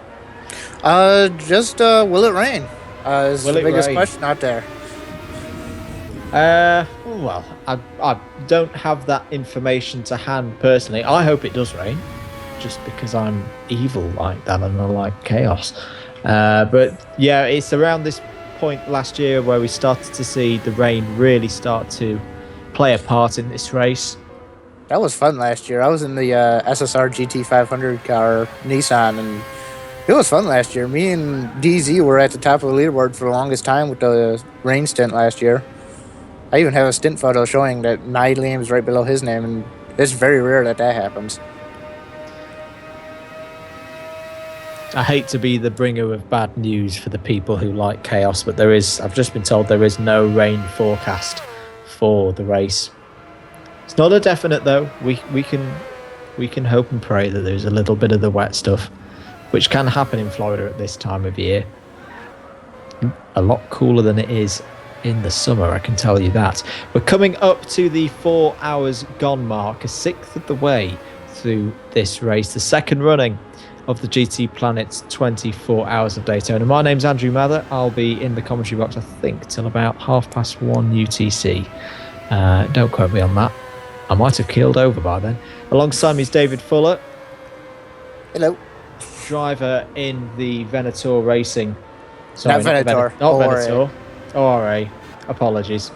Yeah. Right. See, it's getting to that point where I can't read my own writing on the screen. Yes, David Griffin, driver of the ORA racing team for that first David stint. Fuller. David Fuller. What did I say? David Griffin. David Griffin. That's someone. That's completely someone different in another team. See, there we go. It's all gone horribly wrong now. Tom's gone. Anyway, here's the leader of the race going past one of the BMWs. That is the BMW M6. First time we've seen it in this series. That's the Venator racing car. Into turn 1, and Pfeffer now doing a very solid job, currently in the very low 42s, 1 minute 42.005. Last time around, we've seen him in the 41s. Here's another bit of lappage by one of the DPs going past the 64 Mercedes. Alfa Vanti getting more into a rhythm now, 1:42.540 last time around, and that's what they need. They've had a bit of a shaky last hour or so, as well as TWR, and at the moment that's put MWM in a very, very strong position indeed in this race. Miles Lexicon says he wants snow, not rain. That would be interesting out here with these cars. as someone from a country that can't deal with snow, I'm going to give a big fat no to that. Well, I found out I went to Sweden with work, and they know how to deal with snow. So I actually found out it's not snow I hate. It's Britain's pathetic approach to dealing with snow that I can't stand. But anyway, should give a shout out as well to anyone in it's more the northern parts of America, isn't it? Currently dealing with the really horrible snow. Actually, the central part. Oh, is the central part? Apologies. Yeah. Central eastern part of America right now. Hope they're doing okay. I'm just north of that, so I avoided the big stuff. I'm just getting hit with a light dusting of snow right now. Driver change. It's finally happened. TNR Philo has called it today. And what a drive from TNR Philo. He gets out of the DZ Motorsport car. Zion 1993 is going to be getting in. Those names sound familiar, almost like they were on my team last year. So over 130 laps completed by TNR Philo. ZPlay24 is also in, so this might also be our last man standing. There we go, the award for last man standing from the start of the race. ZPlay24. What a great effort, and yes, he's going to be getting out of that car as well. They Fantastic pushed it right efforts. to the limit, didn't they? 4 hours. Oh yes, they have, haven't they? My goodness me. In fact, go ahead. I can't see forcing my team to run that far because we've never wanted to deal with the penalties of that, running over that. In fact, I think they've only just realised, because that was a very short last stint for Z-Play, only 10 laps. So interesting strategy from them there. But maybe that's what they're thinking they need to do to get the best use out of their team. They need every single minute that they can get. D4 Rizzob is getting into a car. Apologies, I'm not quite sure which one it'll be. It'll be the Swift Autosport, so he's getting in place of Z-Play. Zion 1993 heads out on track.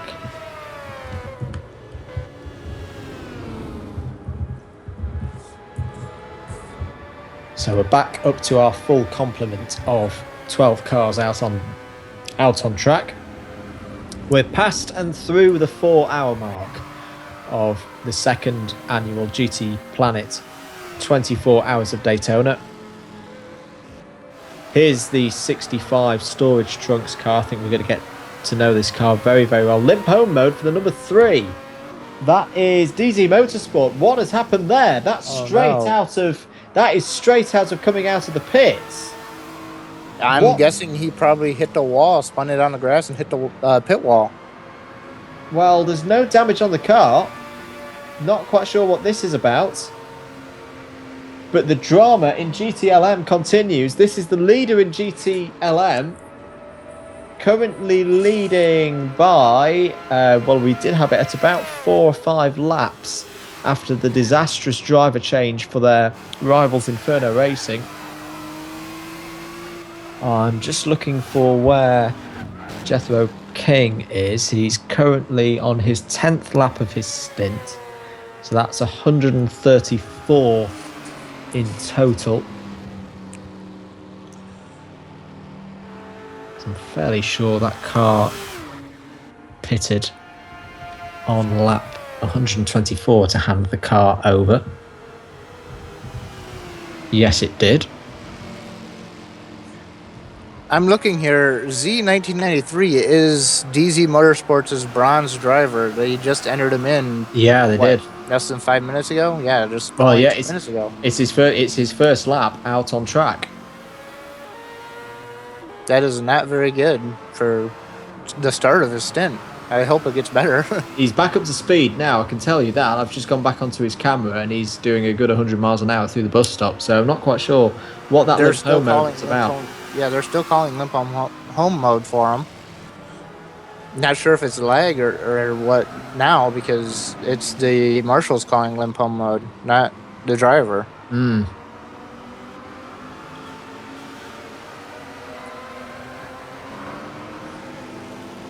So what is going on here? And they've now had a warning for box this lap and reset network or driver change. This is a disaster for DZ Motorsport. They were comfortably in the lead in this class by a good 4 laps or so on my reckoning. It's lag. They're all over the place on my screen and I'm not even properly in the lobby. So this is a real problem for Zion 1993.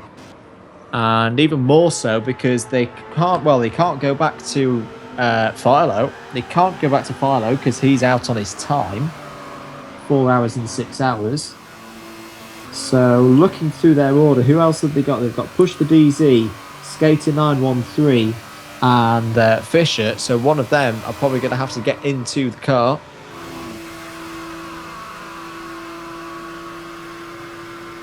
Huh. So this is not good at all for that team.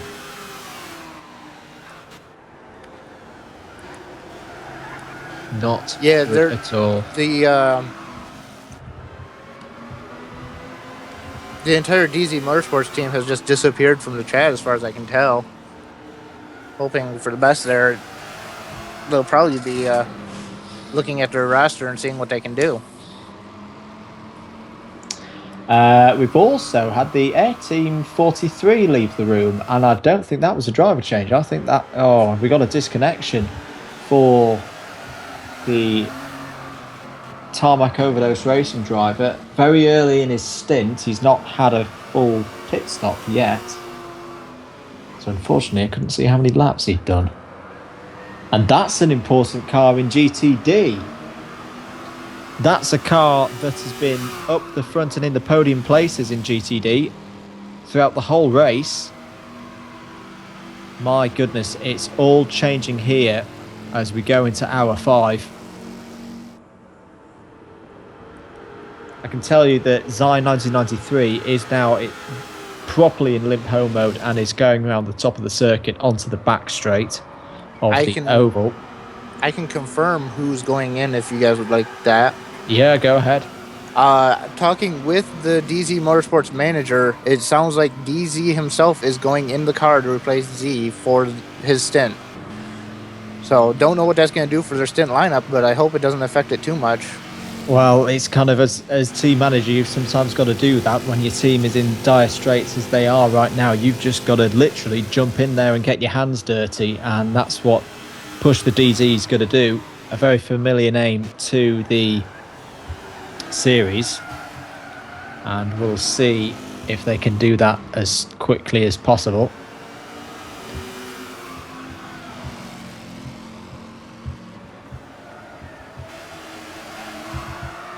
In the meantime, though, I think we're going to have an interview. We're going to have a live interview, hopefully very, very soon. Andrew Harby from the Midweek Motorsport Racers Collective, and is the team manager of that team, is hopefully going to join us. Looking forward to this. My first interview. I've had one done, but... Zion 1993 has now been told you may exit limp home mode to get back to the pits. This is because he's got pretty much a clear track in front of him and can get home. That's bad luck for them. But he's going to have to do it pretty quickly because he's going to get overtaken by a couple of cars here and then lose the chance. The A-Team 43 is now back in the lobby and back out on track. And 9 laps, thankfully. The lobby system has been improved and I have been able to log how many laps that car has done. So that's making me happy. Anyway, and one thing I have he's got to go back into limp home mode as of now. That's not fun. No. I remember last year's NERB 24, wasn't it Al Valerian Racing got called on lap 1 to go in limp home mode just coming out of the GP at the NERB 24? They did indeed. A very, very big incident that pretty much ruined their chance of winning on the first lap. Not kidding at all. And hopefully, well, we haven't seen anything like that today, but we never like to see any kind of incident like what we're seeing here at the moment with Inferno Racing. Oh, sorry, DZ Motorsports. Because it spoils the race and it spoils what they're, well, up to this point, well, up before the point where Inferno Racing had their issue, was an absolutely fantastic battle in GTLM. But then again, still very long way to go. If we get our way, they'll get back onto the same lap and go over it all again. That car now into the pits, so the number 03 into the pits. Where were they Drive ranked change. at the last hourly update? How many laps They will at the last hourly update. I think they were still level. I think it was after the hourly updates where you then had the collision between TWR and Inferno Racing. And that cost them, what, 5 laps, you said? That they had a really slow driver change that cost them about 5 laps. They should be about even right about now then, as far as I can tell. So that'll definitely make things interesting again. Right, I'm just going to update this on my tracker. Just give me 1 second, guys. Doing analyst and lead commentator at the same time. Hard work. Anyway, hopefully we can introduce Mr. Andrew Harvey into the commentary box. Andrew, can you hear me? Yes, I can. Good evening. Hey, good evening. How are you doing, sir? I'm doing well. How are you? We're doing pretty fine up here. We're enjoying what is so far been a really good race, and a race that you've been involved with, of course. Yes, yeah. And it is obviously a shame that we haven't got our GT3 car in the field, but we've still got the number 13 flying the flag again. So it's good to see that making a comeback with no full P3 season. So, yeah. So it's not been a plain sailing run, let's be honest. Lap 50, what happened there? We were expecting that to possibly happen at some point, so obviously we had some contingency built in. We always plan for things like that with Stiggs, because sometimes even in our weekly races he likes to do that, and we just deal with it and laugh it off, even if the results don't always work out for some people, which is a reference some of the team will get recently. But yeah, that's why I built it in, so if we needed to, we could do the driver change. So we always plan for these things, because you never know. So up to that point, he was doing some pretty fast lap times. I'm guessing you're hoping you can get him back in the car later in the race? We'll see how it goes. If it works out and his internet isn't going to be too laggy, then maybe. If it might work out that he doesn't, and he just carries on doing a bit of the strategy, because he's got a mind like a computer for that. Good stuff. So after that had happened, you of course you had the lead at that point. Yep. 5 Zygon gets in the car, and what a stint from him once again. Second time this week I've seen him do that. Just brilliant as always, really. What superlatives have you got for that run? Just absolutely amazing. It was like Laguna Seca end of LMP3 season again, just like absolutely cracking stint. Did great for us, and now we've got Pfeffer in the car, and we're in the lead with an extra driver change in hand. So I think we're doing quite well. You are indeed. I can tell you, Pfeffer's again in the low 41s at the moment, 41.3 last time around. So we said earlier in the broadcast, this time last year, you guys weren't involved in what was then the Endurance Series. You've had this meteoric rise, mainly off the back of LMP3 last season. Yep. What are the aims going into 2016? What come November, December this year would you like to be able to say that the Midweek Motorsport Racers Collective have done? I'd like to say that we've won a race in each of our classes. That's the nice aim. Our general aim is always, let's aim for third on the podium. Let's aim for third, because then we're on the podium and we'll have done ourselves well. So sometimes that's going to be second or first, like with last LMP3. But yeah, if we can get third, we're normally happy.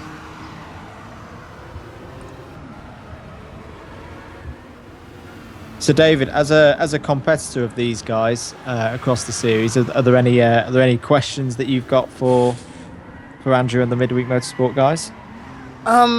Not particularly, other than I do wish you guys luck in the season.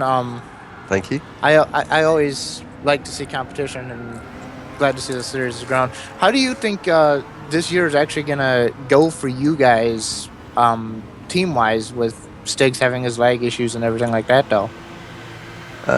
Hopefully very well. We can normally find times for him to drive. I'm probably looking like a bit less driving this year just because of when I work. Basically, we just take every race as it comes and see how it goes. I mean, last year with the P3 was a surprise to win the first race at Silverstone. And it was like, hang on a second, we can do something here. To win 4 out of 5 in a second, it's not bad. I think if we win this race, then in terms of driving the LM55, I think we hold the record in GTPSCS for most wins with a car out of races participated in. Don't quote me on that, but it might be worth checking. But yeah, basically take every race as it comes, do a bit of practice, and basically make the grid and aim for third and see what happens. Yeah. Yep. That's a really good strategy. Yeah, all you can do really. Well, we plan it, we look at the strategy, we look at all the stints, we take our time basically to go, right, how can we win this race, what's the best way to win it? So going forward, I mean, we mentioned the GTD, the GT3 car earlier. Obviously, not able to get that one into the main races today. What for the rest of the season? Because of course you're going to be a little bit behind now on points. What's the strategy for getting back in that championship battle and as you say, going for that overall podium come the end of the season? In terms of getting the overall podium, possibly not, just because we missed out on this race. But we've got Spa and Nürburgring 6 hours. Both tracks we all really enjoy driving, so it's basically going to be, let's put everything into it, go for the win, and just like, yes, we want to do it, we want to qualify, we want to take part. And to be honest, 6 hours of the Nürburgring, 24 hours of Spa, it's right up our street. Absolutely love it.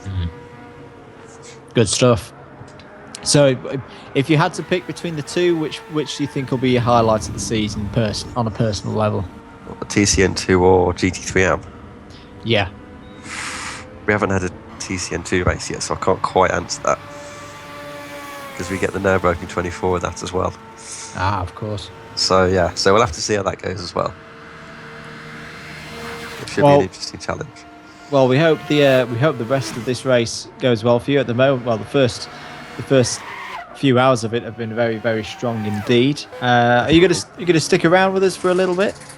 I'll have to be heading off soon as I've got work tomorrow. Fair enough. So I'll be around on the team radio for the last hour of the race. But unfortunately, I've been worked, so I've missed most of the race, unfortunately. It's a bit annoying, but it's life. But I've got a good team of people making sure the car keep running through the night, so I know it's all good. Fantastic. Well, it's been great to talk to you again. Yep, and I'd just like to say thanks again to Stigs TC, TNR Pfeffer, TNR Rebellion, TNR 5 Zegan, all friends of the team. Glenn Els as well, who's joining us for this race. For some people who are going, oh, it's a TNR lineup. Most of our MWM drivers are in the GT3 car, unfortunately. Otherwise, I'd probably be in the Mazda driving right now. Well, there we go. There's always next time. Yeah, exactly. There's always next time. So we'll be trying to get a few more of the MWM driver lineups later in the season when it's a bit of a smaller driver numbers. Good to hear. Well, wish you the best of luck. Thank you. We'll speak to you again soon, no doubt, and hopefully I'll see you back in our weekly races sometime soon when I can get my act together. Great to see you there. Cool. Thanks. Enjoy the rest of the race. Bye. Will do. Cheers. That's Andrew Harvey, the team manager of the currently race-leading Midweek Motorsport Races Collective. Into the pits comes Bambi. Now, he must have done... Yes, he's done 2 pit stops. There's no way he's done 1 stint on 42 laps. And but no, really running well at the moment is the WRS North America team. And that's really good to see from them. Bambi's still running very, very quickly. His fastest lap time of 1:45.370, which is still the fastest lap of any of the GT Daytona GT3 cars today. Here is the leader then, with TNR Pfeffer 702 now at the wheel. He's been at the wheel for 19 laps Well, this is his 19th lap at the wheel of the Mazda LM55. And so far, so good for the Midweek Motorsport Racers Collective. As Andrew said, a couple of TNR guys in there. Good links between these two organisations. Of course, we saw TNR take the win last week at Brands Hatch for the London 12 Hour. If you missed that race and want to catch up on it, you can do. Not right now, because we've got this race going on and we're thoroughly enjoying it. But it's another time. If you want to go back and watch the stream for that race, you can find it on the GT Planet's YouTube channel. If you've not subscribed to the GT Planet YouTube channel, why haven't you? It's brilliant. And you can do by clicking the subscribe button, and you'll get notifications of upcoming events and alarms for our upcoming races throughout the year on the Sportscar Series and others. So go and do that if you haven't done so already. 86 people currently watching. Thank you to everyone watching the stream. It's great to have you here. Hope you're enjoying the race as much as we are. Do keep your questions coming in on the chat. I'm always here answering questions. Who is driving the 63? I am not sure of that right now. Who is and driving the 63? It's Max Payne. Apologies if I missed that out. I think he came in whilst there was a real flurry of pit stops. He's actually been out there for quite a while. He's on his 59th lap. He's completed 2 pit stops. His last pit stop was 9 laps ago. So Venator Racing, the number 63 jet black BMW M6. Max Payne now at the wheel of that, having taken over from Sprint R64. And Max Payne is a rookie. We should say that as well. Welcome to the Sportscar Series, Max. You probably can't hear us because you're probably busy. Well, we know you're busy driving in this race and driving very well at the moment. In fact, he's just set a 46.345, which is a pretty quick lap time in a GT car at this time of night. And they are running 2 rookies, the other one being Damon Martinez. This is their other rookie. Should be in the car sometime tonight. So, running 2 rookies in that race. In that good car. To see. Very good to see. Unfortunately, they haven't had the best of days so far because Sprint R64 had a disconnection. He was our first disconnection of the day. But since then, they have had pretty good pace, and I wouldn't count them out, considering we know how quickly things can go wrong in this series. We've seen it for Inferno, and we've seen it for DZ Motorsport in GTLM. It could happen to the guys in front of them in GTD. Obviously, we kind of hope it doesn't, because we never like to see that from anyone. But not saying it couldn't do. Keeping an eye on TNR Pfeffer in the Midweek Motorsport Racers Collective is on that last lap around, sets a 41.1 with the fastest Sector 3 time of the race so far. So just looking like the track is coming back towards some of the drivers. That's what I was figuring was going to happen, because we were setting our fastest laps of the race last year in the nighttime. So good to see the track hasn't changed that much. No, it's good stuff at the moment from Pfeffer 702, continuing where 5 Zygon left off. And I think, is that a TWR car running low and potentially going in the pits? No, that was just them overtaking one of the GT cars as they roar past the enormous grandstand. And it is enormous. I know I've mentioned already, for those of you who've been to Daytona, if you ever get the chance to go and visit Daytona, even if just for one of the tours, I did a tour on a morning when there was no racing on. It was just to see what the place was like. It is enormous. I've never seen a sports venue like it, and you can stand on that start-finish line through the tri-oval, and the whole grandstand just towers over you. It's an absolutely fantastic facility. And they are getting a complete remodel, supposed to be finishing up before the Daytona 500 this year, as far as I understand. Yes, they are. With comfy seats. Yes, maybe in GT7 we'll see that update, hopefully. It's strange actually because the capacity in terms of attendance actually goes down. I forget how many over 100,000 people it can hold at the moment. But yeah, with the big comfy seats, they actually lose capacity, which is an interesting way. But I guess the revenue side of things, the ticket prices will go up. But yeah, it's a really, really cool place to visit. And one of the things I do love, you mentioned the 500, is that they have the race-winning car from the 500 in a room at the end of the tour, in its state as it finished the race. I think I mentioned this last week on the London 12 Hour that I have a real thing for proper on-show race cars that you can tell have actually been in races. So at Autosport last week at the Birmingham NEC in the UK, they had the race-winning Le Mans Porsche that Tandy, Hulkenberg and Bamber drove last year as it had finished the race, still with mud and all kinds of muck and dead French bugs all over the front of it. It was beautiful.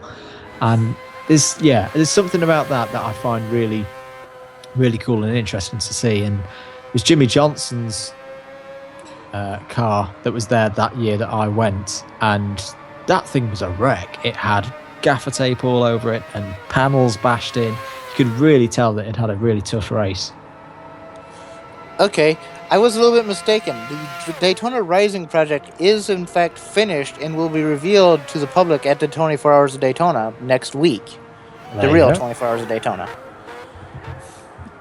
There we go. Very fast lap has been turned in by Push the DZ. 44.711. I'm just going to compare that. Yes, it is. That's the fastest lap time so far for that car. So we're right. The track is getting quicker. And there are some really fast lap times going in. I'm just going to compare that. No, it's not quite the fastest lap that we've seen in GTLM. That honour is still held by TRL Evolution for Inferno with a 144.389. But Push the DZ, he's of course jumped in that car in an emergency. He's pushing hard, and he's pushing hard for that lead. Here's the 64. The Mercedes being run by WRS North America.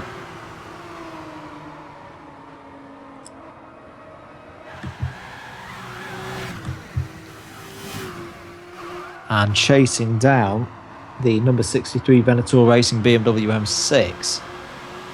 So a little GTD battle going on here. Another question is, what is Bambi's best lap and last lap? Best lap from Bambi is a 45.370. Last lap a 45.904. Hope that answers your question. It probably should. That's exactly how he worded it, is best lap and last lap. And, of course, has the lion caught Bambi yet? Can't see that one. Oh, as the lion caught Bambi. I see what you mean. Well, he's still pushing as if a lion's chasing him, so I'm going to say no. 45.4 now, the last lap from GTP Bambi. So once again, that is someone who's looking like they could beat their personal best. I wouldn't be surprised if most of these drivers actually practice their night stints, because the cars do change over throughout the course of the night. I wouldn't be surprised if most of these guys practiced in the night knowing they were going to race at this time, so the cars were better adjusted for night driving here.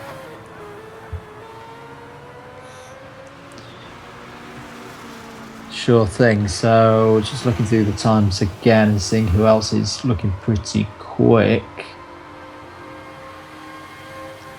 GTMX, Alpha Vanti 44, back again into the low 42s. TWR Jeremy 91, we haven't talked about TWR and Team Wise Racing for a while. Jeremy currently with a 43.6 the last time around. The 42.4 still the fastest lap for that car.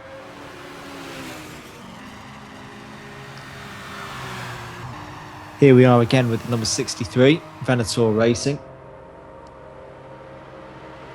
Now with Max Payne, as we said, on board. 63 laps by Max Payne so far. A little bit way off a pit stop though, because he's 13 laps into this stint. Who else is potentially going to make a pit stop sometime soon though? Just looking through, Pfeffer is probably due a pit stop sometime soon. 25 laps completed by Pfeffer. No pit stop as of yet. Alpha Vanti, looking for Alpha Vanti on my tracker. Still probably a way off.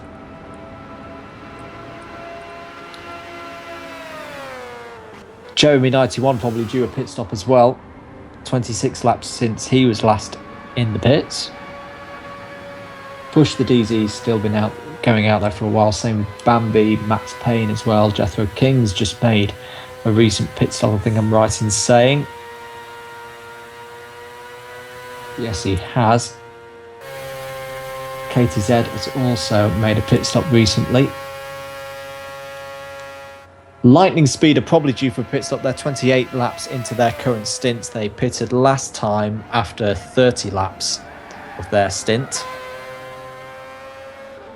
Logic Line, we haven't talked about Logic Line so far in the Storage Trunks SRT, the bright pink Mercedes. Another car that might be due for a pit stop soon, 25 laps into the driver's stints so far. And D4 Rizzo finally is still away off his pit stop, 16 laps into his stint. Here's the leader of the race then. TNR Pfeffer 702. Bit of traffic on that last lap, I think, of 42.629 last time around, and still with a decent amount of fuel actually. So this car might be going on a little bit further than I possibly thought, maybe another 4 or 5 laps. Tyres are still looking in pretty good nick as well, and we noticed this in the first stint whilst you were out there, David, that the tyre wear on the Mazda is quite acute with the pace. If you're pushing half a second a lap faster a lap, it doesn't take long until there's a noticeable difference between your tyres. Is that some kind of challenge you saw in the GT car, or not so much?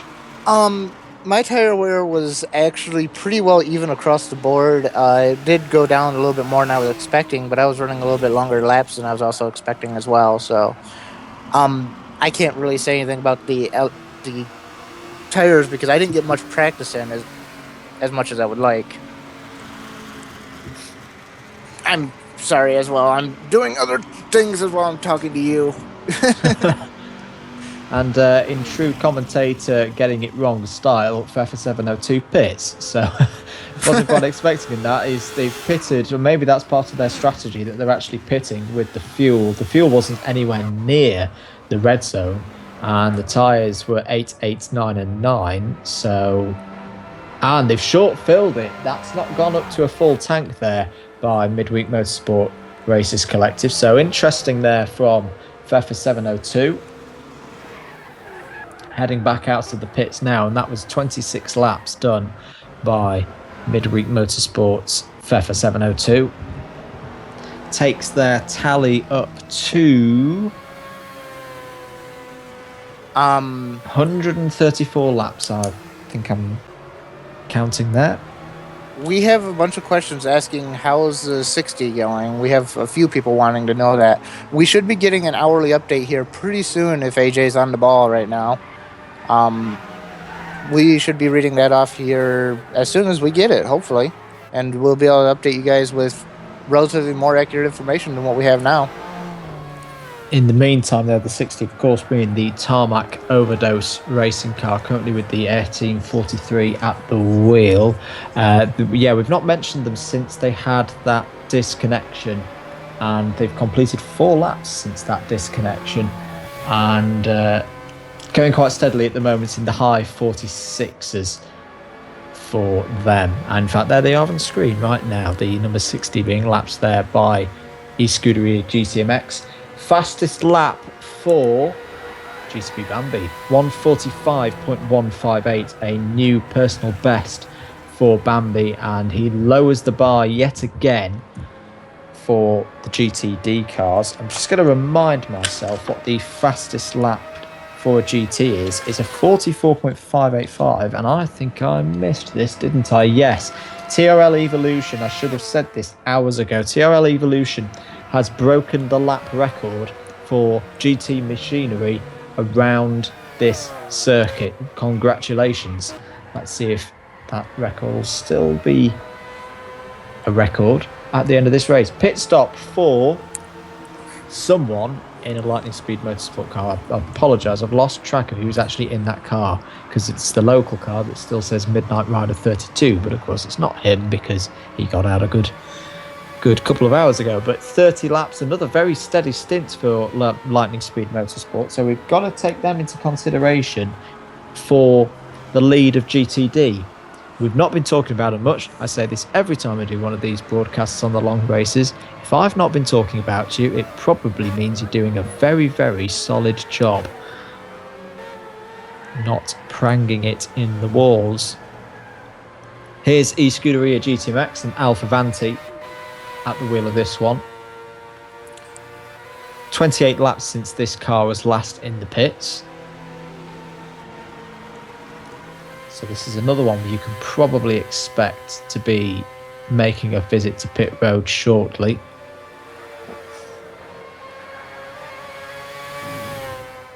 Up behind them is this car, the leader, trying to put another lap then on eScuderia GTMX,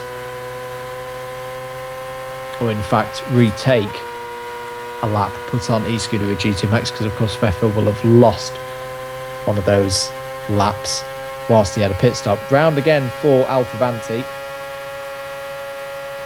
So no pit stop this time, as he's going to dive into this very, very tricky turn one with that unforgiving wall on the right hand side. He's had a few spins through there as well, but that time really good line there from Alfa Vanti. He's being chased now by Pfeffer 702 into turn 3. Look at the progress from Pfeffer under the brakes.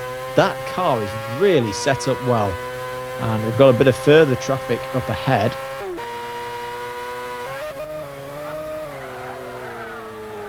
Coming down here into turn 5, one of those corners that you just want to end and you just want to get on the power, but it keeps on going for such a benign corner.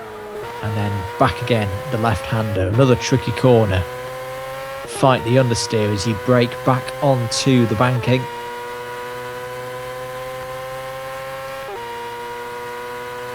And a little bit closer this time around for the LM55 at the wheel. Well, at the wheel of this LM55, Pfeffer 702. Pushing Alfa Vanti very hard. One of the GT cars up ahead kicks up a bit of dirt. I think it's one of the Corvettes. I think it's D4 Rizzob. Past the Corvette goes Alfa Vanti, and you'd imagine that Pfeffer will go past D4 Rizzob as well. Yes, he will. D4 Rizzob doing very, very well, just keeping out of the way, as in the pits is Storage Trunks there making a pit stop. So let's check out that pit stop for Logic Line. 29 laps completed by Logic Line on that last sequence of laps. Still the fastest lap from that car set by X-Chris 93, which was a 1:45.808.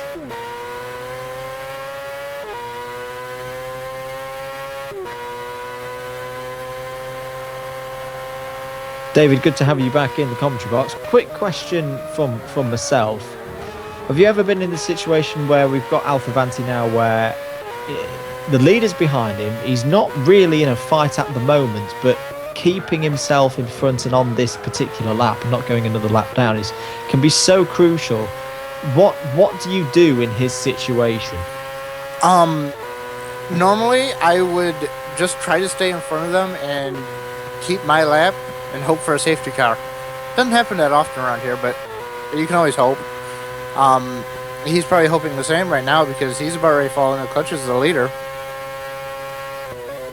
Do you change the way in which you drive defensively? Because if it was for position, I'd imagine you'd really fight your corner. But being, say, a lap or two down, but still knowing the importance of it, do you kind of go half defensive with it? Yes.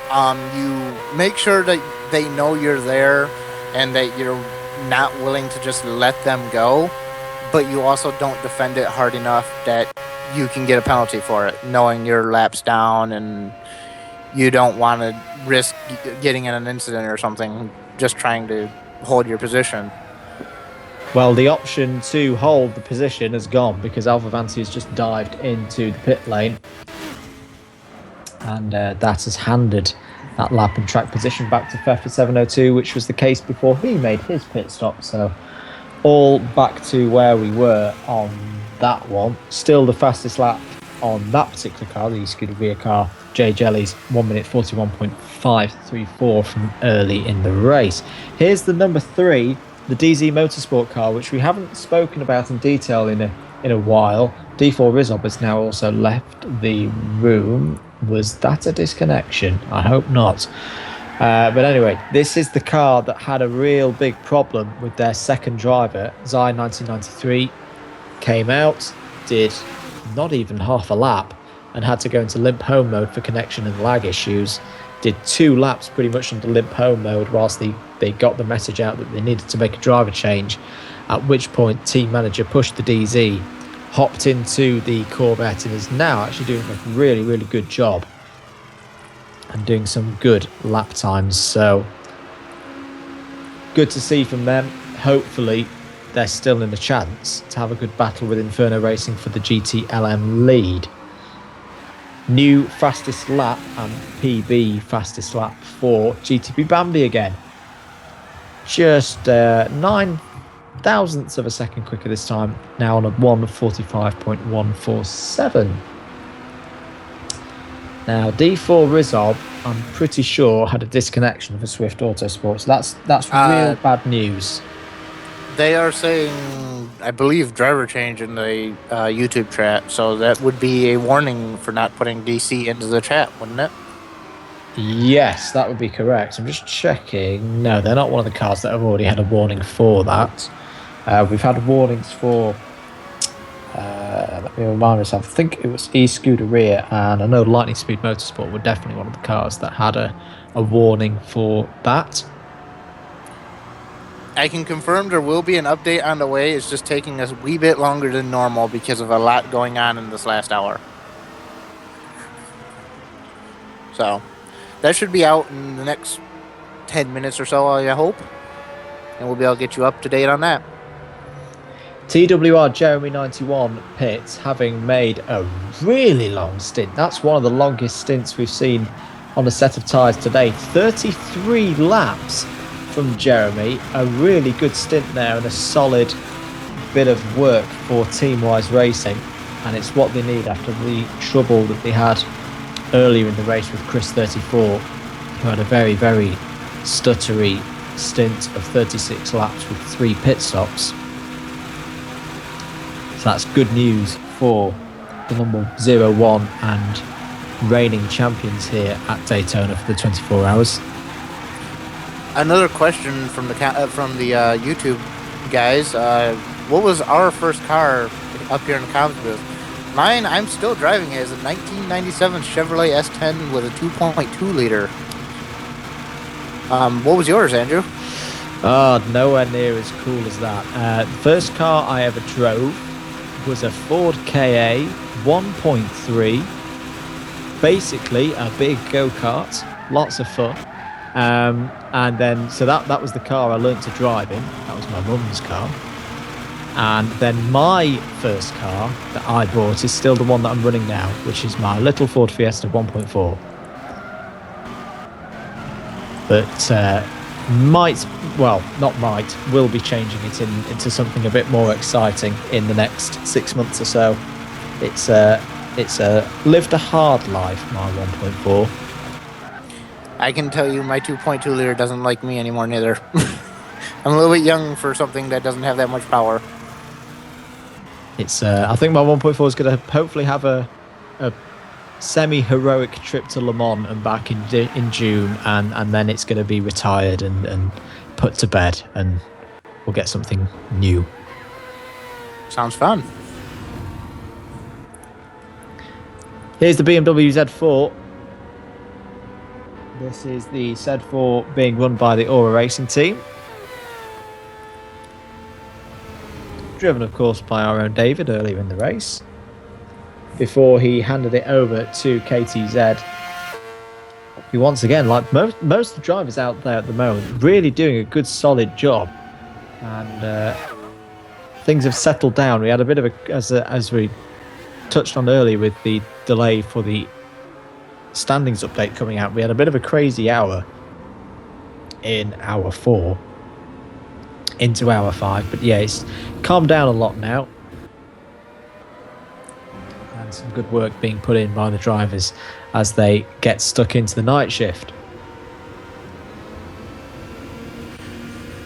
Yeah, it's straight night now. The lights are actually working on the track. The cars in real life would be running their low beams due to the light usually around here. I'm not sure if they're actually doing that around here. I do. It actually helps visibility.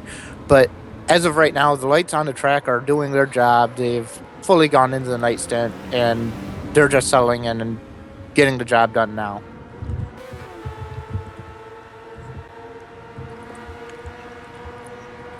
Yeah, confusion in the chat. My mum owned the Ford KA, but it doesn't look like it. But they're one of those cars that I would think if you put something ridiculously big in the engine bay, they'd just be hilariously good fun, because it's so light. Yeah, if you put like the 2-litre engine that used to be in the Fiesta ST before the 1.6e, I'm getting geeky now. If you put the 2-litre that used to be in the Fiesta ST, the old generation before they brought the 1.6 turbo EcoBoost in, that thing would go like stink. And as I say, I've driven the KA a couple of times since say just having to move it around. Since I've kind of stopped driving it, and it does feel just like a big, enormous go-kart with very simple controls. Not a bad car to learn in, and very good in the snow. Very good in the snow. That's important, especially up here. Thin, skinny tyres. A lot of fun right now out there in the winter for me. Luckily, I live in a place where a lot of people do know how to drive, so I get to have fun in the winter when I go out on the road. I actually, do you know what? I'm going to use this opportunity and put a question to you guys. As I said, I'm looking to replace the epic, yes, really epic 1.4 Fiesta. Here's the 2 conditions. It's got to be rear-wheel drive. It's got to be buyable second-hand for less than £8,000 and semi-decent. And it can't be German because I'm English and stubborn. What do I buy? The only thing that I can think, and also I'm having a bit of a boycott of Nissan after the way they treated their LMP1 engineers. So that's another brand that's out. At the moment, I can only think in that price range Mazda MX-5, which I'm all right with. But I need ideas, guys. What else do you think I could buy? No idea. I don't know what 8,000 pounds converts to an American dollar, so I can't give you an idea there. Let me get some quick conversion on the go. The real problem is I've got eyes too big for my head. The 2 cars that I've really got my eye on, that I'd really love. One's Toyota GT86. You can't get those for under £8,000. And the other one, which, yes, I may be able to get through work, but I would probably have to live in the car for 2 years to be able to like use it, is the new Focus RS. Because that thing's just ridiculous and a lot of fun. £8,000 at the moment is about 11.5 grand. Ooh, you can get a lot over here in America for that. I know. That's the thing. You can get a lot over there, but not over here in England because our used car prices at the moment are ridiculous. Can't help you because I could list off an entire list of cars that were real drive that I could buy for that much. Mm. And they'd be decent cars too. Anyway, I'll put that to you guys. What if you had $11,500, £8,000, and you wanted a rear-wheel drive car that's not German? What would you buy? I see Honda S2000 already on the list.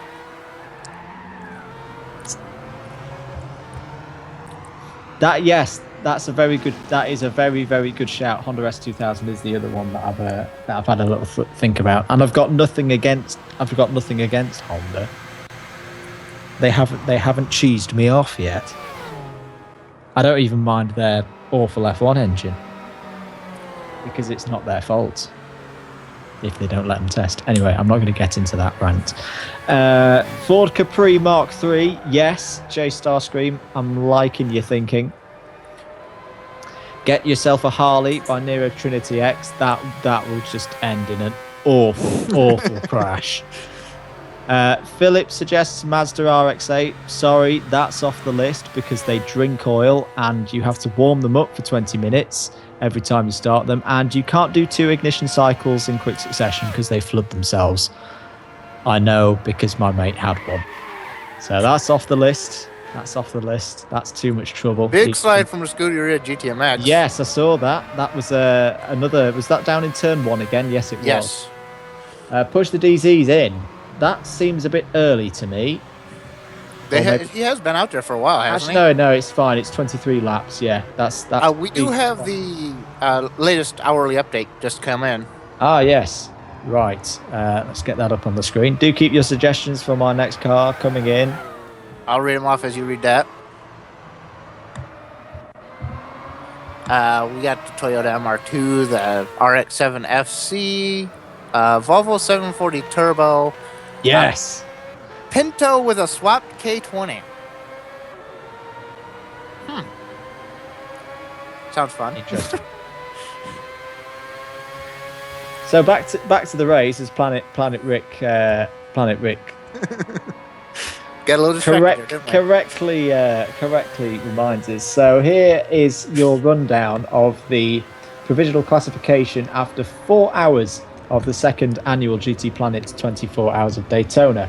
In the lead of the race, having completed 143 laps, the Team Midweek Motorsport races: Glenn Al's 81, Stig's TC, TNR 5 Zygon, TNR Beffa 782, and TNR Rebellion. Second place, Team-Wise Racing on 139 laps, Team-Wise Racing. Third, and leading GTD, WRS North America on 138 laps. Brilliant first 4 hours for those guys. And fourth, leading GTLM, DZ Motorsport in the Chevy Corvette on 138 laps. Fifth and second in GTD, Lightning Speed Motorsport, the number 77 Ford GTLM Spec 2 on 137 laps.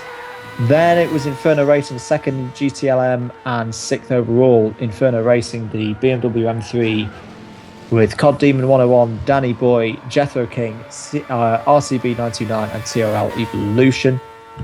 Then comes eScuderia GTMX in the Mazda LM55, third in DP, 136 laps. So they've had their issues, of course, as mentioned. Eighth Aura Racing Team in the BMW Z4 GTE, third in GTLM. Then it's the Storage Trunks SRT Racing Team in their Mercedes-Benz SLS AMG. Something's going on there with the DC. We'll come back to that. Storm Pacer 17 has got in. Apologies, I've missed that whilst I was reading the screen. Swift Auto Sport were next, 130. My screen's gone weird. Great time for that to happen. So they were 10th. Apologies, I can't quite see how many laps they'd done. 131. 11th, Venator Racing, BMW M6 GT3 in GTD on 129 laps.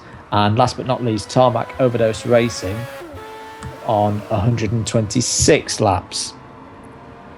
Right, what has been going on here whilst I've been looking away from the screen? It looks like they had a panic driver change with Storm Pacer. Not sure which team that is. Hang on, let me pull up my list here.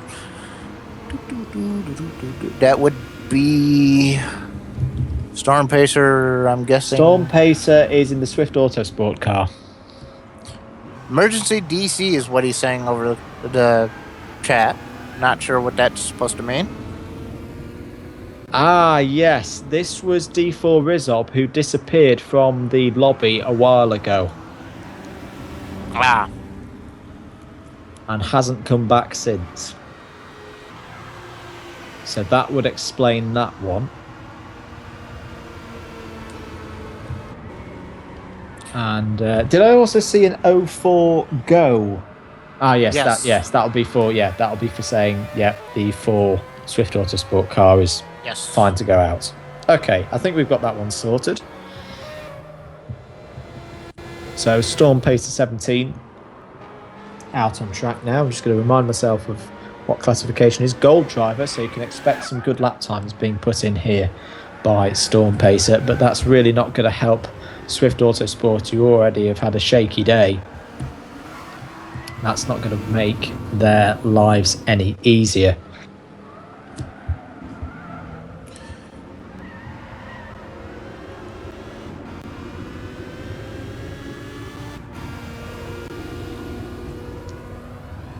So here's the 79. This is the car that has, in the early parts of this race, traded the lead in GTLM between itself and the number 03 DZ Motorsport Chevy Corvette. Really has been one of the highlights of this race so far. They are now second in the class, but the gap is much closer after the problems for the 03. So the 79 had a collision with the Team Wise Racing 01 that's currently in second place. Those two cars both recovered, but a slow driver change meant that the 79 lost about 4.5-5 laps initially on the 03. The 03 then hit its own problems, and that gap has been closed considerably, but it's still advantage DZ Motorsport.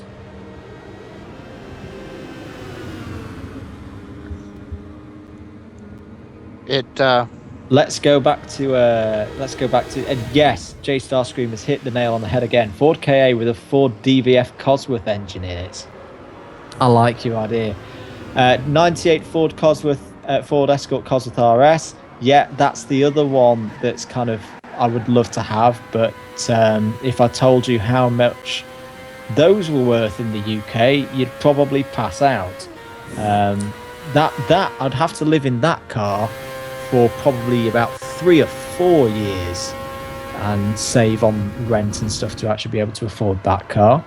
But yes, you're very right, that is one of my favourite cars of all time. What else have we got here that could give me inspiration to buy? XKR Jag once again. Well, for those of you that don't know, I work for Jag, so sometimes I get to play in them. But again, way out of my price bracket here in the UK.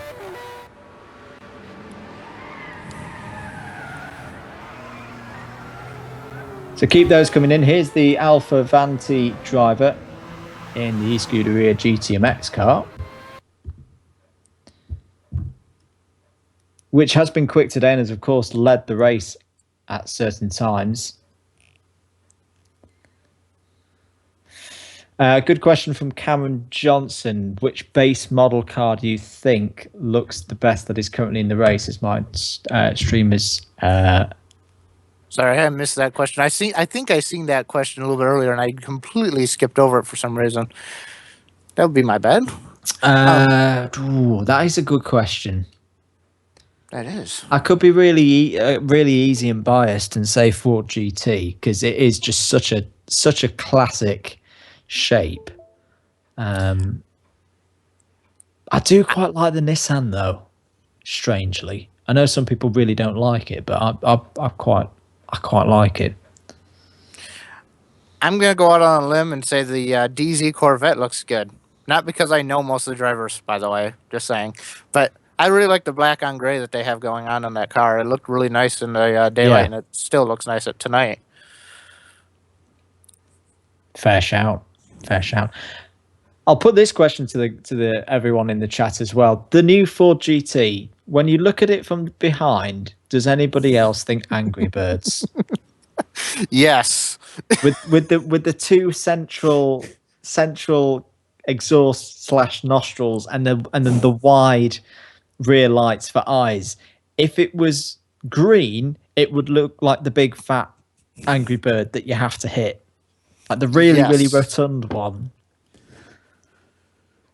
I kind of spoilt the allure for someone of the GT last week when it was at Autosport. I still love it. I still think it's going to be brilliant at Le Mans this year.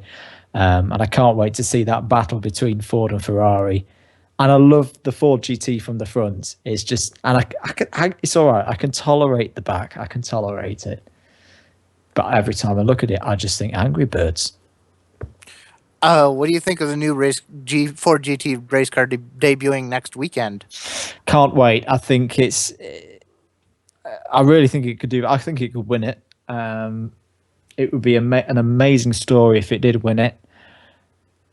But I think for those guys, they'll be looking to just get through the race and get as many miles on the car as possible, and give it a good showing. And as with any big endurance racing project, if they'll either want to get to the end of the race or be very quick and at least be in the mix in the first half of the race. I always think back to Toyota when they came to Le Mans a few years ago, and they knew they weren't going to finish the race, but they were quick enough to at least give Audi something to think about for the remaining races in the season.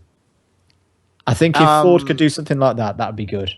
We have to reset. We will be back on in about 60 seconds. Just doing a live stream reset. As you guys can see, really, really laggy right now. So we will be back in about 60 seconds. It will be a radio show at that point. Today. Logic Line has left the room for no apparent reason. I hope that is not a disconnection. Logic Line in the Storage Trunks SRT. Unfortunately, I did not see whether he was due for a pit stop or not. Apologies for that. Storm Pacer, good lap by Storm Pacer of 46.019, which I think is the fastest Swift Autosport lap that we've seen so far today. We are now back on the stream. Apologies for that little glitch.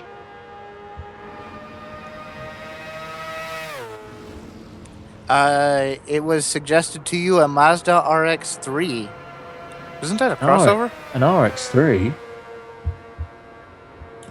Or am I thinking of something else? I didn't even know there was an RX-3. Is that like a really, really old one? That's what I'm thinking. Google time. Let's see what it is. There's a beautiful red and black one as the third picture on a image search on a certain search engine. Yes, that looks quite good. These are all good suggestions. And my Google search is blocking my YouTube.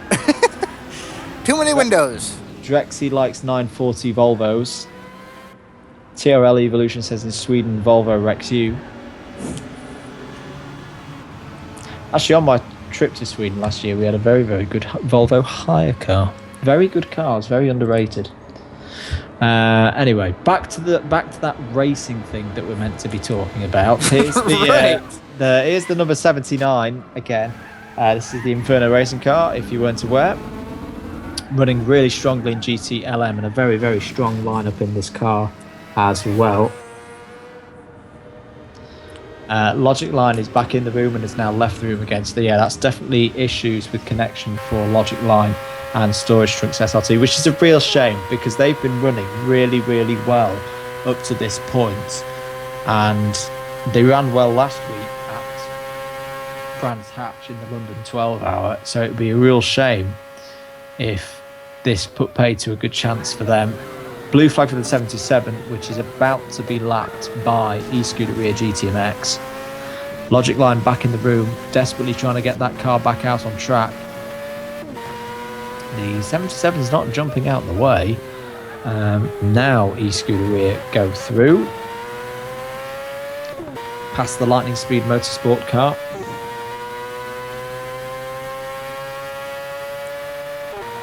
A little bit of insight into the mind of a Z4 driver. He says he hates the Z4. Alex, who just got out of the car. That's a good one. Excellent stuff. Yeah, I've had a bit of experience driving the Z4 or the Z4, we'd call it over here, and it's. I think when you can get it in its fine spot, it can be a very, very good car. But it's finding that fine spot in the first place that I found. It was close before the race, and I never quite found it, so I went with what was closest to it. And I feel bad for him. We didn't have enough time to really help him, so he was finding his own stint stuff.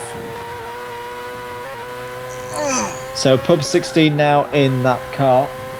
He's on his second full lap, so we'll be able to see what kind of pace he's got in a moment. There is a blue flag for the 79. On board still with Alpha Vanti, who has completed my screen saying 46 laps of this stint, but it's longer than that. I can tell you that for sure.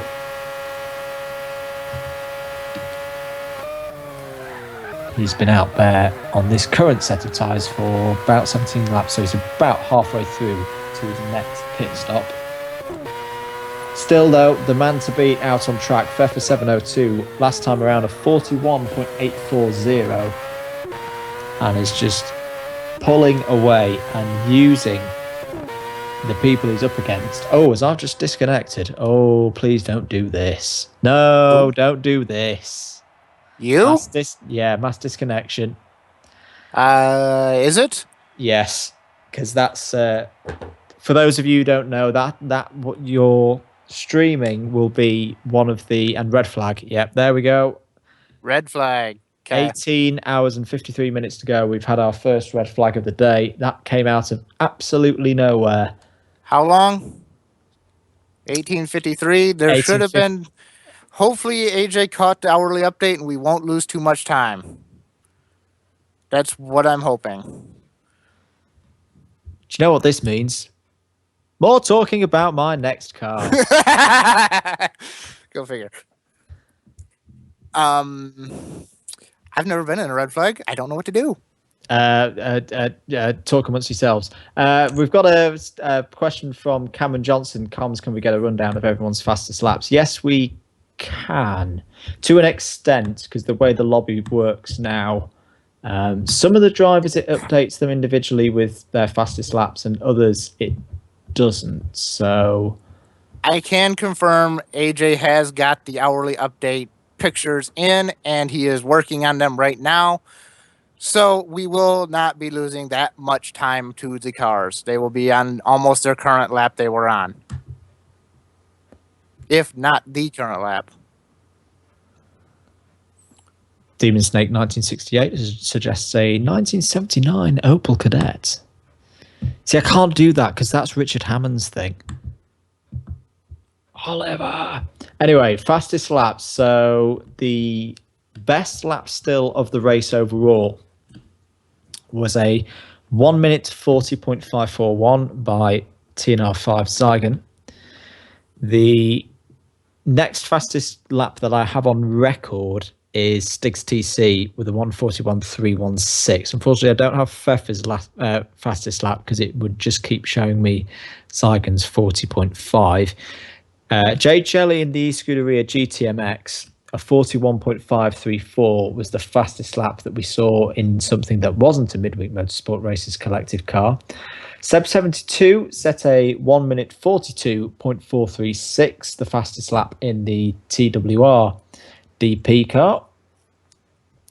Moving on to GTLM, fastest lap and new lap record for GT machinery round Daytona in GTPlanet races, a 1:44.389 in race conditions for TRL Evolution and Inferno Racing. The next fastest GTLM will have been Push the DZ for DZ Motorsport, a 44.711. Moving on to Aura Racing Team. I think it's still you, David, who's done the fastest lap for Aura Racing Team, a 1:46.84. Don't know where that came from. I run 148s around this track, so. Well, take it home to the bank. It's a good lap time. Swift Auto Sports, fastest lap from Z-Play was a 1:48.014.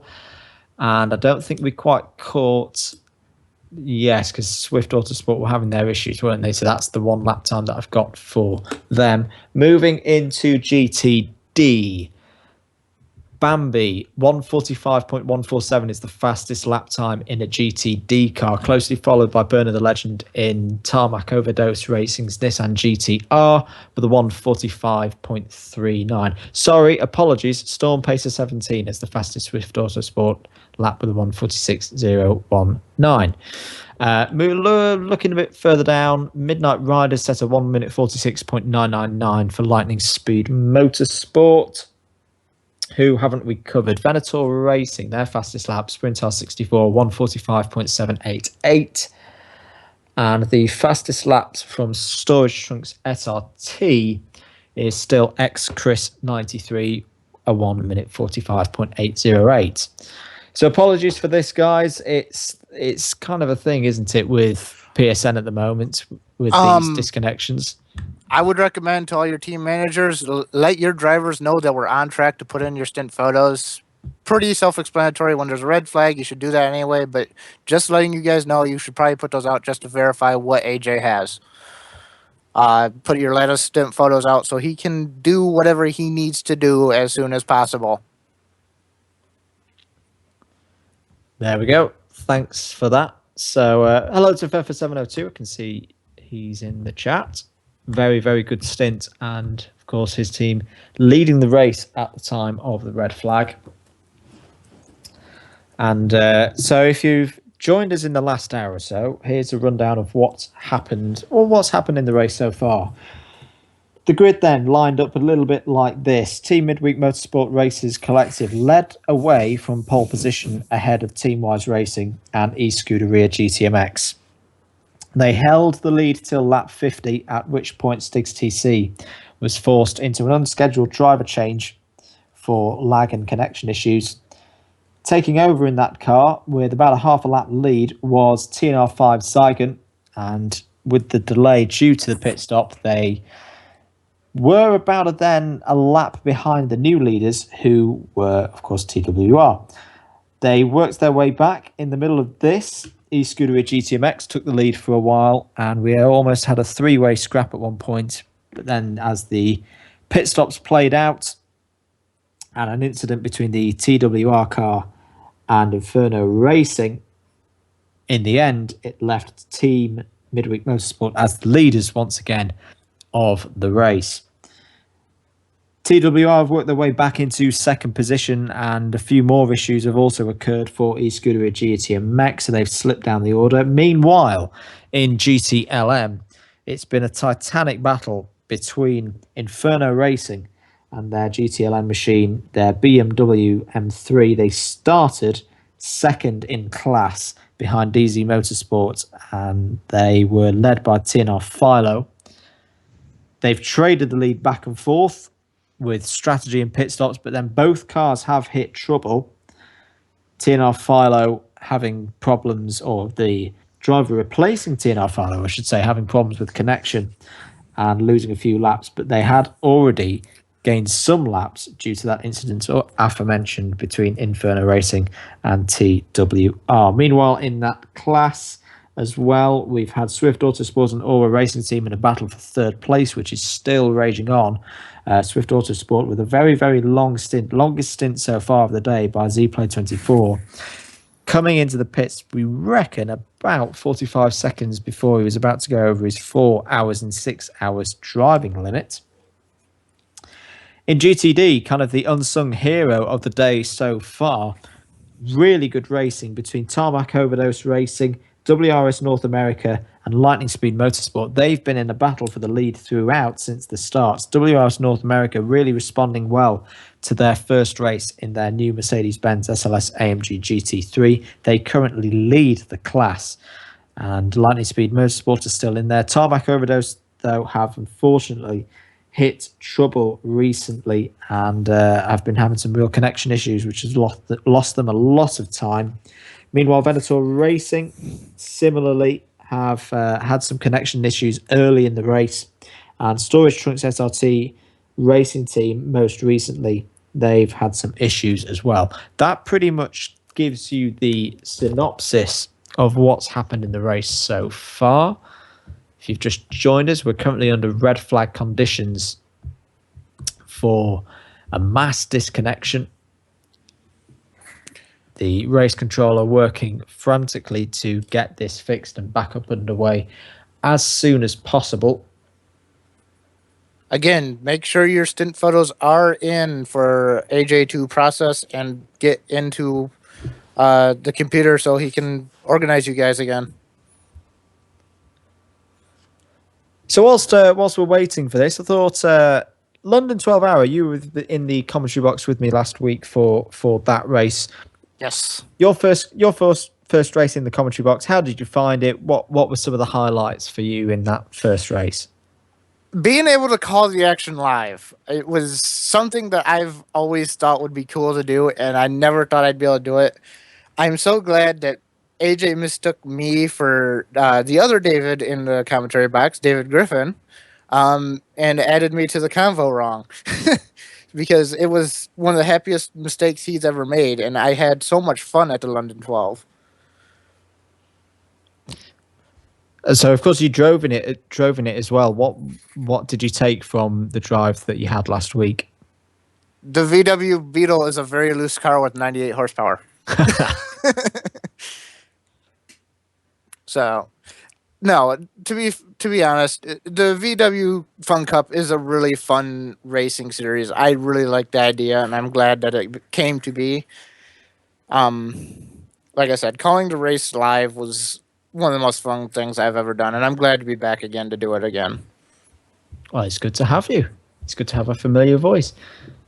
Talking about familiar voices, just to give you a little rundown of what you can expect, we'll have uninterrupted pictures of the race all the way to the end. Unfortunately, we can't commentate on the whole race. We'll have a 3-hour break where we will show you, or you'll listen to, some of the highlights from the previous year. The karting series will have rounds 6 through 8 replayed for you there. And then we'll have our franchise announcements, which we had earlier in January, to go through all the teams that are going to be competing in the sports car series this year.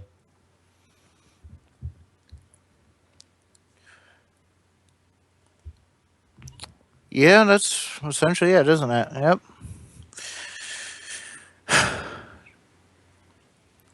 Sorry, I'm currently busy doing a couple of things. That's okay. You know, still driving. I'm not a team manager for this race, but I'm still driving, and my team still takes priority over everything else, just making sure that they're doing everything they need to do. But as a driver, I'm sure you guys in the comments section understand, as a driver, you really got to pull for your team. So if you're out there doing something and you get word that your team is not doing very well, you like to be on top of that. At least I do. I'm not sure about everybody else out there. Because as a team member, can only think that the team is strongest as weakest link, and personally, I don't want to be that weakest link. But I'm gonna have to say I'm gonna thank the ORA team for giving me an opportunity to do both the racing and commentary. They worked with me as I was scheduling the commentary box to make sure that I got my rest and made sure I got the time that I needed for commentary. Hugely grateful to Pubs for working with me so much on that. It's been great fun so far. How are you enjoying the race so far?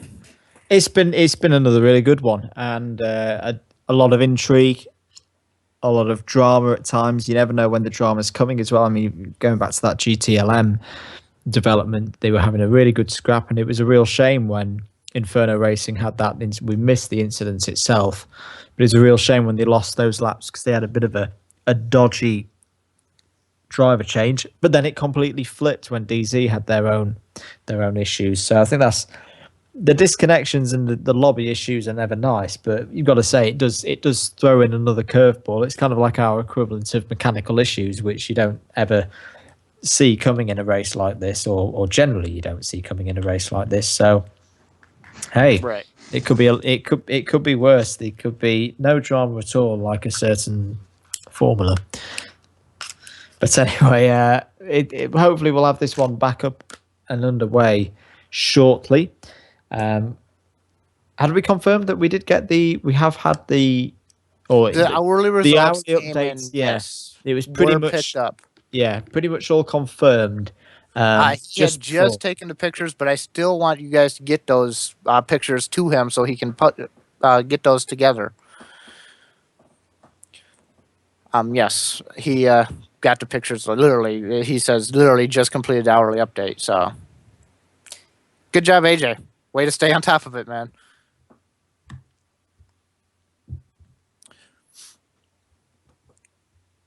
Sorry for interrupting you there. It's all right. Cameron Johnson asks, "Can I join comms?" Yes, you can. If you get in contact with AJ, say you'd like to have some experience, we can see if we can get you on board. I started with an interview. Yeah. I remember that. That was the franchise announcement, wasn't it? To be honest with you, I have to be honest because a lot of my people know this. I woke up literally 5 minutes before I got in the comms session with you guys. Hey, that's all right. I'm not gonna lie. I've done that as well on certain events where just gotta get my sleep. Just gotta get my sleep if I'm doing a long stint. But it wasn't so much that two things happened there that really made it hard for me to do that interview. One, I had just gotten promoted to be team manager of the Endurance Experience literally 10 minutes before I got into the session, and I had just woken up. So that interview was really rough for me, but I did it, and I'm so glad I did. Now I'm having so much fun up here in the comms booth. There you go. What more encouragement do you want if you're looking to be involved? We're always looking for the team to grow and get more people involved, especially people around the world, especially for these 24-hour races where it's difficult. I mean, as we've said before, AJ stays up for 24 hours. I really don't know how he does it. Because I definitely couldn't. I'd just keel over, and you'd probably get a smash into a microphone at some point as a fall over and collapse from tiredness. But yeah, we always, as I say, we always need people to be able to hopefully cover a whole 24-hour race. So yes, get involved.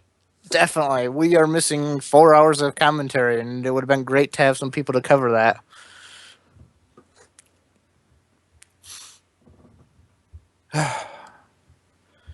So we're waiting at the moment to get this one back up and underway. We've been red flagged for... Oh, I've forgotten the time we stopped. It was 53, I do believe. 53. I can go back. Hang on. I have the thing paused, so I can go back to see. We got a red flag that's blurred. We were running at 19. Let me play that back a little bit and see where we were. I'm gonna go here. Still running at 1856. I believe we disconnected around 1853 to go. That sounds about right. Philip asks, have Deppert been in the car yet? This is one of the drivers for WRS North America. No, he hasn't. Not to my no, he hasn't been in the car yet. So far in that car, we've had GTP Bambi, who was in the car at the time of the red flag, and GTP Oz. So yeah, we haven't seen Deppert, the gold Danish driver, yet.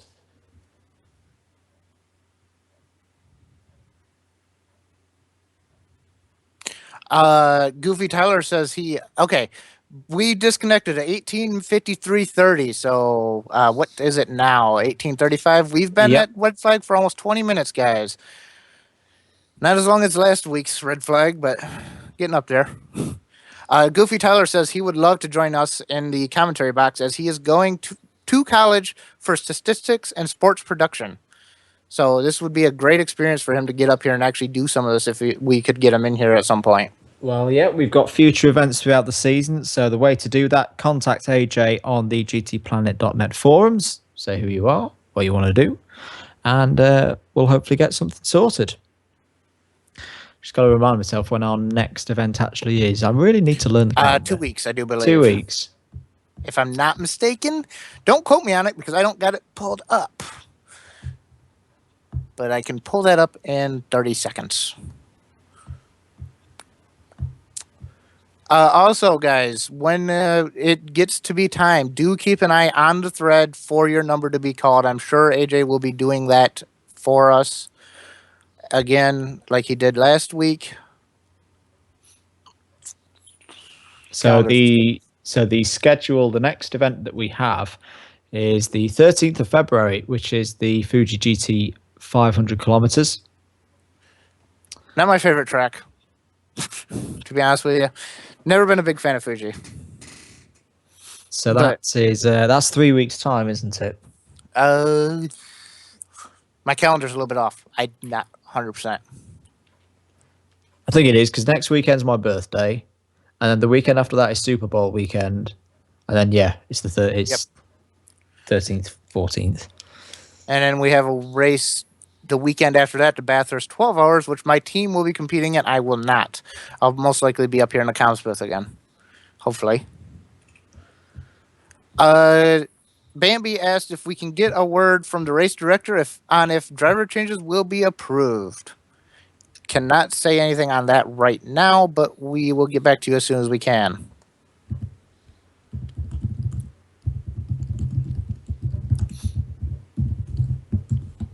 Yep, we'll get an answer for that as soon as possible. Thank you to the 62 of you staying with us. We will be back and up and underway very, very shortly, we hope. After the Bathurst 12, we have the Bathurst 6 hours, which has TCN1 and TCN2 on the 19th and 20th of March. Again, another race that I might be competing in, not 100% on right now. The 24 hours of Nürburgring, probably the biggest one for me, is on the 13th through 22nd of May. We'll be featuring GT3 Pro, TCN1, and TCN2 around the combined circuit. That is probably my favorite race of the year. What are you looking forward to, personally? Spa. I really liked the Spa races we had last year, and it's a track that I love, and hopefully might go to the Grand Prix this year. So we'll have to wait and see on that one. But yeah, what a track, what an event. We had two really good events there last year. So hopefully we can have another one back there, whether it be the 6 hours or we had the 6 hour WEC Star race and the 24-hour race as well. Both brilliant races. So yep, that's where I'm looking forward to going back next year, or this year, I should say. After the Nürburgring 24 hours, we'll have the Silverstone 6 hour on the 10th and 11th of June on the national circuit, featuring the VW Fun Cup Pro and Pro-Am team. Then after that race will be the Silverstone 10 hour, featuring TCN1 and TCN2 on the international circuit on the 10th through 12th of June. After that event, we are not confirmed on what platform this will be on, but it is 24 hours of Spa-Francorchamps and the 16th through 24th of July, featuring GT3 Pro and GT3 AM. So that'll be a GT3 only race. Looking forward to that one. Afterwards on that one will be the 1,000 kilometers of Suzuka on the 19th through 21st of August on the Grand Prix circuit for GT500 and GT300. After that event should be the... I just all of a sudden lost it. Hang on. Okay, I'm back. The 6 hours of... I'm not going to try to pronounce that. It'll be the 10th and 11th at the Nürburgring Type V GT3 AM, and TCN2 will be the stars of that race. Is a non-confirmed platform event as well. 25 hours of Spa-Francorchamps, breaking the current record held by the GTPlanet for the longest single race on the GTPlanet Sportscar Series, formerly known as the Endurance Series. Held on GT6, featuring the VW Fun Cup Pro and Pro Am on the Spa-Francorchamps, and that'll be the 1st through 9th of October. And that should wrap up our season as of right now. We should hopefully have more events sometime, as not 100% so far. So there we go. That is our calendar for the rest of the year.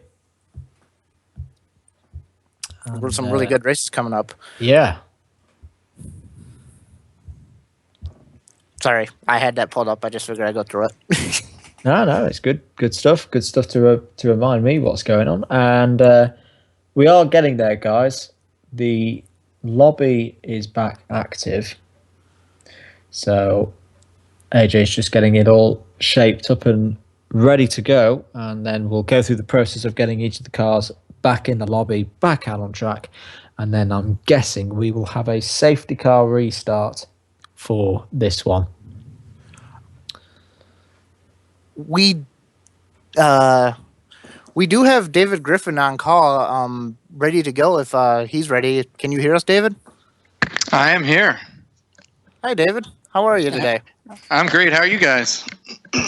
Fantastic. What I missed so far? I haven't been on past 45 minutes. For the last 20 minutes, you've not missed much because we had a mass disconnection. So sounds like London all over again. Yeah. I'm afraid. Yeah, it's kind of similar to what we had last week, but hopefully we'll be able to get it back underway. Now, Mr. Griffin, I always remember back to this time last year, and I think I'm right in saying, did you get pole here last year? No, the Delta Wings did. Ah, right. I remember you did very well. I did get sacked in the bus stop on the first lap. I'm going to take it that was Philo that did that. That was Philo. Famous incident. Everybody's talking about it. So, no, we did win our class though. We got second overall and won our class. You were GT500, correct? No, I was in the LMP2, and I was doing the same thing that you're doing this year. It was a driver development program in the P2 class, and we almost won the championship. Lost by 10 points. Okay, I was not 100% on what you were doing. I do know you were one of our main rivals last year in the LMP2 class. Now that you mentioned it, I thought it was GT500. Yeah, ABC last year focused on the prototype class. We've ventured off into GT3 this year. I've got some new drivers for GT3, so they'll be interesting to see how we do. Looking forward to that. We'll be on track a couple times during the year then together. Sure will. The stream will be back up if it is not already. I'm not actually on the stream, so I'm not 100%. Just waiting on drivers to load into the lobby to get permission. Keep an eye on the thread and wait for your number to be called. Do not join before that, and please listen to AJ as he calls your number. Yeah, I've got pictures back in the lobby. We've got a picture of a big grandstand. Look at that, beautiful. And a lot of people in the grandstands today. A lot of people. And there's the bit where I nearly fell over when I tried to turn on the spot when I visited. It really on the TV it doesn't look that steep. We are going to actually be going off air on the pictures for 60 seconds, also to improve the frame rate. Changes or not. I know AJ's busy, but I don't know if he's covered that yet neither. I'm pretty sure that he'll probably allow it. He's allowed it in the past. But yes, it's not the last driver change of the race, so you never know. Right. It might keep it interesting. Andrew has just confirmed with me that yes, it is allowed. Oh no, sorry, no, that was me confirming something else. That was me confirming that it's 12:30 UTC. False alarm. False alarm. My bad. It happens. Working out the few bugs of me being a new guy here. So we've been red flagged for about half an hour, guys. If you've just joined us,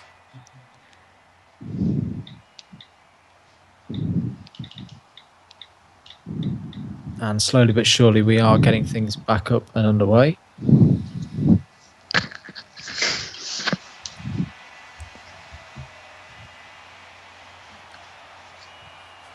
Just to recap the story of the race so far, at the head of the field, we've had, at times, a really, really close battle between the three Daytona prototype cars, all in identical machinery here in the Mazda LM55s. Currently, the race is led by the team that started in pole position, the Team Midweek Motorsport Races Collective, with their team of Glenn Alls 81, Stiggs TC, TNR 5 Zygon, TNR Pfeffer 702 and TNR Rebellion. So far we've seen Stiggs TC, 5 Zygon and Pfeffer 702 put that car currently into prime position at this stage of the race. All three DP cars have led the race at some point. Let's start with Teamwise Racing, who inherited the lead after Midweek Motorsport had to go for a unscheduled pit stop, and eScuderia as well traded the lead with them as pit stop strategies worked their way out. GTLM has been a good battle as well between DZ Motorsports and Inferno Racing, but both cars have had medium issues, shall we say.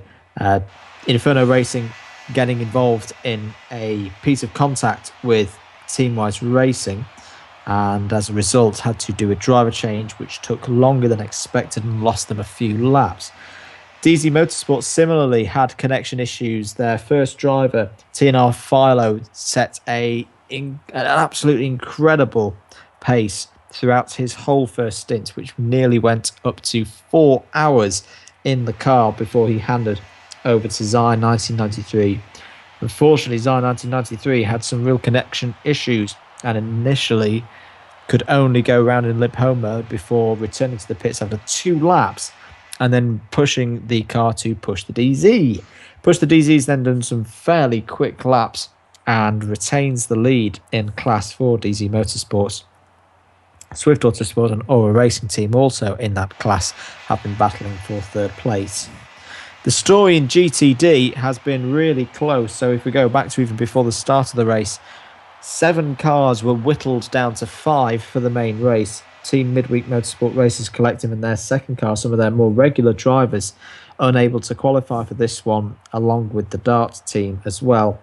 That left us with 5 entering the main race, with Tarmac Overdose Racing taking the early lead in their Nissan GTR Nismo GT3, but going through a lot of tyres during Burner the Legend's stint. They've also had connection issues since, with the 1843 having real problems. That's left WRS North America and Lightning Speed Motorsports as the front runners in the GTD class. Venator Racing and Storage Trunks SRT Racing Team have also looked quick at times. Venator Racing having a bit of connection issues as well. They were the first team to have a disconnection today. So that pretty much brings us up to speed on what's been going on here in the opening The opening 4 or 5 hours here at Daytona for the second annual GTPlanet 24 Hours of Daytona, the second round of the GTPlanet Sportscar Series for 2016. Just got information that AJ has changed, or driver changes have been approved, and he's calling numbers to the lobby as we speak. Thank you. I was just already covered that. He wants you to load to the pits once in type box. So all the drivers that are listening on this thread, that's your instructions, is to load to the pits. Once you're in, type box. Which TWR Jeremy is the first to do. So good signs we're getting back up and away very, very shortly. I saw a question earlier about when are comms leaving or when we're here till. I'm here till 1:30. Me and David Griffin will be here until 6 a.m. UTC, so UTC. 1 a.m. local track time. It's 5:30 UTC. 5:30. 5:30? That looks like 6 to me. No, the line is a half an hour. The number 6 is right on Is it? the top of the hour. Yes. I'd check that. Well, isn't that what? Can you confirm that? Because I thought the black line in between the hours divided it, and that would make it the half hour. I'm believing not- that is full hour. Yeah. If you look at That's the what I'm start, thinking. look at the start of the broadcast. We started at 6:30 UTC. Oh, well, on here it looks like it started at 1800 on my thing, but I'm not trying to argue. I'm just confused. Right. Because the line no big deal. ends at 1900. If you look at it, the black line ends at the 1900 mark. Was it? That's for the pre-show, right? No, on the comms table. At the end of the race tomorrow, it ends at the 1900 mark, the black line. Oh, that would be post-race as well. So, yeah, you are looking at the 1930 mark. It is supposed to go half an hour past 1900. Race ends at 2 p.m.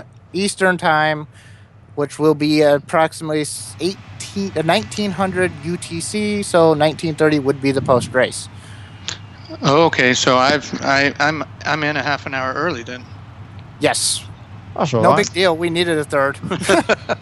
Well, my apologies for being confused. You're excused. This is my first time really doing this, so hopefully I'll know that in the future. As well as me. Yeah. Better half an hour early than half an hour late. Right. Yes.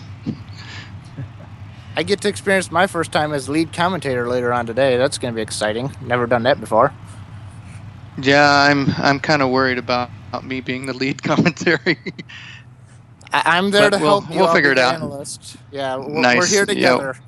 We'll hold our hands. We'll hold each other's hands as we walk through this for the first time. we'll have Rishoff in here to help us too. I think he's been in here before. He has. He's a little bit more experienced than we are, thankfully. I've always been known as a singer, not a talker. Right. Oh, that's dangerous saying that. They kind of have thing said nowadays. they have said in the comms that if everybody stays awake for long enough, the comms team will start singing. I can confirm I will not. Well, I am a professional singer. That's what I do for a living. I can confirm I will not be singing. I'm not singing either, but I am a professional singer. I could start singing, but you will want me to stop very, very quickly. We're having problems with people joining the room, it looks like. That's not good. Yeah, they join and get discoed right away. Z has been having issues with connecting to the room today. So, Yes. but also Pfeffer has just left the room. That might be a mass overload. But that's only 2 people trying to join. Yeah, at the moment we've got 3 cars successfully back in the pit lane. That would be the Team Wise racing car. Storm Pacer 17 is back as well, and the e-scooter rear car is back as well. So just going to run myself Storm Pacer driving for Swift Autosport, of course, in the yellow Corvette. Just wait with us while we do this, and we will be back to racing shortly. We're just getting through some technical issues here, guys. I'm assuming that we'll probably start at the top of the hour here. If everything works right, that's what I'm assuming as well.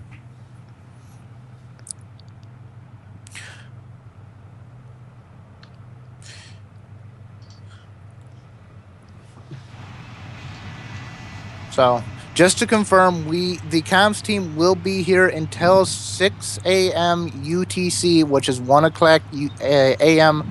local track time.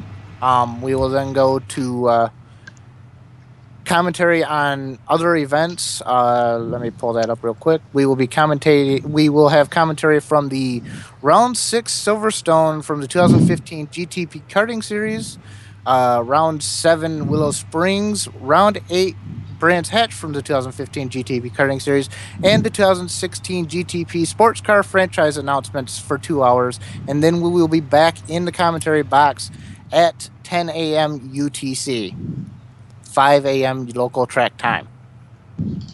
There you go. You can hear me and Mr. Brooks hyperventilating again. Well, at least you won't be snoring. Yes. Yes. I can confirm I will be, but it won't be on comms. Sorry, HP, if you're listening. I had to throw that out there. That is still from last season. That is up there in the top 5. When you just sat there on the Skype call and you suddenly realise, oh my goodness me, now I've got to commentate loud to drone out HP snoring. To be That was fair, just classic. up here.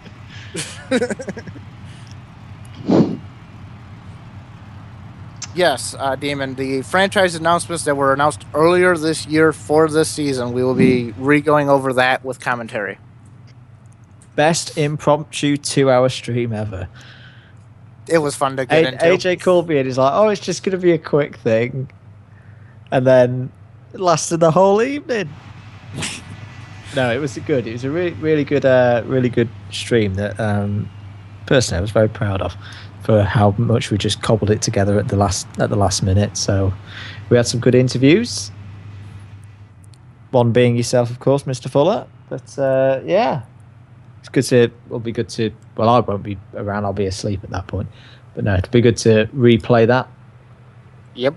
And of course, if you do want to review any of the races, if you say you missed London last week, you can go back and watch the London stream from the GTPlanet London 12 hour. In fact, I can see it. Don't click on it now because we're probably going to be racing again very, very soon. But you can click on the link there to go back and relive the first race of this season. Huge shout out to Goofy Tyler 1995, who's going to be celebrating his birthday tomorrow. Happy birthday, Goofy. Good to hear you're turning 21, as I can tell. Enjoy 21 because after 22, it's all downhill. I can confirm. It's all going south from here. Anyway, thank you to I always mispronounce this. Rorschach, sorry if I've pronounced that wrong. People saying on Twitter that PSN is down. No. Yeah. PSN is up for Peelster, and if I were to sign in, it'd probably be down for me. I could turn on my PlayStation 3 and see. Well, if PSN was down, I don't think we'd have a room up, would we? No. So that might just be for certain regions. I've just been randomly disconnected. Have fun being disconnected. Excellent. So yeah, apologies guys. Looks like things are beyond our control at the moment, and we're a little bit more serious. See forums, guys. We have just been informed. Yeah, we've lost the whole room. The forum. We've lost the whole room. This ain't good. Just as we were saying. So maybe it is a PSN problem.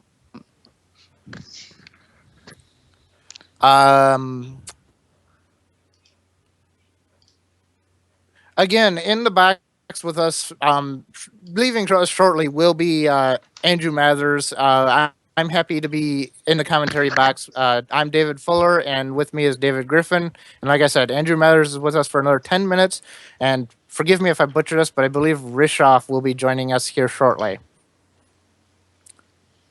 So, we will be getting another commentary folk in here, somebody that's experienced, like Andrew. Thank you for walking us through this. Oh, don't use that word. That's dangerous. Experience. But no, it's a shame, this red flag, because we were having a really good one up to that point. It's only a temporary reset. We'll get right back to the grid racing. Yeah. But we'll hopefully be back and up and running in the next 15, 20 minutes. It does take a little bit for this to go through when this happens, guys, so be patient with us. We can't just pop the room back up willy-nilly. We got to time everything right to get the room up. So work with us here, guys, and don't push anything that you don't need to push.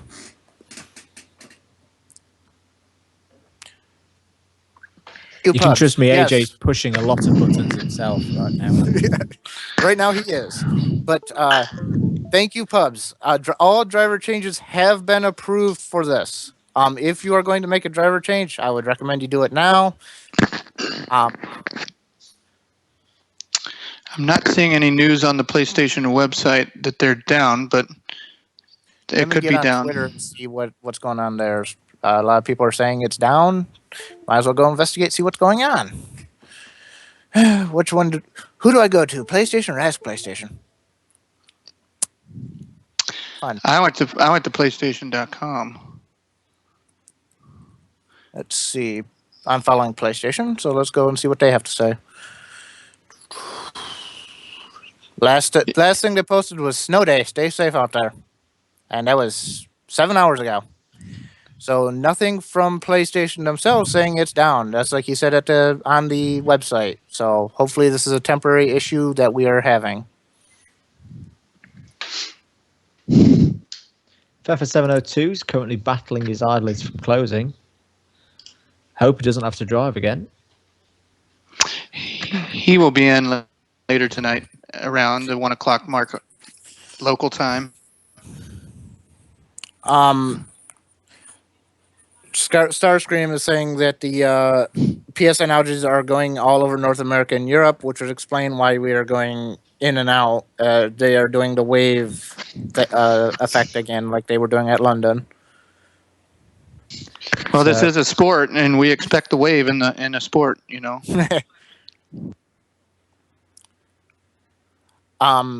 So Road Rage Dudes, red flag. We've had a mass disconnection from the lobby at how long ago was it now? What time are we? I can't confirm that. It was 18:53:30 when we 18:53, and with the race to go, and we're now at 18:06. So we have a lobby up. AJ just opened a lobby. Good to know. So we should have videos soon. Again, wait for AJ's instructions before you join the lobby. Wait on the forums, watch the forums, and make sure you do as he says.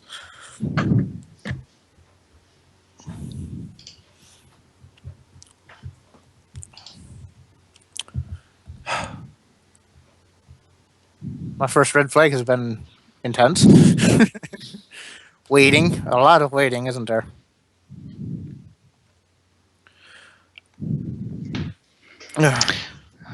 That's a lot of life is hurry up and wait. That's how you do it in the entertainment industry.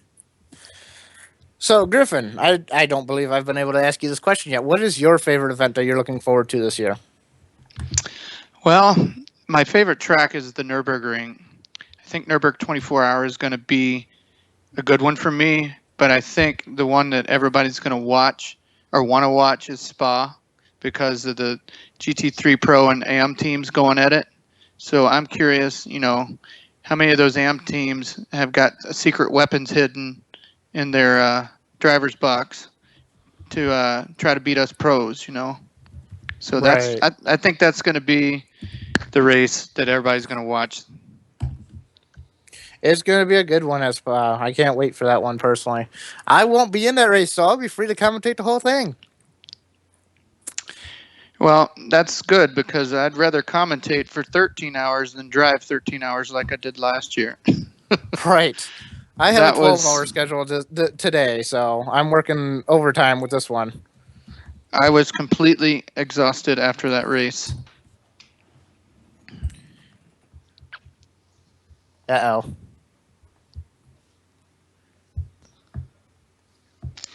So what's your track that you're looking forward to, or the race event this year? My favorite event will be the NERB 24. I've never been there. I've heard all sorts of good stuff about it. I've never been there, and I can't wait to get there. Well, it is a tough race. It's definitely a driver's track, but it's going to be a tough race. So good luck with you and your team. Just hoping we can qualify. Oh, yeah, that's right. Everybody makes Bathurst this year, and then there's, what, 2 going to be cut from, 2 pro teams, I think? Yep. Yes. I think you're right. 3 teams for TCN1 will be cut, I do believe, from the Bathurst race. So. And I think 2 from GT3 Pro. And as far as I know, I'm not sure. You're talking about the Nürburgring 6-hour Type V, no, right? 24. NERB 24. So you're in the TCN1 class as well? Yes. All right. What class are you in? GT3 Pro. Okay. Making sure we ain't competing against each other again. Come on. That would be 2 years in a row. Yeah. Yeah. To be honest with you, we had a really good championship battle last year, and I'm glad to be part of that. Awesome. I do want to congratulate you last weekend, having all those disconnects and then coming back up to a 10th place finish. That was pretty cool to watch you guys come back up through the pack. Unfortunately, the non-rookie drivers made mistakes that cost us that 10th place. We didn't get stint photos in, and we lost a lot of laps and officially claimed 13th. Good drive, nonetheless, for my drivers, I will have to say. You guys didn't give up, and that is something to be said about. Right. Yeah, I know. I lied to you guys. I told you I wasn't going to be back in the car. Turns out, as I said that, one of my European drivers disconnected as he was supposed to go in the car. And I had to step in for him to get reconnected while we drove. So that was the reason why I was back in the car after I said I wasn't going to be. I see. I know you guys was talking about me. I watched the replay. Looks like Andrew's posted some fastest laps. If you want to read through them, that would be awesome. Yeah, I thought I'd do that before I disappear off and take all my data with me. So let's have a recap of those fastest laps. This is a mix of laps that we got, but at least every single car and its fastest lap is covered in this. Fastest lap that we've seen so far in the second annual GTPlanet 24 Hours of Daytona. TNR5 Zygon for the team midweek motorsport races with a 1 minute 40.541. Second fastest driver, also from the midweek motorsport races team, Stiggs TC with a 141.316. Jay Jelly for eScuderia GTMX set a 1 minute 41.534. And Seb72 and his very, very steady stint for Teamwise Racing, which put them in, they were in the lead when Seb72 brought that car into the pits for his driver change, a 1 minute 42.436. TRL Evolution is the fastest man in a GTLM car, not just today, but including last year as well. The new lap record for GT machinery in race conditions around Daytona for the Sportscar Series, a 1 minute 44.389. Chris34 has set, on my record at least, for Teamwise Racing, a fastest lap of 1 minute 44.409. Push the DZ for DZ Motorsport, fastest in that particular car, 1 minute 44.711. Closely followed by teammate TNR Philo with a 1 minute 45.007. Moving into GTD, GTP Bambi is currently the fastest man, or driver I should say, in a GTD car for WS North America, a 1 minute 45.147. Burner the Legend was very, very quick for Tarmac Overdose Racing with a 1 minute 45.39. Sprintar 64, very long stint for Venator Racing, fastest lap in that stint, a 1 minute 45.788. And X-Chris 93 for Storage Trunks SRT set a 1 minute 45.808. Storm Pacer 17 hasn't been out on track for very long before the red flag, but was out long enough to set a 1 minute 46.019. And GTP Oz also did a very long but very good stint for WRS North America. 1 minute 46.371 was his fastest lap. Our own David Fuller, also known as Fallen Log. First 12. Honest mistake, it happens. Well, that's the next race I'm in. I'm wondering if that's why I said that. This is the next race my team is in. I'm scheduled to be in the Fuji 500, but I'm not sure if I'm going to be in there. We are back live at Daytona. We are waiting on drivers to enter the room. Please watch these forums to make sure and listen to AJ. He will call your number when you are to come into the room. Excuse me. You're all right. Thank you to the 58. I just saw 58 as the count for a number of people watching the stream at the moment. Oh no, it's just shot down to 40. Oh dear. Anyway, it must be still, me. I've got 35 watching. to anyone still watching, thank you for sticking with us, and we're having another go now at getting this race back up and underway. I can see people coming into the lobby, and fingers crossed and toes crossed, cross everything, that we'll get this race back up and underway very, very shortly. So speaking of Fuji, who do you guys think is going to be the GT500 car to beat? I'm going to need to remind myself of who's got the GT500 ones first. I think I've got that pulled up as well. Nope, that would be the Daytona entry list. My bad. Yeah, I've got the Daytona entrance as well. I can pull it up, though. I'm already on the notice board. Full season entry list. All right, so in the GT500 class, we got Better Rivals Racing, Inferno Racing, ABC Racing, Team Wise Racing, DZ Motorsport, Top Notch Racing, and Escuderia GTMX. That's a lot of strong teams. It's hard to a lot of strong pick teams. one. Yeah. Off the top of my head, thinking back to their running in GT machinery last year, and remember when they were in the Lexus, team-wise were very, very strong in that SC430 last year. So they've got a proven track record in that kind of machinery. But as you say, all those teams, they are all really, really strong teams, and on their day can have the talents to take a race win and multiple race wins and eventually a championship. So I'm really stumped with that one. I have no idea who's going to win that. Yeah, it's a toss-up for me. I can't really pick one particular team.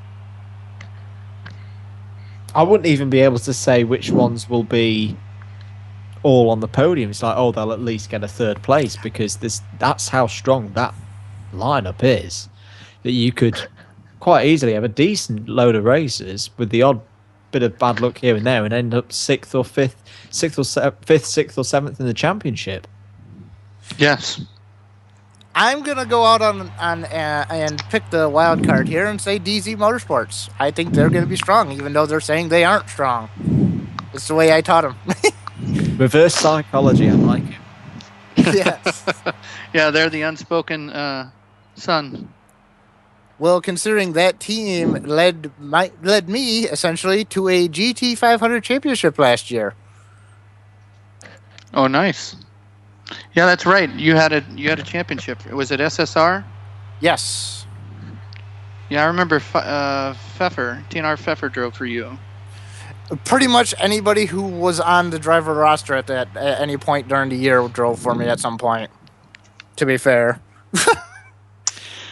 Well, I think we have two drivers for ABC. DeBomb 330 is my team manager for that class, and so I'm not exactly sure if we've confirmed one of the drivers, but Cross 24 is going to be one of my drivers. I'm thinking that Lloyd's Elite 69 is my other driver for that team for the 2 Series race. So it'll be interesting. I got 1 platinum and 1 gold driver, and they both love that car. So we'll see how it goes.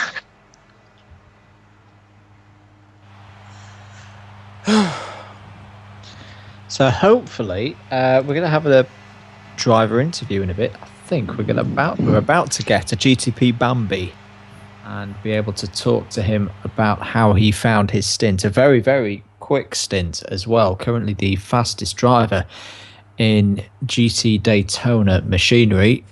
Bambi, can you hear us? Yeah, what's going on, guys? Hey Bambi, great to have you in the commentary box whilst this red flag's going on. What can I say? What an absolutely brilliant stint you've had for us in the last couple of hours in the WRS North America car. How from your perspective has it gone? The race up to this point's actually gone really well for the WRS team. We've seemed to execute the plan for the most part. This red flag kind of throws a quirk into our scheduling, and we'll have to work around it. But shouldn't be too hard. Oz had an amazing first stint, really put us in a good position when I got in the car, so I was just able to punch laps away. Not really having to worry about everyone around me. It's just do lap after lap, forget about everything, and just get your stint done, really. Good stuff. So last year, anyone who will have followed the endurance series will no doubt recognise the team name and some of the driver names that you've got there. You've got good continuity from 2015. Of course, the major changes, you've changed car. Of course, you were in the Audi last year. You're now in the Mercedes. What's that transition from one car to another been like in the off season? The team really, really, really likes the Mercedes. This car is, albeit the Audi was a good car. We all enjoyed the Audi, but the way this SLS handles, it fits right into our particular driving styles. All of us, most of us, if not all. We got up to speed in the car really quickly. We can extract more from the car. Sorry about the sirens. Hold on. That's all right. It's better than snoring. Yeah, and we have, I think being a FR layout compared to the Audi's mid-engine, we have a lot more confidence putting the power down out of the corners than we did last year.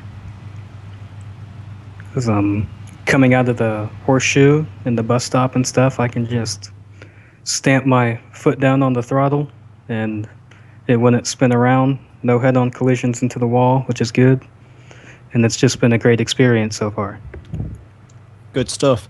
So last season, I always noted that the way your team went about their races, you were always very, very solid. You were never a team that were making many mistakes and bringing yourselves to my attention of hitting walls and hitting other cars.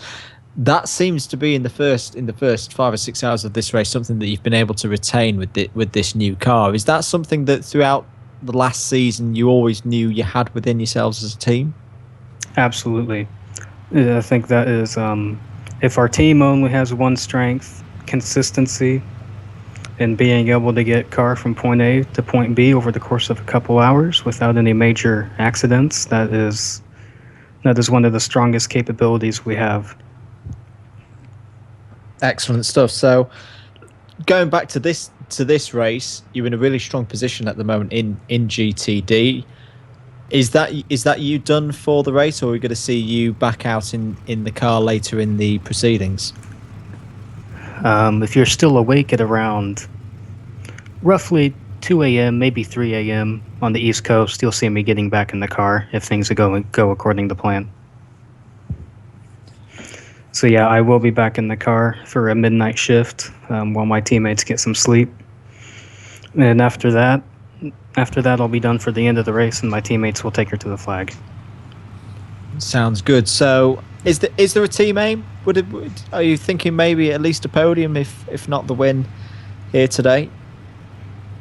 Our team was just happy that we qualified this year, and we're not much for putting goals on ourselves and saying go out there and win or go home. We just go out there with the intention to do the best we can, and wherever we end up is where we end up. And as long as we don't have major bad luck, we accept the position we finish for what it is, because we know we tried the best we could, and that's all that really matters. And having lots of fun along the way, no doubt. That's, if you ask me, the absolutely best way to do motorsport. Well, I do hope you continue to have good luck for the rest of the race. It's been great talking to you. And are you going to stick around for a bit, or heading back to the track for the start of the race again? I will not be getting back into the car. My teammate GTP Patrick 1 is taking the wheel, and I'm gonna be heading out. I need to get some food. I have some errands to run, but I'll be back. I'll be back to watch the race. I'm not going to sleep until I get out of the car here in about 9 hours. So I have to stay awake for another 9-10 hours before I can get some sleep. Well, that's the kind of commitment that we know you guys are absolutely brilliant for in the GTPlanet Sportscar Series. Best of luck. We hope to see you at the end, and fingers crossed for a good result. Yeah, thank you very much. Thanks for having me, and best of luck commentating on the rest of the race, because it can be a lot to handle. Thank you very much. Yeah, thank you, sir. So big thanks to GTP Bambi of the currently, we reckon, well, I might be about to be wrong here, but we think GTD leading car. I say I may be about to be wrong because hang on. Oh, yes, oh. He is. You are right. He is the leading car. Oh, he's good. So we've got the hour 5 rundown of the race so far. So this was the hourly updates that we captured just before the red flag. So that was lucky. So here we go then. This is not just the standings at hour 5, but pretty much the standings as they are right now. In the lead of the race, as mentioned before, the Team Midweek Motorsport Racers Collective, a lineup of Glenel's 81, Stiggs TC, TNR 5 Zygon, TNR Pfeffer 702, and TNR Rebellion. They have completed in their DP Mazda LM55 175 laps in 5 hours and 5 minutes. In second place in DP, the e-Scuderia GTMX team, they've recovered back to second place and are currently having completed 172 laps. Third on the podium, Team-Wise Racing, last year's winners, and they've completed 170 laps. Fourth and leading, GTLM, the DZ Motorsport team with the Chevy Corvette, GTP Fisher, pushed the DZ Skater 913, TNR Philo, and Zai 1993. They've currently completed 168 laps. Also on 168 laps and leading GTD, WRS North America, DEPR, GTP Bambi, who we've just spoken to, GTP Oz, GTP Patrick 1, and GTP Vipond. Also 168 laps completed by them. So a really good effort from the GTDs. Lightning Speed Motorsport in there for GT, Jason Greeno, JPS Rocket 5, Midnight Rider 32, and Ning Dynasty, the single local team setup that we have here today. They've completed 167 laps, so only a lap behind class leaders WRS North America. Aura Racing team on next, second in GTLM, Fallen Log, KTZ, N64 the Stig 007, Pub 16 and WTF Man in there, BMW Z4 GTE. They've completed 164 laps. Next up is Inferno Racing, led early on in the class, but they're third now after some issues. Cod Demon 101, Danny Boyce, Jethro King, RCB 99 and TRL Evolution are currently the fastest man in that class. 163 laps completed by them. Ninth overall and third in GTD at the moment, Tarmac Overdose Racing, Burner the Legend, Haas Gaming 96, Rono Thomas, Swift Auto Sport 9, and the Air Team 43, and then Nissan GTR Nismo GT3, currently 161 laps, and they've still got some very, very fast drivers to come, so watch out for them. They might still have a chance of winning that class. Venator Racing are next, another one of the GTD entries. Damon Martinez, Cross 24, Max Payne and Sprintar 64 in the BMW M6. Next, Storage Trunks SRT Racing Team, GTP John, Jake Guitar, Rich, Logic Line and X Chris 93 in the second of the Mercedes-Benz SLS AMGs. 159 laps completed by them. Last but not least, Swift Autosport and GTLM, D4 Rizzob, G Villeneuve 13, Storm Pacer 17, Trapdoor 97 and Z-Play 24. 149 laps completed by them, so a few connection issues, but still in the race, still in the running, and still a very, very long way to go here at Daytona once we get this race back up and underway. Lobby latest, we've got 7 cars now in the pits. Hopefully it's going to be 9 soon, and hopefully we'll be back up and running very, very soon. So do keep your comments coming in on the YouTube chat. Not long before I'm going to have to disappear and leave you guys and get some sleep at the bottom of the hour.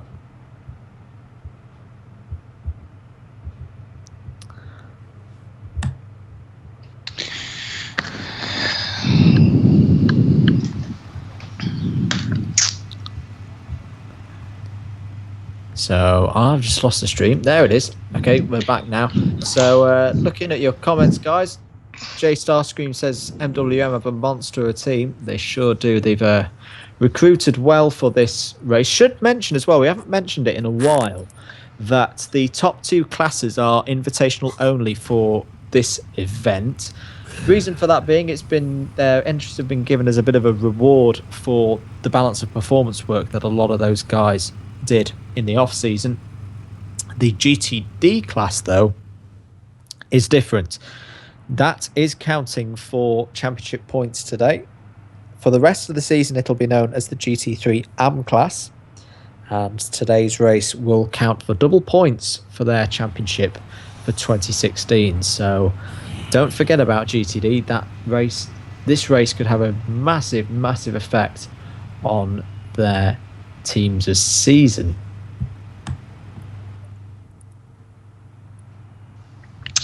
Do we want to do some more interviews while we're waiting? We can do if there's anybody ready. We have GTP Dutchy ready, if we want to get him in here. Let's get him in. Do we have to add him to Yes, we do have to add the him to comms the box?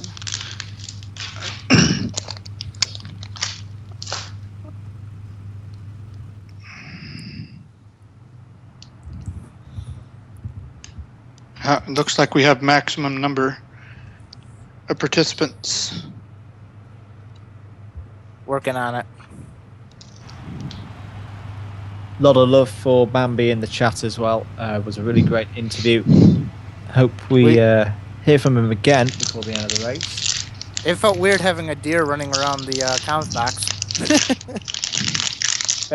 Very happy from that stint as well. So we're getting close, guys. We've now got 9 cars in the lobby waiting for Logic Line to now be able to join. So we're getting very, very close. I do think we have had a few driver changes, though. Let's have a little run through of who's in the lobby at the moment. So TWR Jeremy 91 returns for Team Wise. Of course, a lot of at this stage, a lot of teams will have been aware of the 4 hours in 6 hours, 4 hours of driving in 6 hours of racing rule. GTMX Oscar is in, so that's a driver change for eScuderia GTMX. Storm Pacer 17 stays in for Swift Autosport. TNR 702 stays in for Midweek Motorsport Races Collective. Pubs 16 is in. That's the first time we've seen Pubs today for the Aura Racing team. And Cross 24 is in as well, so that's another change. Max Payne getting out of the car. He won't be going back out again. He's handing it over to Cross 24 for the next stint. Haas Gaming 96 saw him last week at London 12 Hour, back again, this time in the Tarmac Overdose racing car. So he takes over from the EH team, who I think was having connection issues around the time of the red flag. GTP Patrick 1, he gets into the class-leading WRS North America car in place of Bambi. Skater 913, another new driver to the race. He's getting on board the leading GTLM DZ Motorsports Chevy Corvette C6R. And last but not least, of the cars in the lobby at the moment, Logic Line remains in the Storage Trunks SRT Racing Team. We've, in fact, as soon as we've got Little Regret 265, we now have a full complement of drivers in the lobby.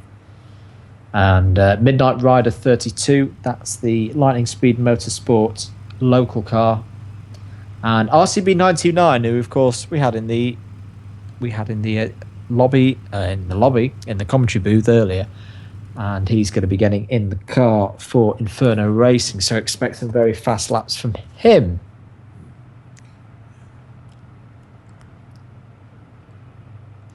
Sounds like we got a good lineup of drivers coming in to replace people.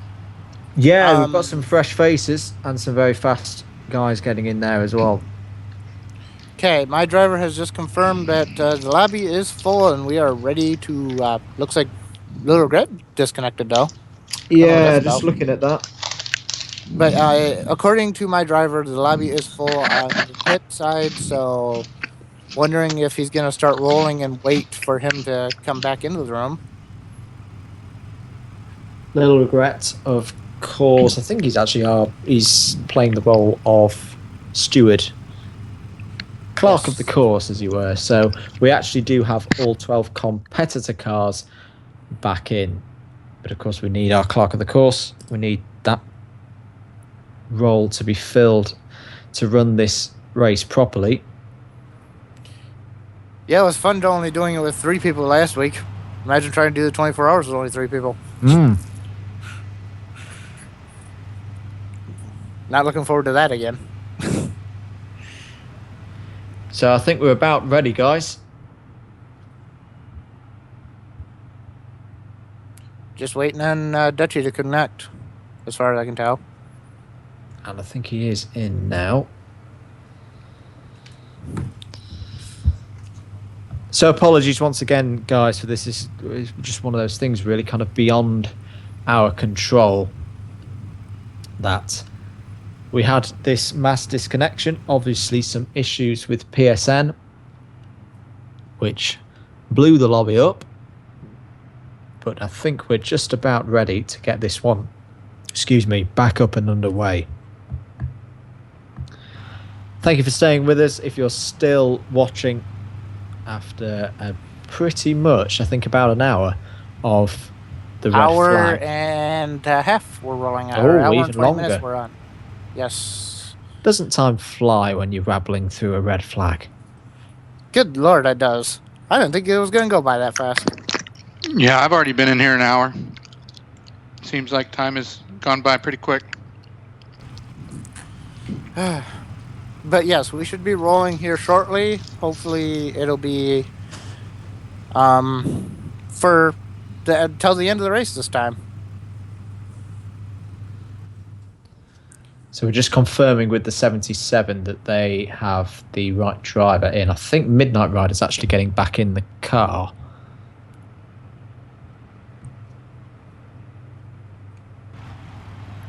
But we are very, very close, guys. Good to say that we will have this race back up and underway very, very shortly.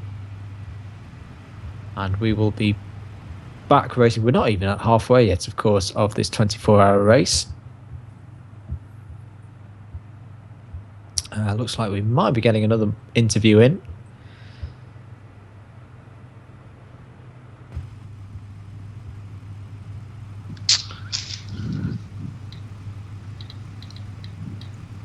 Question from Demon Snake 1968. What GT cars would you like to see appear in the next Gran Turismo? Very, very good question. And for me, I'll take that one first of all. Personally, I'd just like to see, kind of, not mentioning which brand, kind of got a lot of good treatment, and every single car under the sun of theirs put in. But I'd like to see, a better spread of the brands, really. Particularly the European brands. I think there's a lot of cars out there that people would like to play around with and tune up, especially a lot of production road cars. So whether it be like Renaults or Peugeots that are more up to date, or Fords or whatever it may be, kind of. So like, for example, we've talked about it already, my Fiesta 1.4. Not that it's very exciting or anything, but I think it'd be I'd really like it if I could pick that car up in the game and play around with it and tune it up and generally mess around with it. So for me, yeah, a mix of cars that you see every day on the road, as well as more up to spec power cars and supercars, loads of stuff really. Me personally, I want. It's already been confirmed, I believe, according to the threads I've been watching on GTPlanet. But I want the C7R. I'm really looking forward to seeing that car. Don't quote me that it is confirmed, but I think it has been. So I'm really looking forward to it if it has been confirmed, and if it hasn't, really hoping it does get confirmed. I think we have Dutchy on the call. If somebody wants to bring him in. Dutchy, can you hear us? He is not in the chat right now. Hang on. He should be. I've been chatting with him. His name is Kevin. Yeah, he's in here, but he's not in the call. Hang on.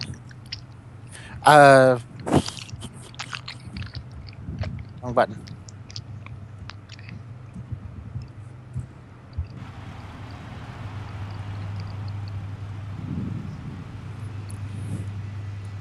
Jeremy Pope's hit my thoughts on the nail on the head there of certain brands which are maybe a bit OP in the number of cars that they've got in. Hello guys. Hi Kevin, how are you doing? I'm doing great. So how are you guys? We're hopefully ready for this restart, which isn't going to be too far away. I'm still waiting for the restart as well, but things are looking good. I haven't got a lot of time to watch the Daytona 24, but I have to say I have you on the commentary for a couple of hours now, so sounds good. Thank you very much. So Dutchy, how have you found the season so far? I don't think we've seen you out on track yet. No, that's true. I hope my first appearance will be at Bathurst again. So exactly 1 year after the last time I was there. Last time around, of course, the V8 Vigilantes there. I had a major crash just on top of the hill, so I had to crop on my way back home. And just before the finish of the race, I just managed to get a few spots back because some guys came together. So yeah, I'm really curious about what the track will be like. Of course, being there previous year and having practiced the track 2 times earlier in the WRS, hope it will bring back good memories. But yeah, we'll see. You mentioned that the crash in the V8 Vigilantes race. I remember that very, very well. So, can you tell us a little bit about the kind of machinery a you're lot in? of people remember that very, very well. Unfortunately, I am one of them. Can you tell us a little about the kind of car that you're going to be taking part in the Bathurst racing? Yeah, of course. We're driving the TCN1 cars this year.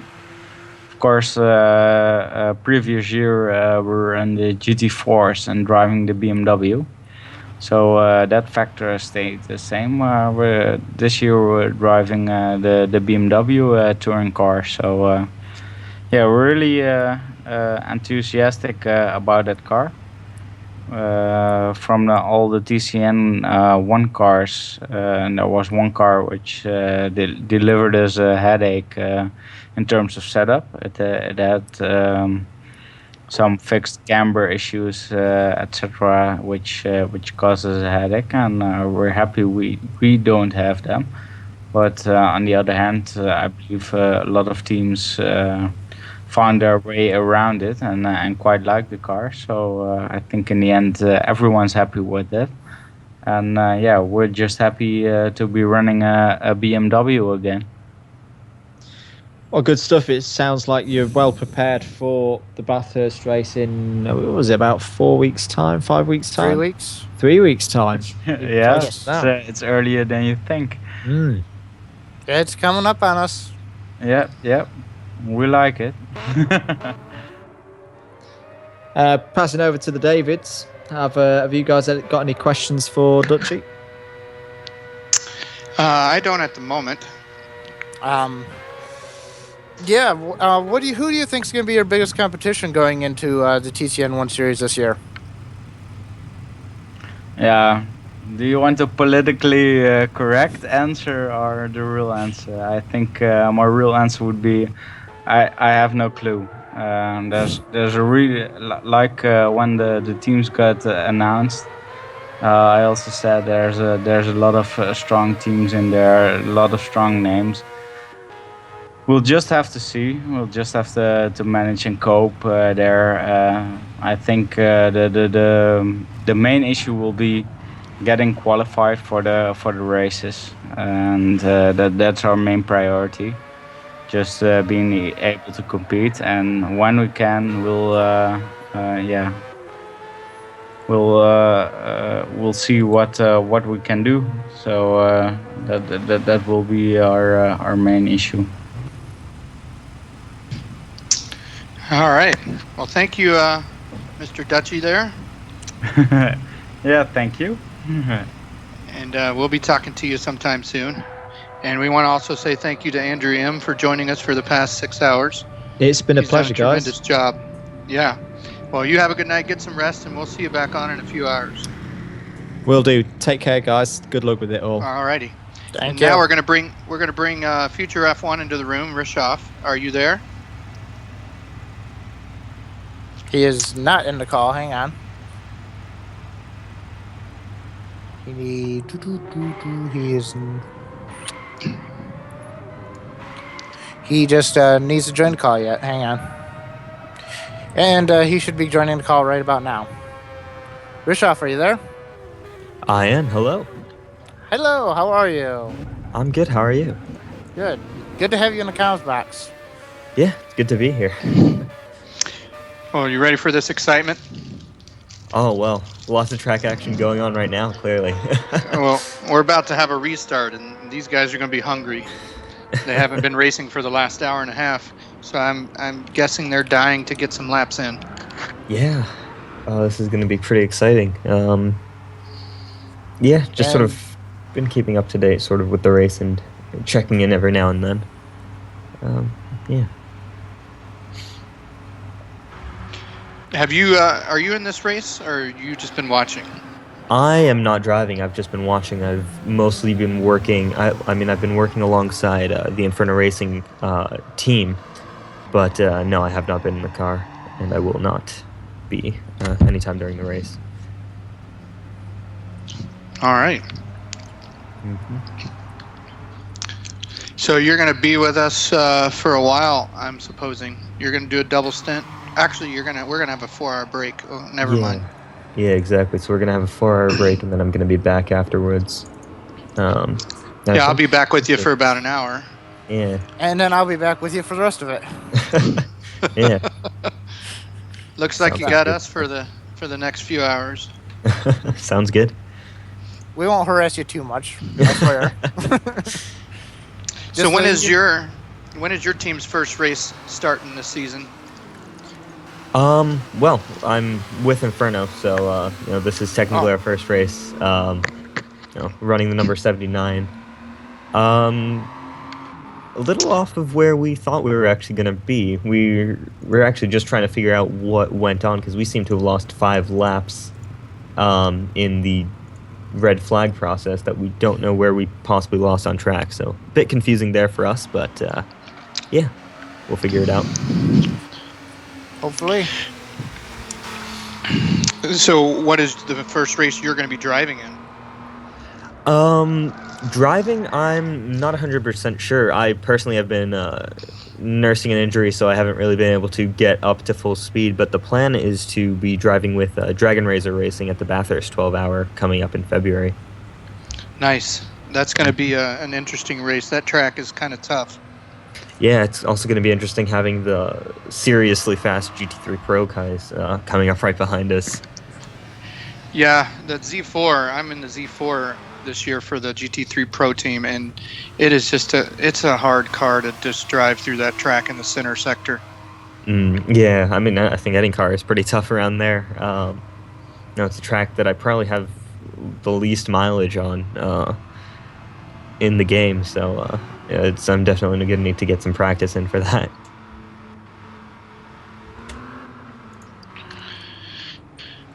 All right, should we run through an update of the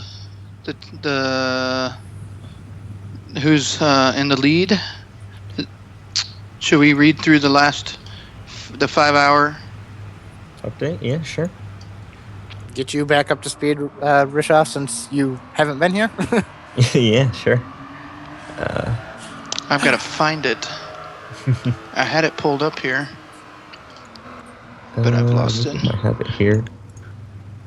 Yeah, I think I have a 5-hour update here, if you want me to read through that. Go right ahead.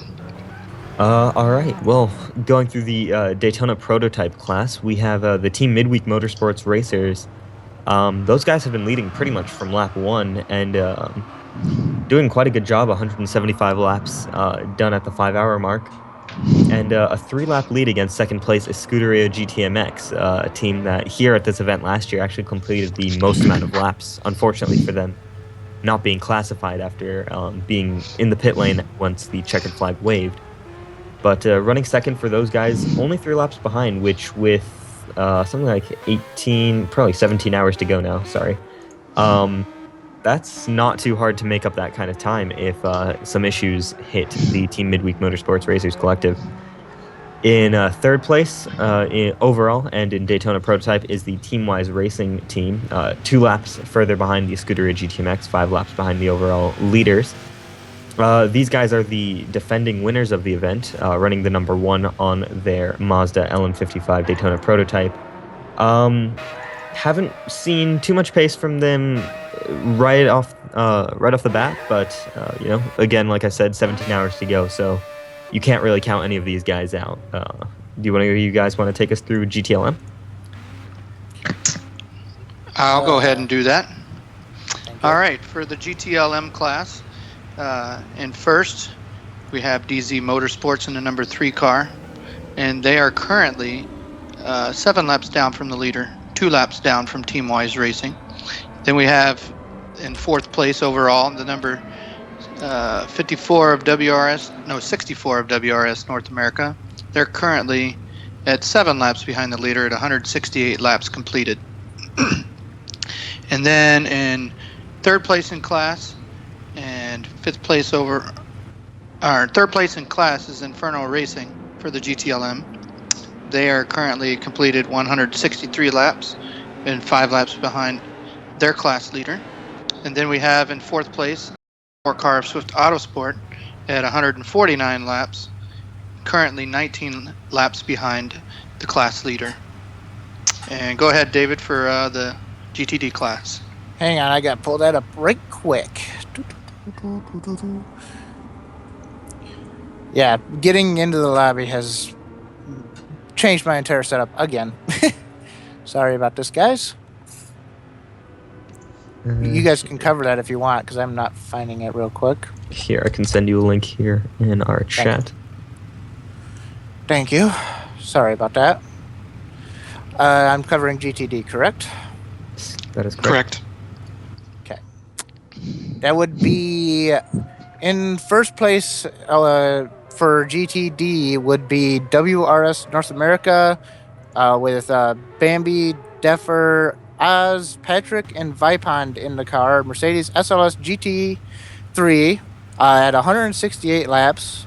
Lightning Speed Motorsport number 77 will be in second in class with Jazzo Grino, JPS Rocket, Midnight Rider, and Ning Dynasty, and the Ford GTLM spec 2 race car with 167 laps, 1 lap behind the leader.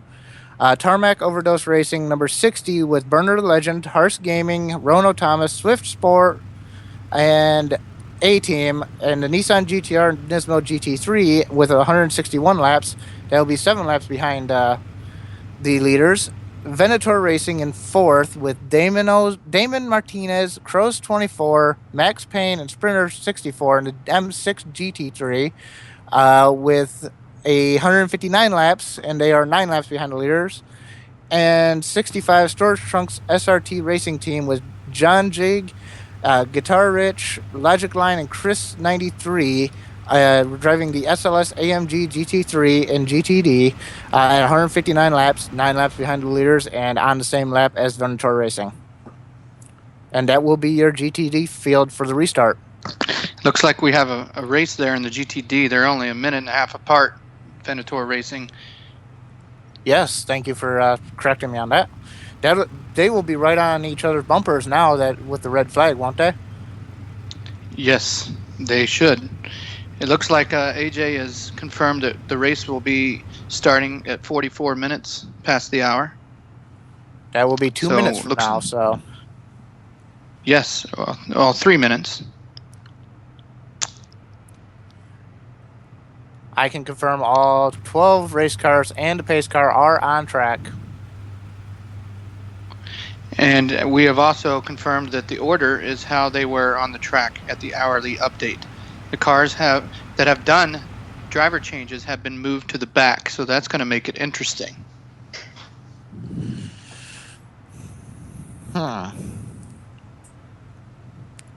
60 seconds until safety car restart was just called in the room. So this one should be a good one. I can't wait for the start of this one. Well, we're going to have cold tires. We're going to have a cold track because nobody's been on it for a while. So these guys are going to have to probably take it a little easy at the start of the race with these cold tires because it'll be very easy to run into the back of the person in front of you if you're not careful.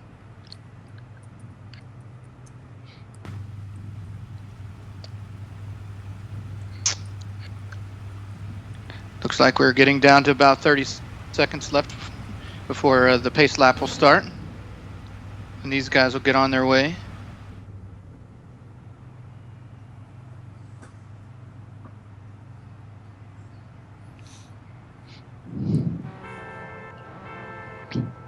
I'm watching the pace car, and it is rolling. The pace car has started rolling.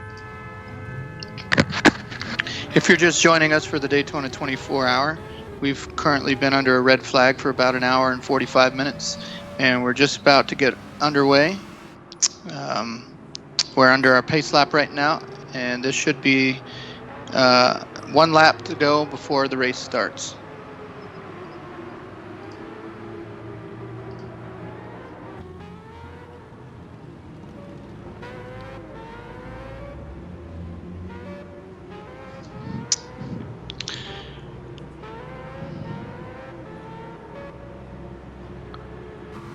So on track, the starting order will be TNR Pfeffer in the Midweek Motorsports Collective car, Storm Pacer 17 in the Corvette C6 for, I believe that would be Swift Autosport.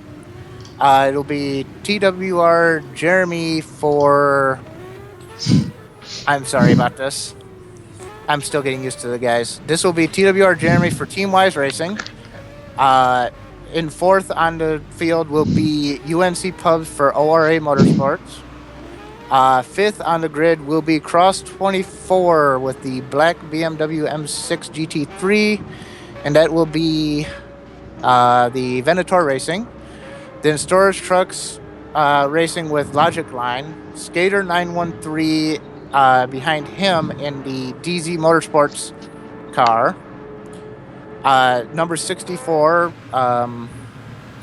WRS North America with GTP Patrick.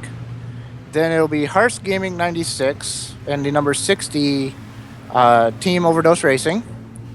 GTMX Oscar for GTMX Escuderia Motorsport.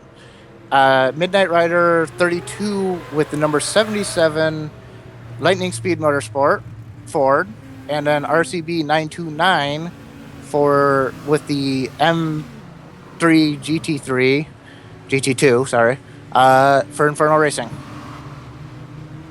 And that'll be your starting order for the restart. This is going to be an interesting start, having some of those slower cars in the mix in the middle. Yes. Do we have any prototypes in the back that are going to have to make their way through this line? We have one fairly decently far back, yes. It will be the Escuderia GTMX car. And we'll have to keep an eye on him and see how he gets through the pack. Oh, I just realized I was talking with my mic turned off. I do that all the time. It's nothing uncommon there, sir. Yep, and I was actually just going to point out what AJ has just given the warning for, that the number 3 car does not have a number on it. So very interesting there. I think only a warning is ever given for those, but if a car is seen again without a number from those guys, I think we might be seeing a penalty, so they better watch out there. The pack is looks like they're rounding turn 2 right now, so should be coming to the finish line, start-finish line here soon. Are you sure it's turn 2? I think they're going into the bus stop, which is turn 8. Right. I'm sorry. NASCAR 2. I'm used to, I'm an American. I like NASCAR, so. Well, that's about 4 weeks away. Yes. They still have this course set up yet, so it's not turn 2 yet right now. So yeah, they're in the middle of the bus stop, getting ready to come out into turn 11 onto the banks. Yes. And probably about another 30 seconds we'll be under the way. Yeah, this should be exciting. Safety car in at the end of this lap, no overtaking before the line. So. All right, here we go, guys. So we got Team Midweek Motorsports going to be leading the field to the green flag with TNR Pfeffer in the car. And Storm Pacer 17 right directly behind him. Yeah, so this will be an interesting restart. I'm expecting the TWR Jeremy, the Team White Racing guys, to jump past Storm Pacer relatively early. Yeah, they're going to have to if they want to keep up with that midweek motorsports team. Mm-hmm. It's really unfortunate for GTMX Oscar to be that far back in the field for the start. He's not going to have that clean air that he wants to be able to keep up with these guys. Yeah, it's going to be tough for him, but I believe they did run a driver change, which has put them back. Right. I do believe they did. Well, the bad thing about being back there is these GT cars run similar pace inside the infield. Looks like pace cars getting ready to head to the pits, and we should be green at any time here. I'm going to ride along with GTMX Oscar for his first lap and see how he does. We got a green flag, and TNR Pfeffer is out and underway. Oh wow. Oops. They have gapped. Yeah, a good launch from TNR Pfeffer. Team Wise Racing. Yeah. I think that's Swift Autosport there in second place on the track right now. We are currently looking at SRT Racing. Do we know who's in that car? SRT Racing, that'd be Logic Line. All right. I'm not familiar with him, so this will be. If I'm not mistaken, he is a rookie, I do believe. We might have showing. seen him. It's showing as him a rookie, so I don't know if he ran the VW race or not. I believe he may have. Don't quote me on that. I wasn't there for majority of it. Okay, I was there, but I wasn't there mentally. I got you. Deep London 12, yeah. There is a significant gap between some of these cars now, and now we're looking at GTMX. GTMX is moving their way up the field now. but they have lost a lot of ground already. Getting very close to the team, or the Tarmac Overdose racing car. The yellow Nissan GTR is trying to get the slipstream to get past. Very interesting to see there. And I believe that's the Inferno car behind the TOR Nissan GTR. Already starting to get blue flags for the guys up front. Yep. That should be to let GTMX by. Yes. Yeah. As it's quite amazing actually how much smaller that Mazda LM55 is versus these GT cars, which are not very tall cars. And like I said, I'm riding on board with GTMX, watching his pace through the field. I can't see anything past these cars in front of him. Yeah, it's quite impressive how small these cars are. We do have a race for position here in the GTD class. We got Cross 24, and then we have Logic Line and Swift, or SRT Racing. Or no, I'm sorry, Swift Autosport is the next person. No, they're in the wrong class. I'm sorry. I am so messed up right now. Yeah, Swift Autosport is only about 4 seconds behind Cross, but they're in a different class. But it is a race for overall position. Just showing you how much one car can cost you. Pfeiffer's last lap was a 144.7 to open up this next stint, while TWR Jeremy's was only a 147.2. So he lost almost 3 seconds over one lap from being stuck behind one car. And we have a penalty for the number 3 team for ABS. Oh wow. That's another blow to the DZ Motorsports crew right there. Yeah, that's going to be tough for those guys. Very interesting to see because I believe they never actually drove a racing lap with it. So No. interesting to see that was handed out.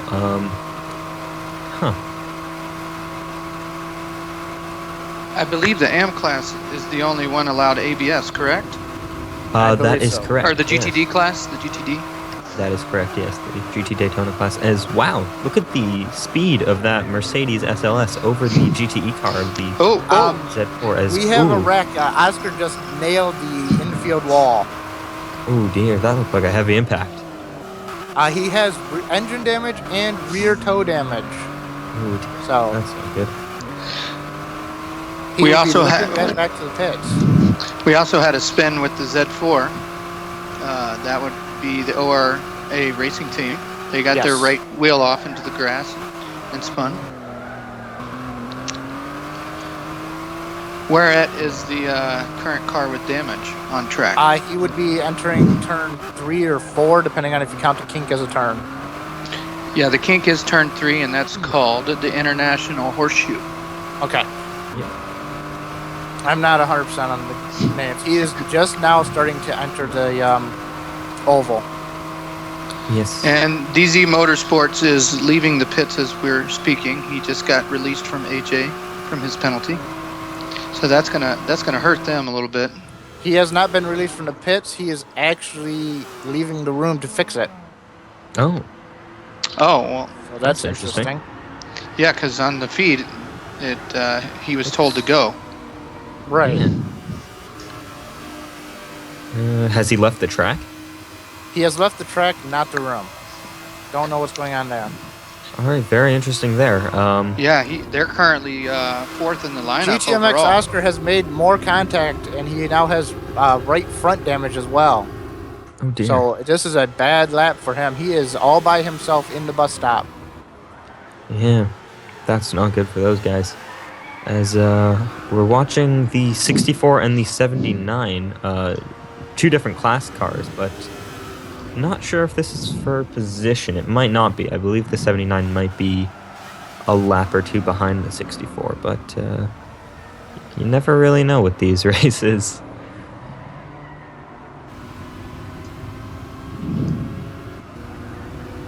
Oscar has made it to the pits without going into limp home mode. So, extensive damage to his car, though. That was not a good hit. Yeah, that's not a race for position. Inferno is somewhere around 5 laps behind WRS North America. But that is RCB in the car, and I wouldn't doubt that he's not going to get past this guy. He's a really fast driver. Oh, yeah.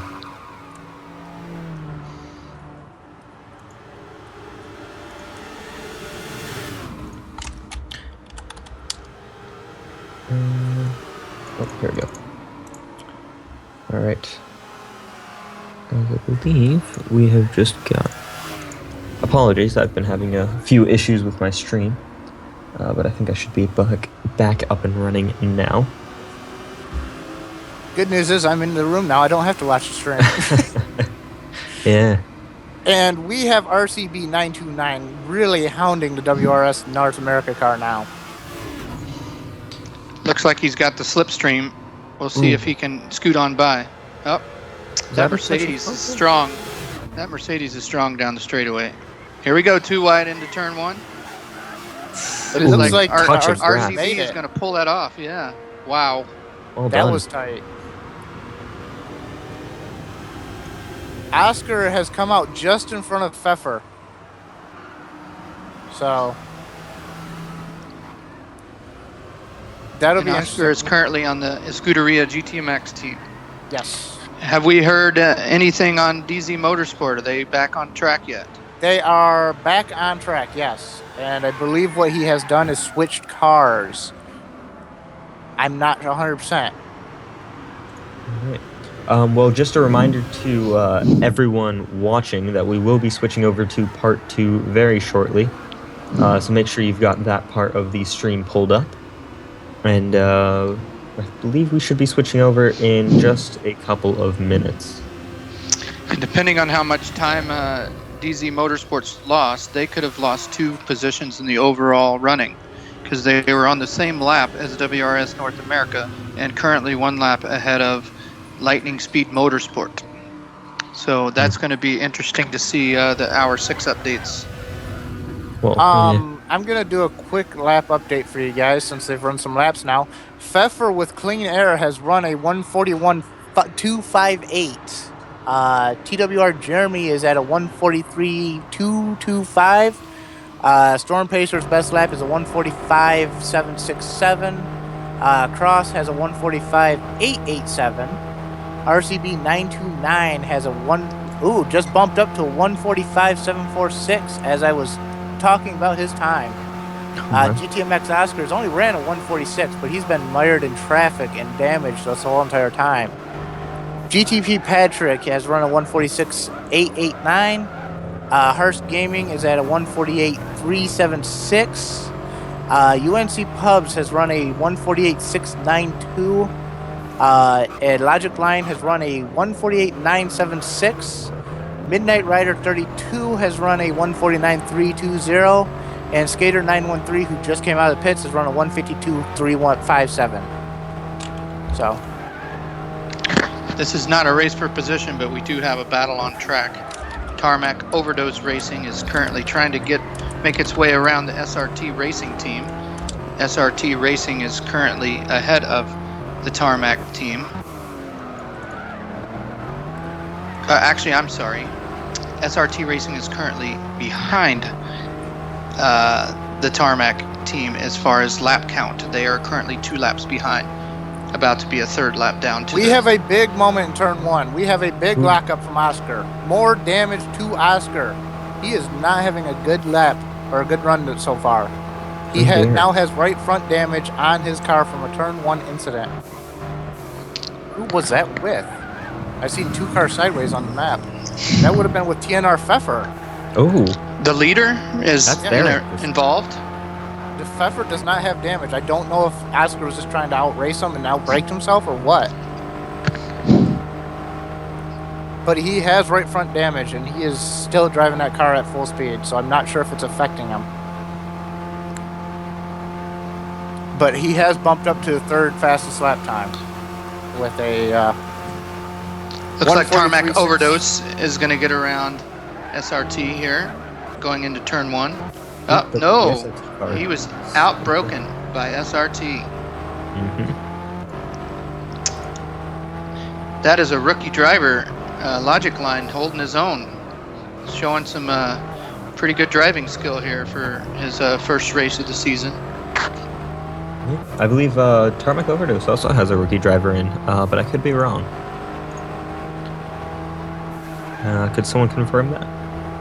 I'm sorry, what? Would that be Harsh Gaming? Harsh yeah. Gaming is the only rookie driver on their team. Is he currently in the Tarmac Overdose car? He is, and he is right on Logic Line's rear bumper. So we have so we've two got rookies. Two rookies, yeah. Two rookies duking it out here, so...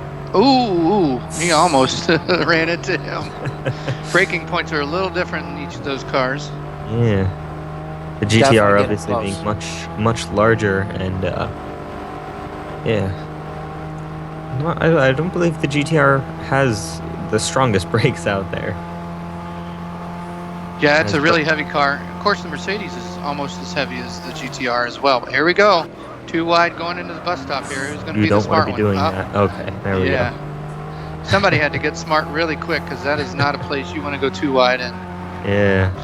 Maybe he'll get the run this time, but I know the GTR has no straight line speed in this game, and so we'll see if he can make his way around the Mercedes this time. He's doing pretty well. Oscar has just come out of pits as RCB 929 has a big moment going into turn 1. Oop. Any damage there? No, just a big moment. All right. Sorry.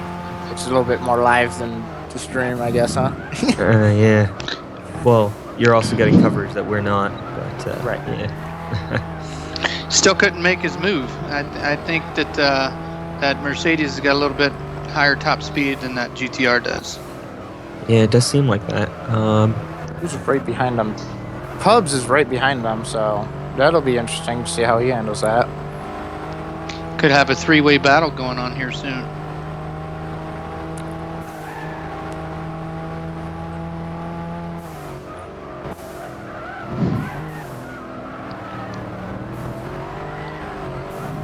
That is definitely the main attraction right now, is that three-way battle. Are they like a half a second behind? About maybe a second at most. But it looks like he's losing time coming out on it. Yeah, it looks like he's losing time coming out of the corner. Who is Pubs driving for? I'm not seeing him on the driver. Oh, okay. So he's in a totally different class. He should be a tiny bit faster. Oh, here we go. We got another draft. Let's see if he can pull it off this time. Oh, he did it.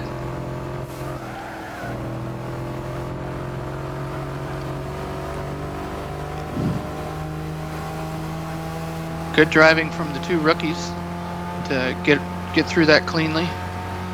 That says a lot. Again, my mic off. Oh. Really need to stop doing that.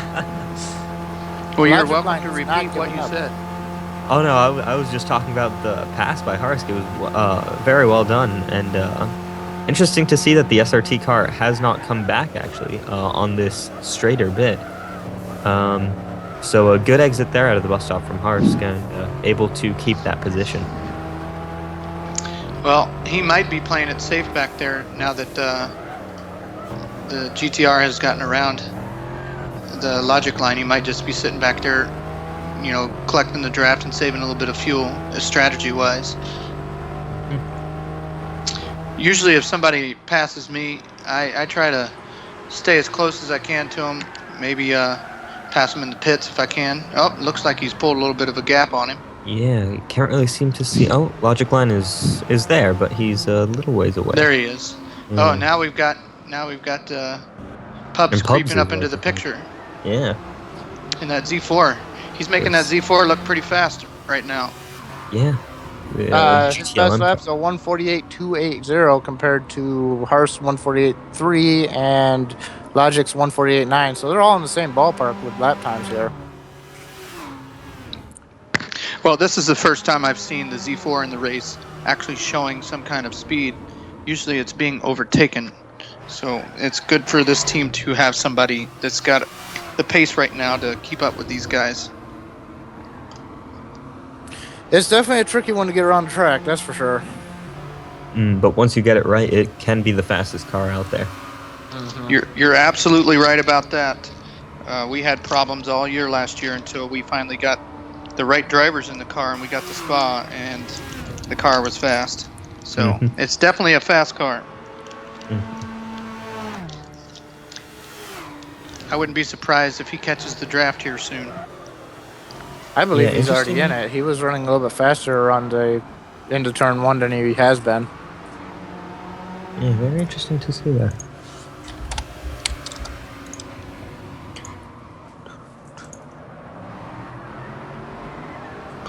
All right. Well, watching the number 65 SRT racing car here, that bright pink Mercedes SLS, can't really miss it. As well, it looks like Harsk has pulled out a decent gap to these two fighting, so now it looks like Pubs is the next one to take a shot at that pink Mercedes SLS. To answer your question, Black, QREM 5, the GTLM car is the ORA number 51. He is currently driving the Z4.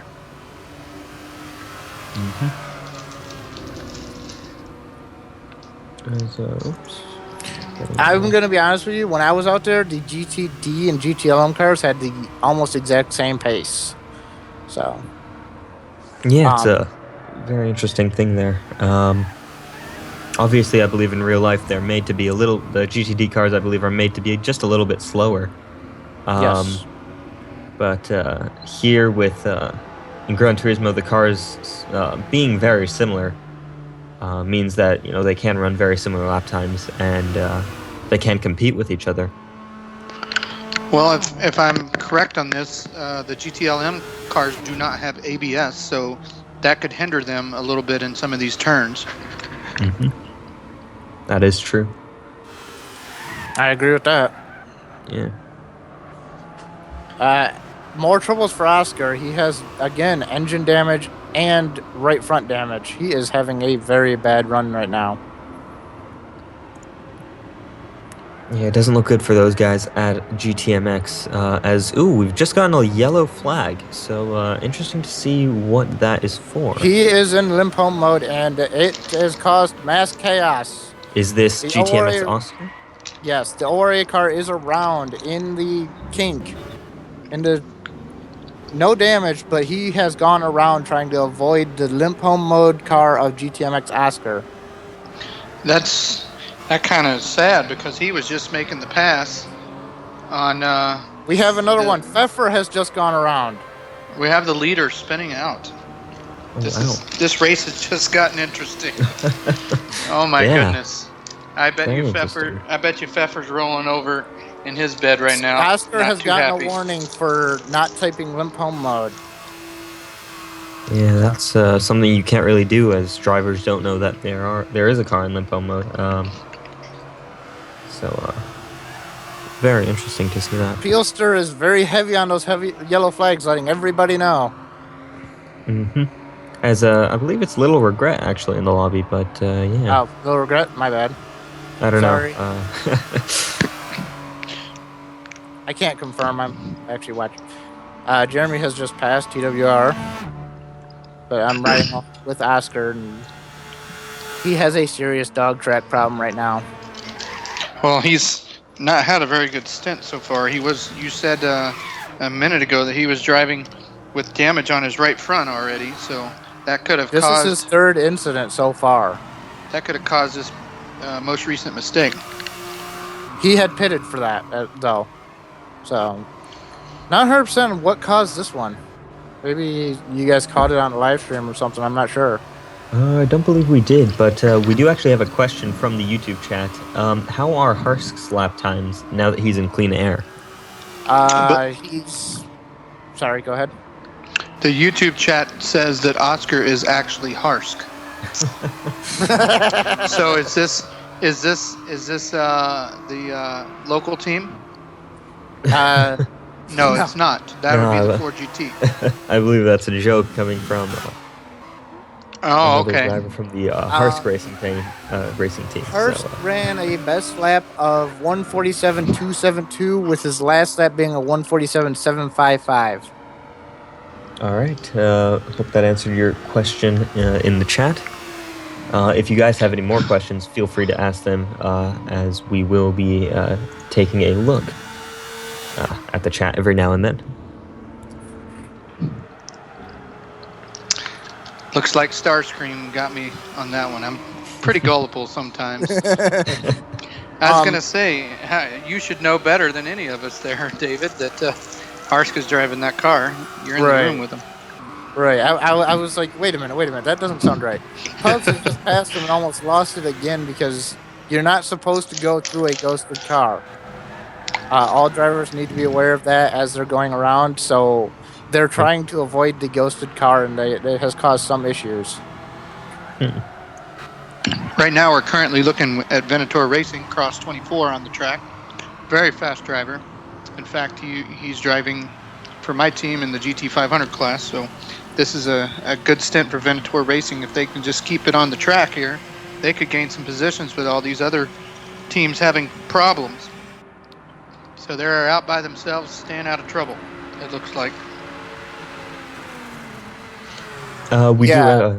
Sorry. You go ahead. Thanks. We do just have another question, coming in from the YouTube chat. When is part 2 coming? And I believe we have just postponed it to, 15 minutes from now. So it's coming in it's coming in 15 minutes. So get ready for that. We will alert you when it comes around. Oscar has finally made it back to the pits, but I hope that they have a plan because this keeps going on. There's going to be something bad that happens eventually. I mean, do we know if the leader has pitted for the damage, or was he able? He did not receive damage. He just lost it going into turn 4. All right, that's good to know.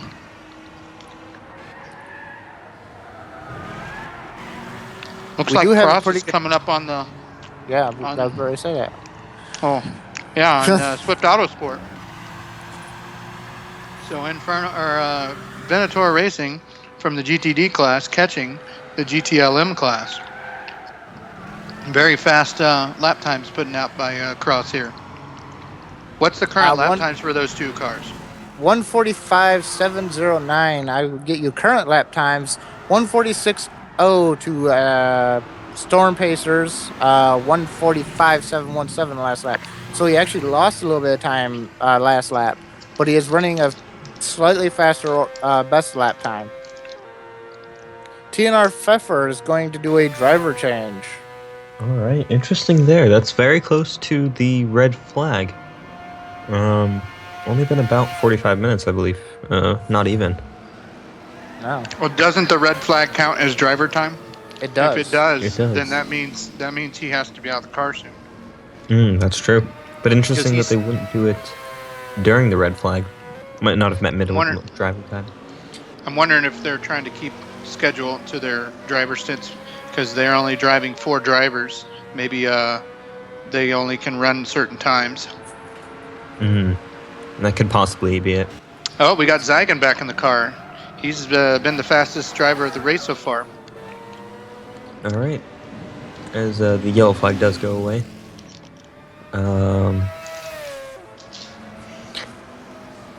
Yeah, so Zygon will now be getting into the car. Who I believe holds, the overall fastest lap of the race. If that's correct.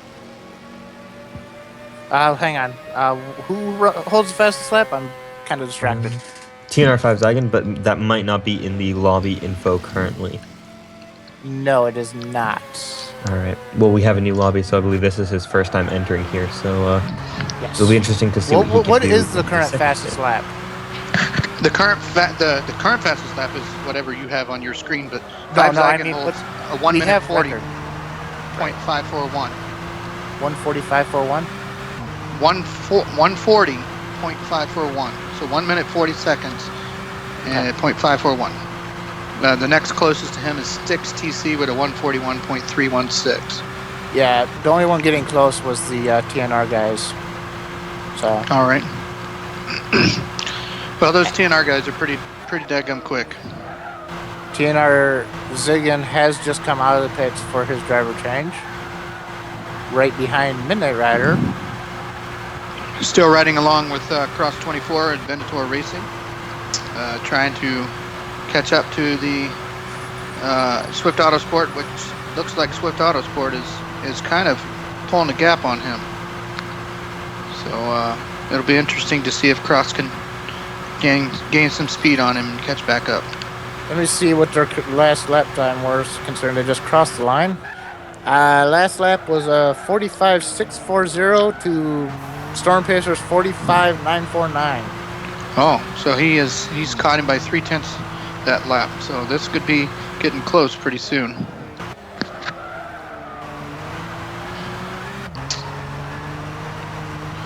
Storm Pacer is in that car. He's a gold, so it's a gold versus a gold driver. Storm Pacer has just run a faster Sector 1 than Cross by 0.2.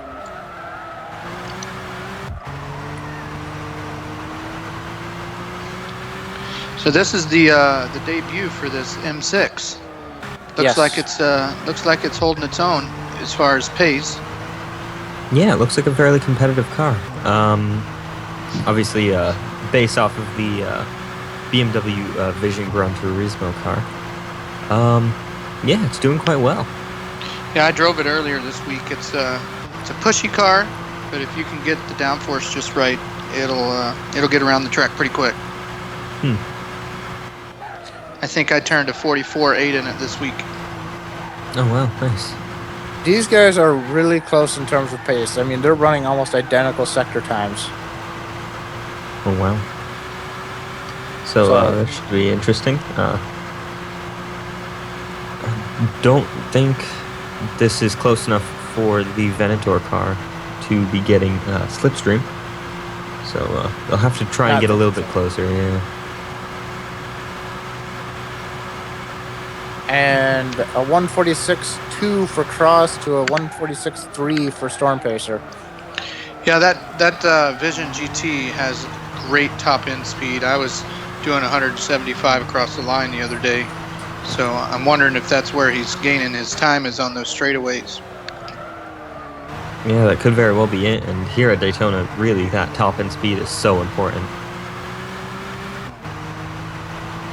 Yeah, when I was adjusting the car the other day, I sacrificed a couple of tenths in the infield just to gain 4 to 5 tenths out on the straightaways. Yeah, you've really got two different characters here at this track. You've got this infield section where you want pretty much as much downforce as you can get to just get yourself through these corners, but then once you get out onto the banking and onto the back straights, you want to strip all that away and just gun it and go for the highest possible speed that you can. We have any lap info on TNR5 Zagan as to what his lap times are? He's been having a couple issues, and he's going into the pits on his lap 2. I think he may have had an issue, hit something. So he's only on lap 2 and is in the pits. That's not a good thing. Let's hope he can get that fixed and out back on the track for who is in second? Swift. It's Scuderia, right? They're in second place. I'm not 100%. I will check the link if I can find the link. I'm in the wrong feed, that's why.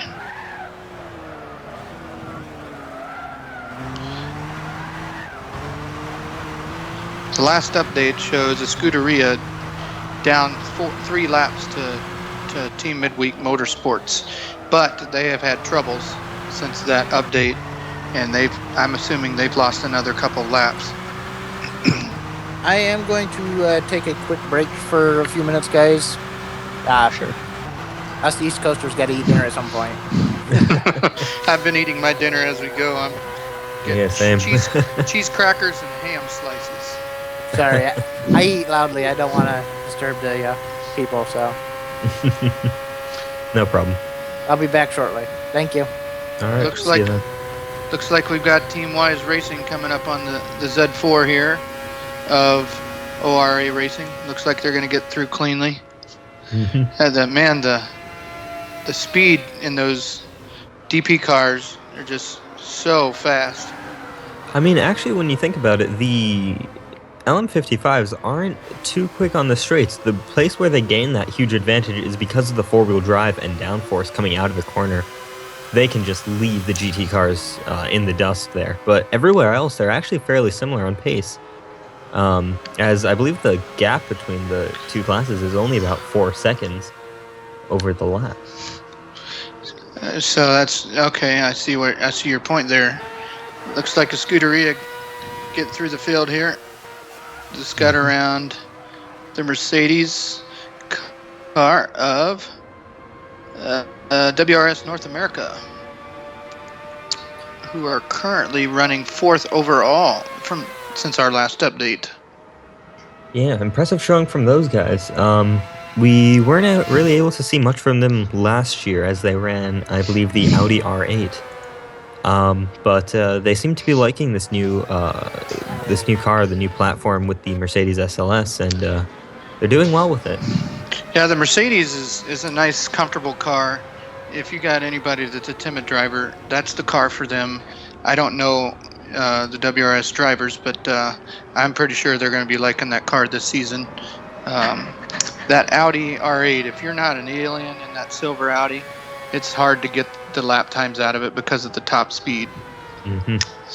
So this is definitely going to be a benefit to them this year. I'm looking forward to seeing how they do in the points for the GTD class.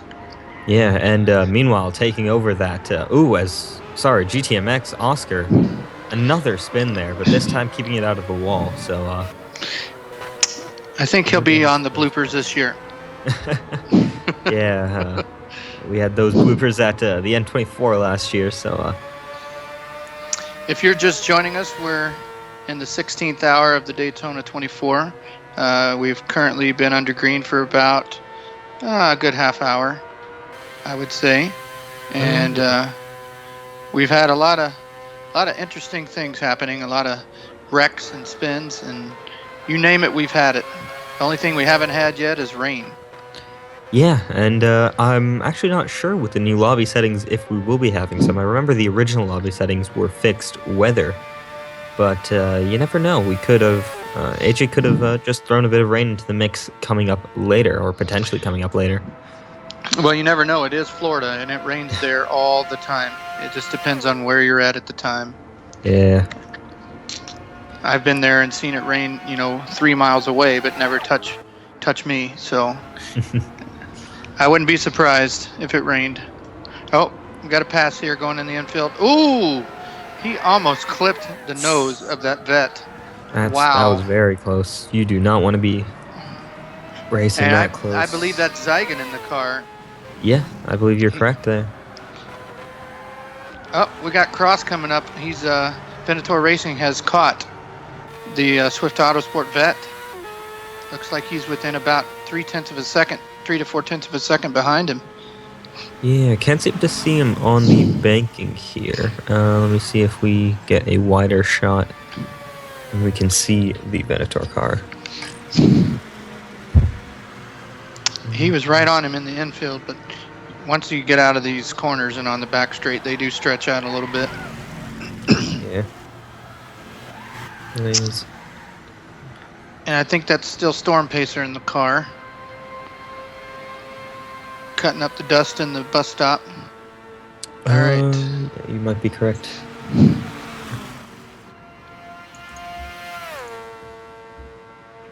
It looks like he's a good 10 car lengths back on the straightaway. So they've been pretty even the past 10 or so laps. But it does look like Cross has gained some on him. It looks like he's almost in the slipstream. Actually, he looks to have gained quite a bit of time there in that first corner alone. Not really sure. I do recall seeing him, but now don't seem to see him in the shot. Yeah, I'm curious as to if either team is pitted. If not, they should be on the same tires and fuel. But it's a matter of whose tires wear better. Yeah, actually, speaking of that... Oh, he was drifting that turn. Yeah, but speaking of tires and fuel, we should actually be seeing cars come in for their first scheduled stops of this stint any minute now. As we're almost, I think, 45 minutes into this. And that's about the length of the car for fuel, or for tires anyway. Mm-hmm.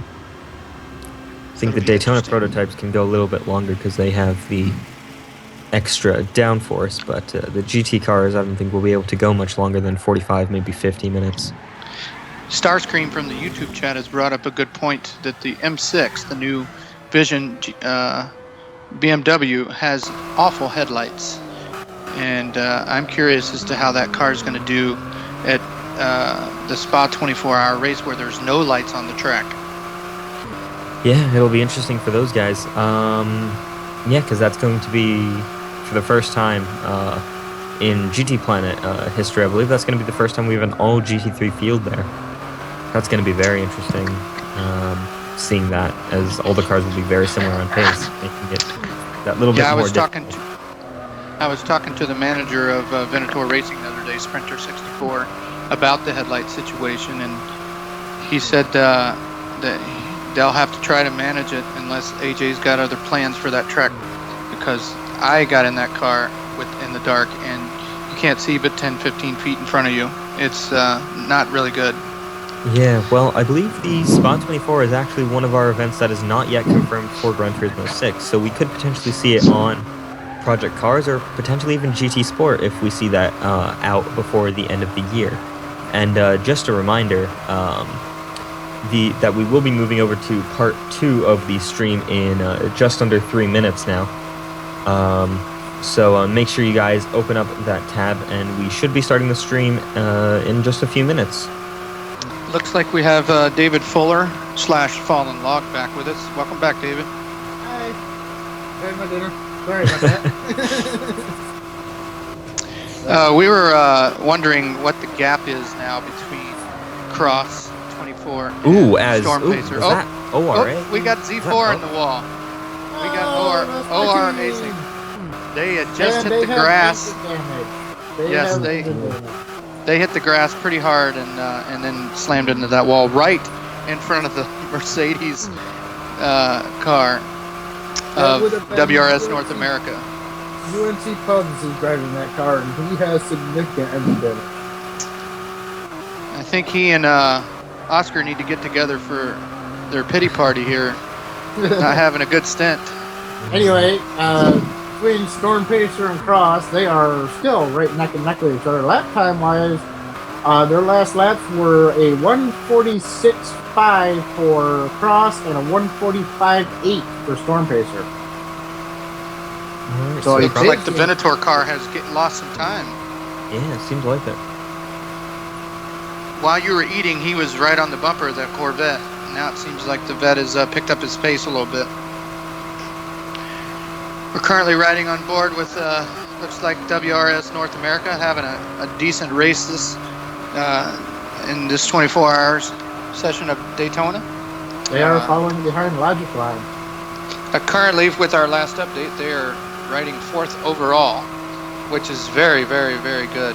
That's no, 5th overall. My apologies. So they're 2nd in the GT cars, which is a very good run for those guys. They have GTP Bambi, GTP Oz, GTP Patrick, GTP Vipon, and Depper currently driving those cars. And at the wheel of that car, I believe, is Patrick, GTP Patrick. He's a good, solid racer and also a great comms announcer. I'm sure we'll be seeing him in the booth sometime this year. We have pit stops happening. We have several people in the pits. We have Pubs and Skater 913 in the pits right now, followed by Storm Pacers in the pits as well. All right. So several pit stops happening right now. Do we know how long the DP cars can go before they have to pit? Can they run the full hour? I believe if they're running the same spec as LMP3 ran last year, then they should be able to complete about 50 to 55 minutes. UNC Pubs is calling for a driver change. right. Yeah, he just had a big wreck. I would get out of the car too. After that, I'd be frustrated, and it's Yeah. not safe to drive frustrated for me anyway. Yeah. Once you get looks out like, of the groove, it's very difficult to get back in. Looks like WRS has caught the slipstream of the SRT racing. This is going to be a battle here in the same class. I don't think they're on the same lap. WRS is at 168 laps. SRT is at 159 laps, so he'll be going down another lap to the WRS car. Yeah. WTF man is coming in for ORA Racing Team. All right. So interesting to see what he can do. I believe he is a bronze-rated driver or silver. All right. Let me just double check that. WTF man, yes, correct. He is a silver. WRS completes the pass safely, and they are on their way. Nice That pass. was a brilliant pass. I was riding on board with that. I just Yeah, learned very something. nicely done. Now, if he would have been in NASCAR, that would have been passing below the yellow line, and that is not okay in NASCAR. This is sports car racing, where that's all right. WTF man is having problems connecting. Oh dear. Oh yeah, he just left the room. Oh, that's something the ORA team has had too much of, and we're probably hoping to leave behind in 2015. The number Yeah, 2 Venator just Racing got has warning. had that Track early in the limits. race as well. The number 2 car, huh? Yep. So that is a Scuderia GTMX. I'm gonna check the warning logs here while you guys are talking and see what who's got what and who's on the verge of getting penalties. I'm not sure if it'd be updated just as yet, but There hasn't been very many penalties as of late, so I wouldn't be too sure if it isn't updated. Well, I wasn't looking for an update date. I was just looking at what the warning logs were before the race started and just add those that have happened in the race to them. Yeah, there ain't too many in the race, so. It looks like Cross 24 on the M6 GT3 has just come out behind TWR Jeremy from the pits, with Storm Pacer right behind them. So, that race is just picked right back up from where it left off.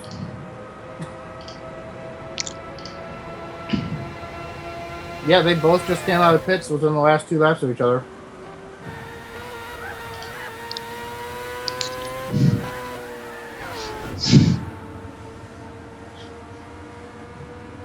Very interesting. The ORA guys have still not come back yet. That's going to hurt those guys. Losing valuable time in this race. So who was that?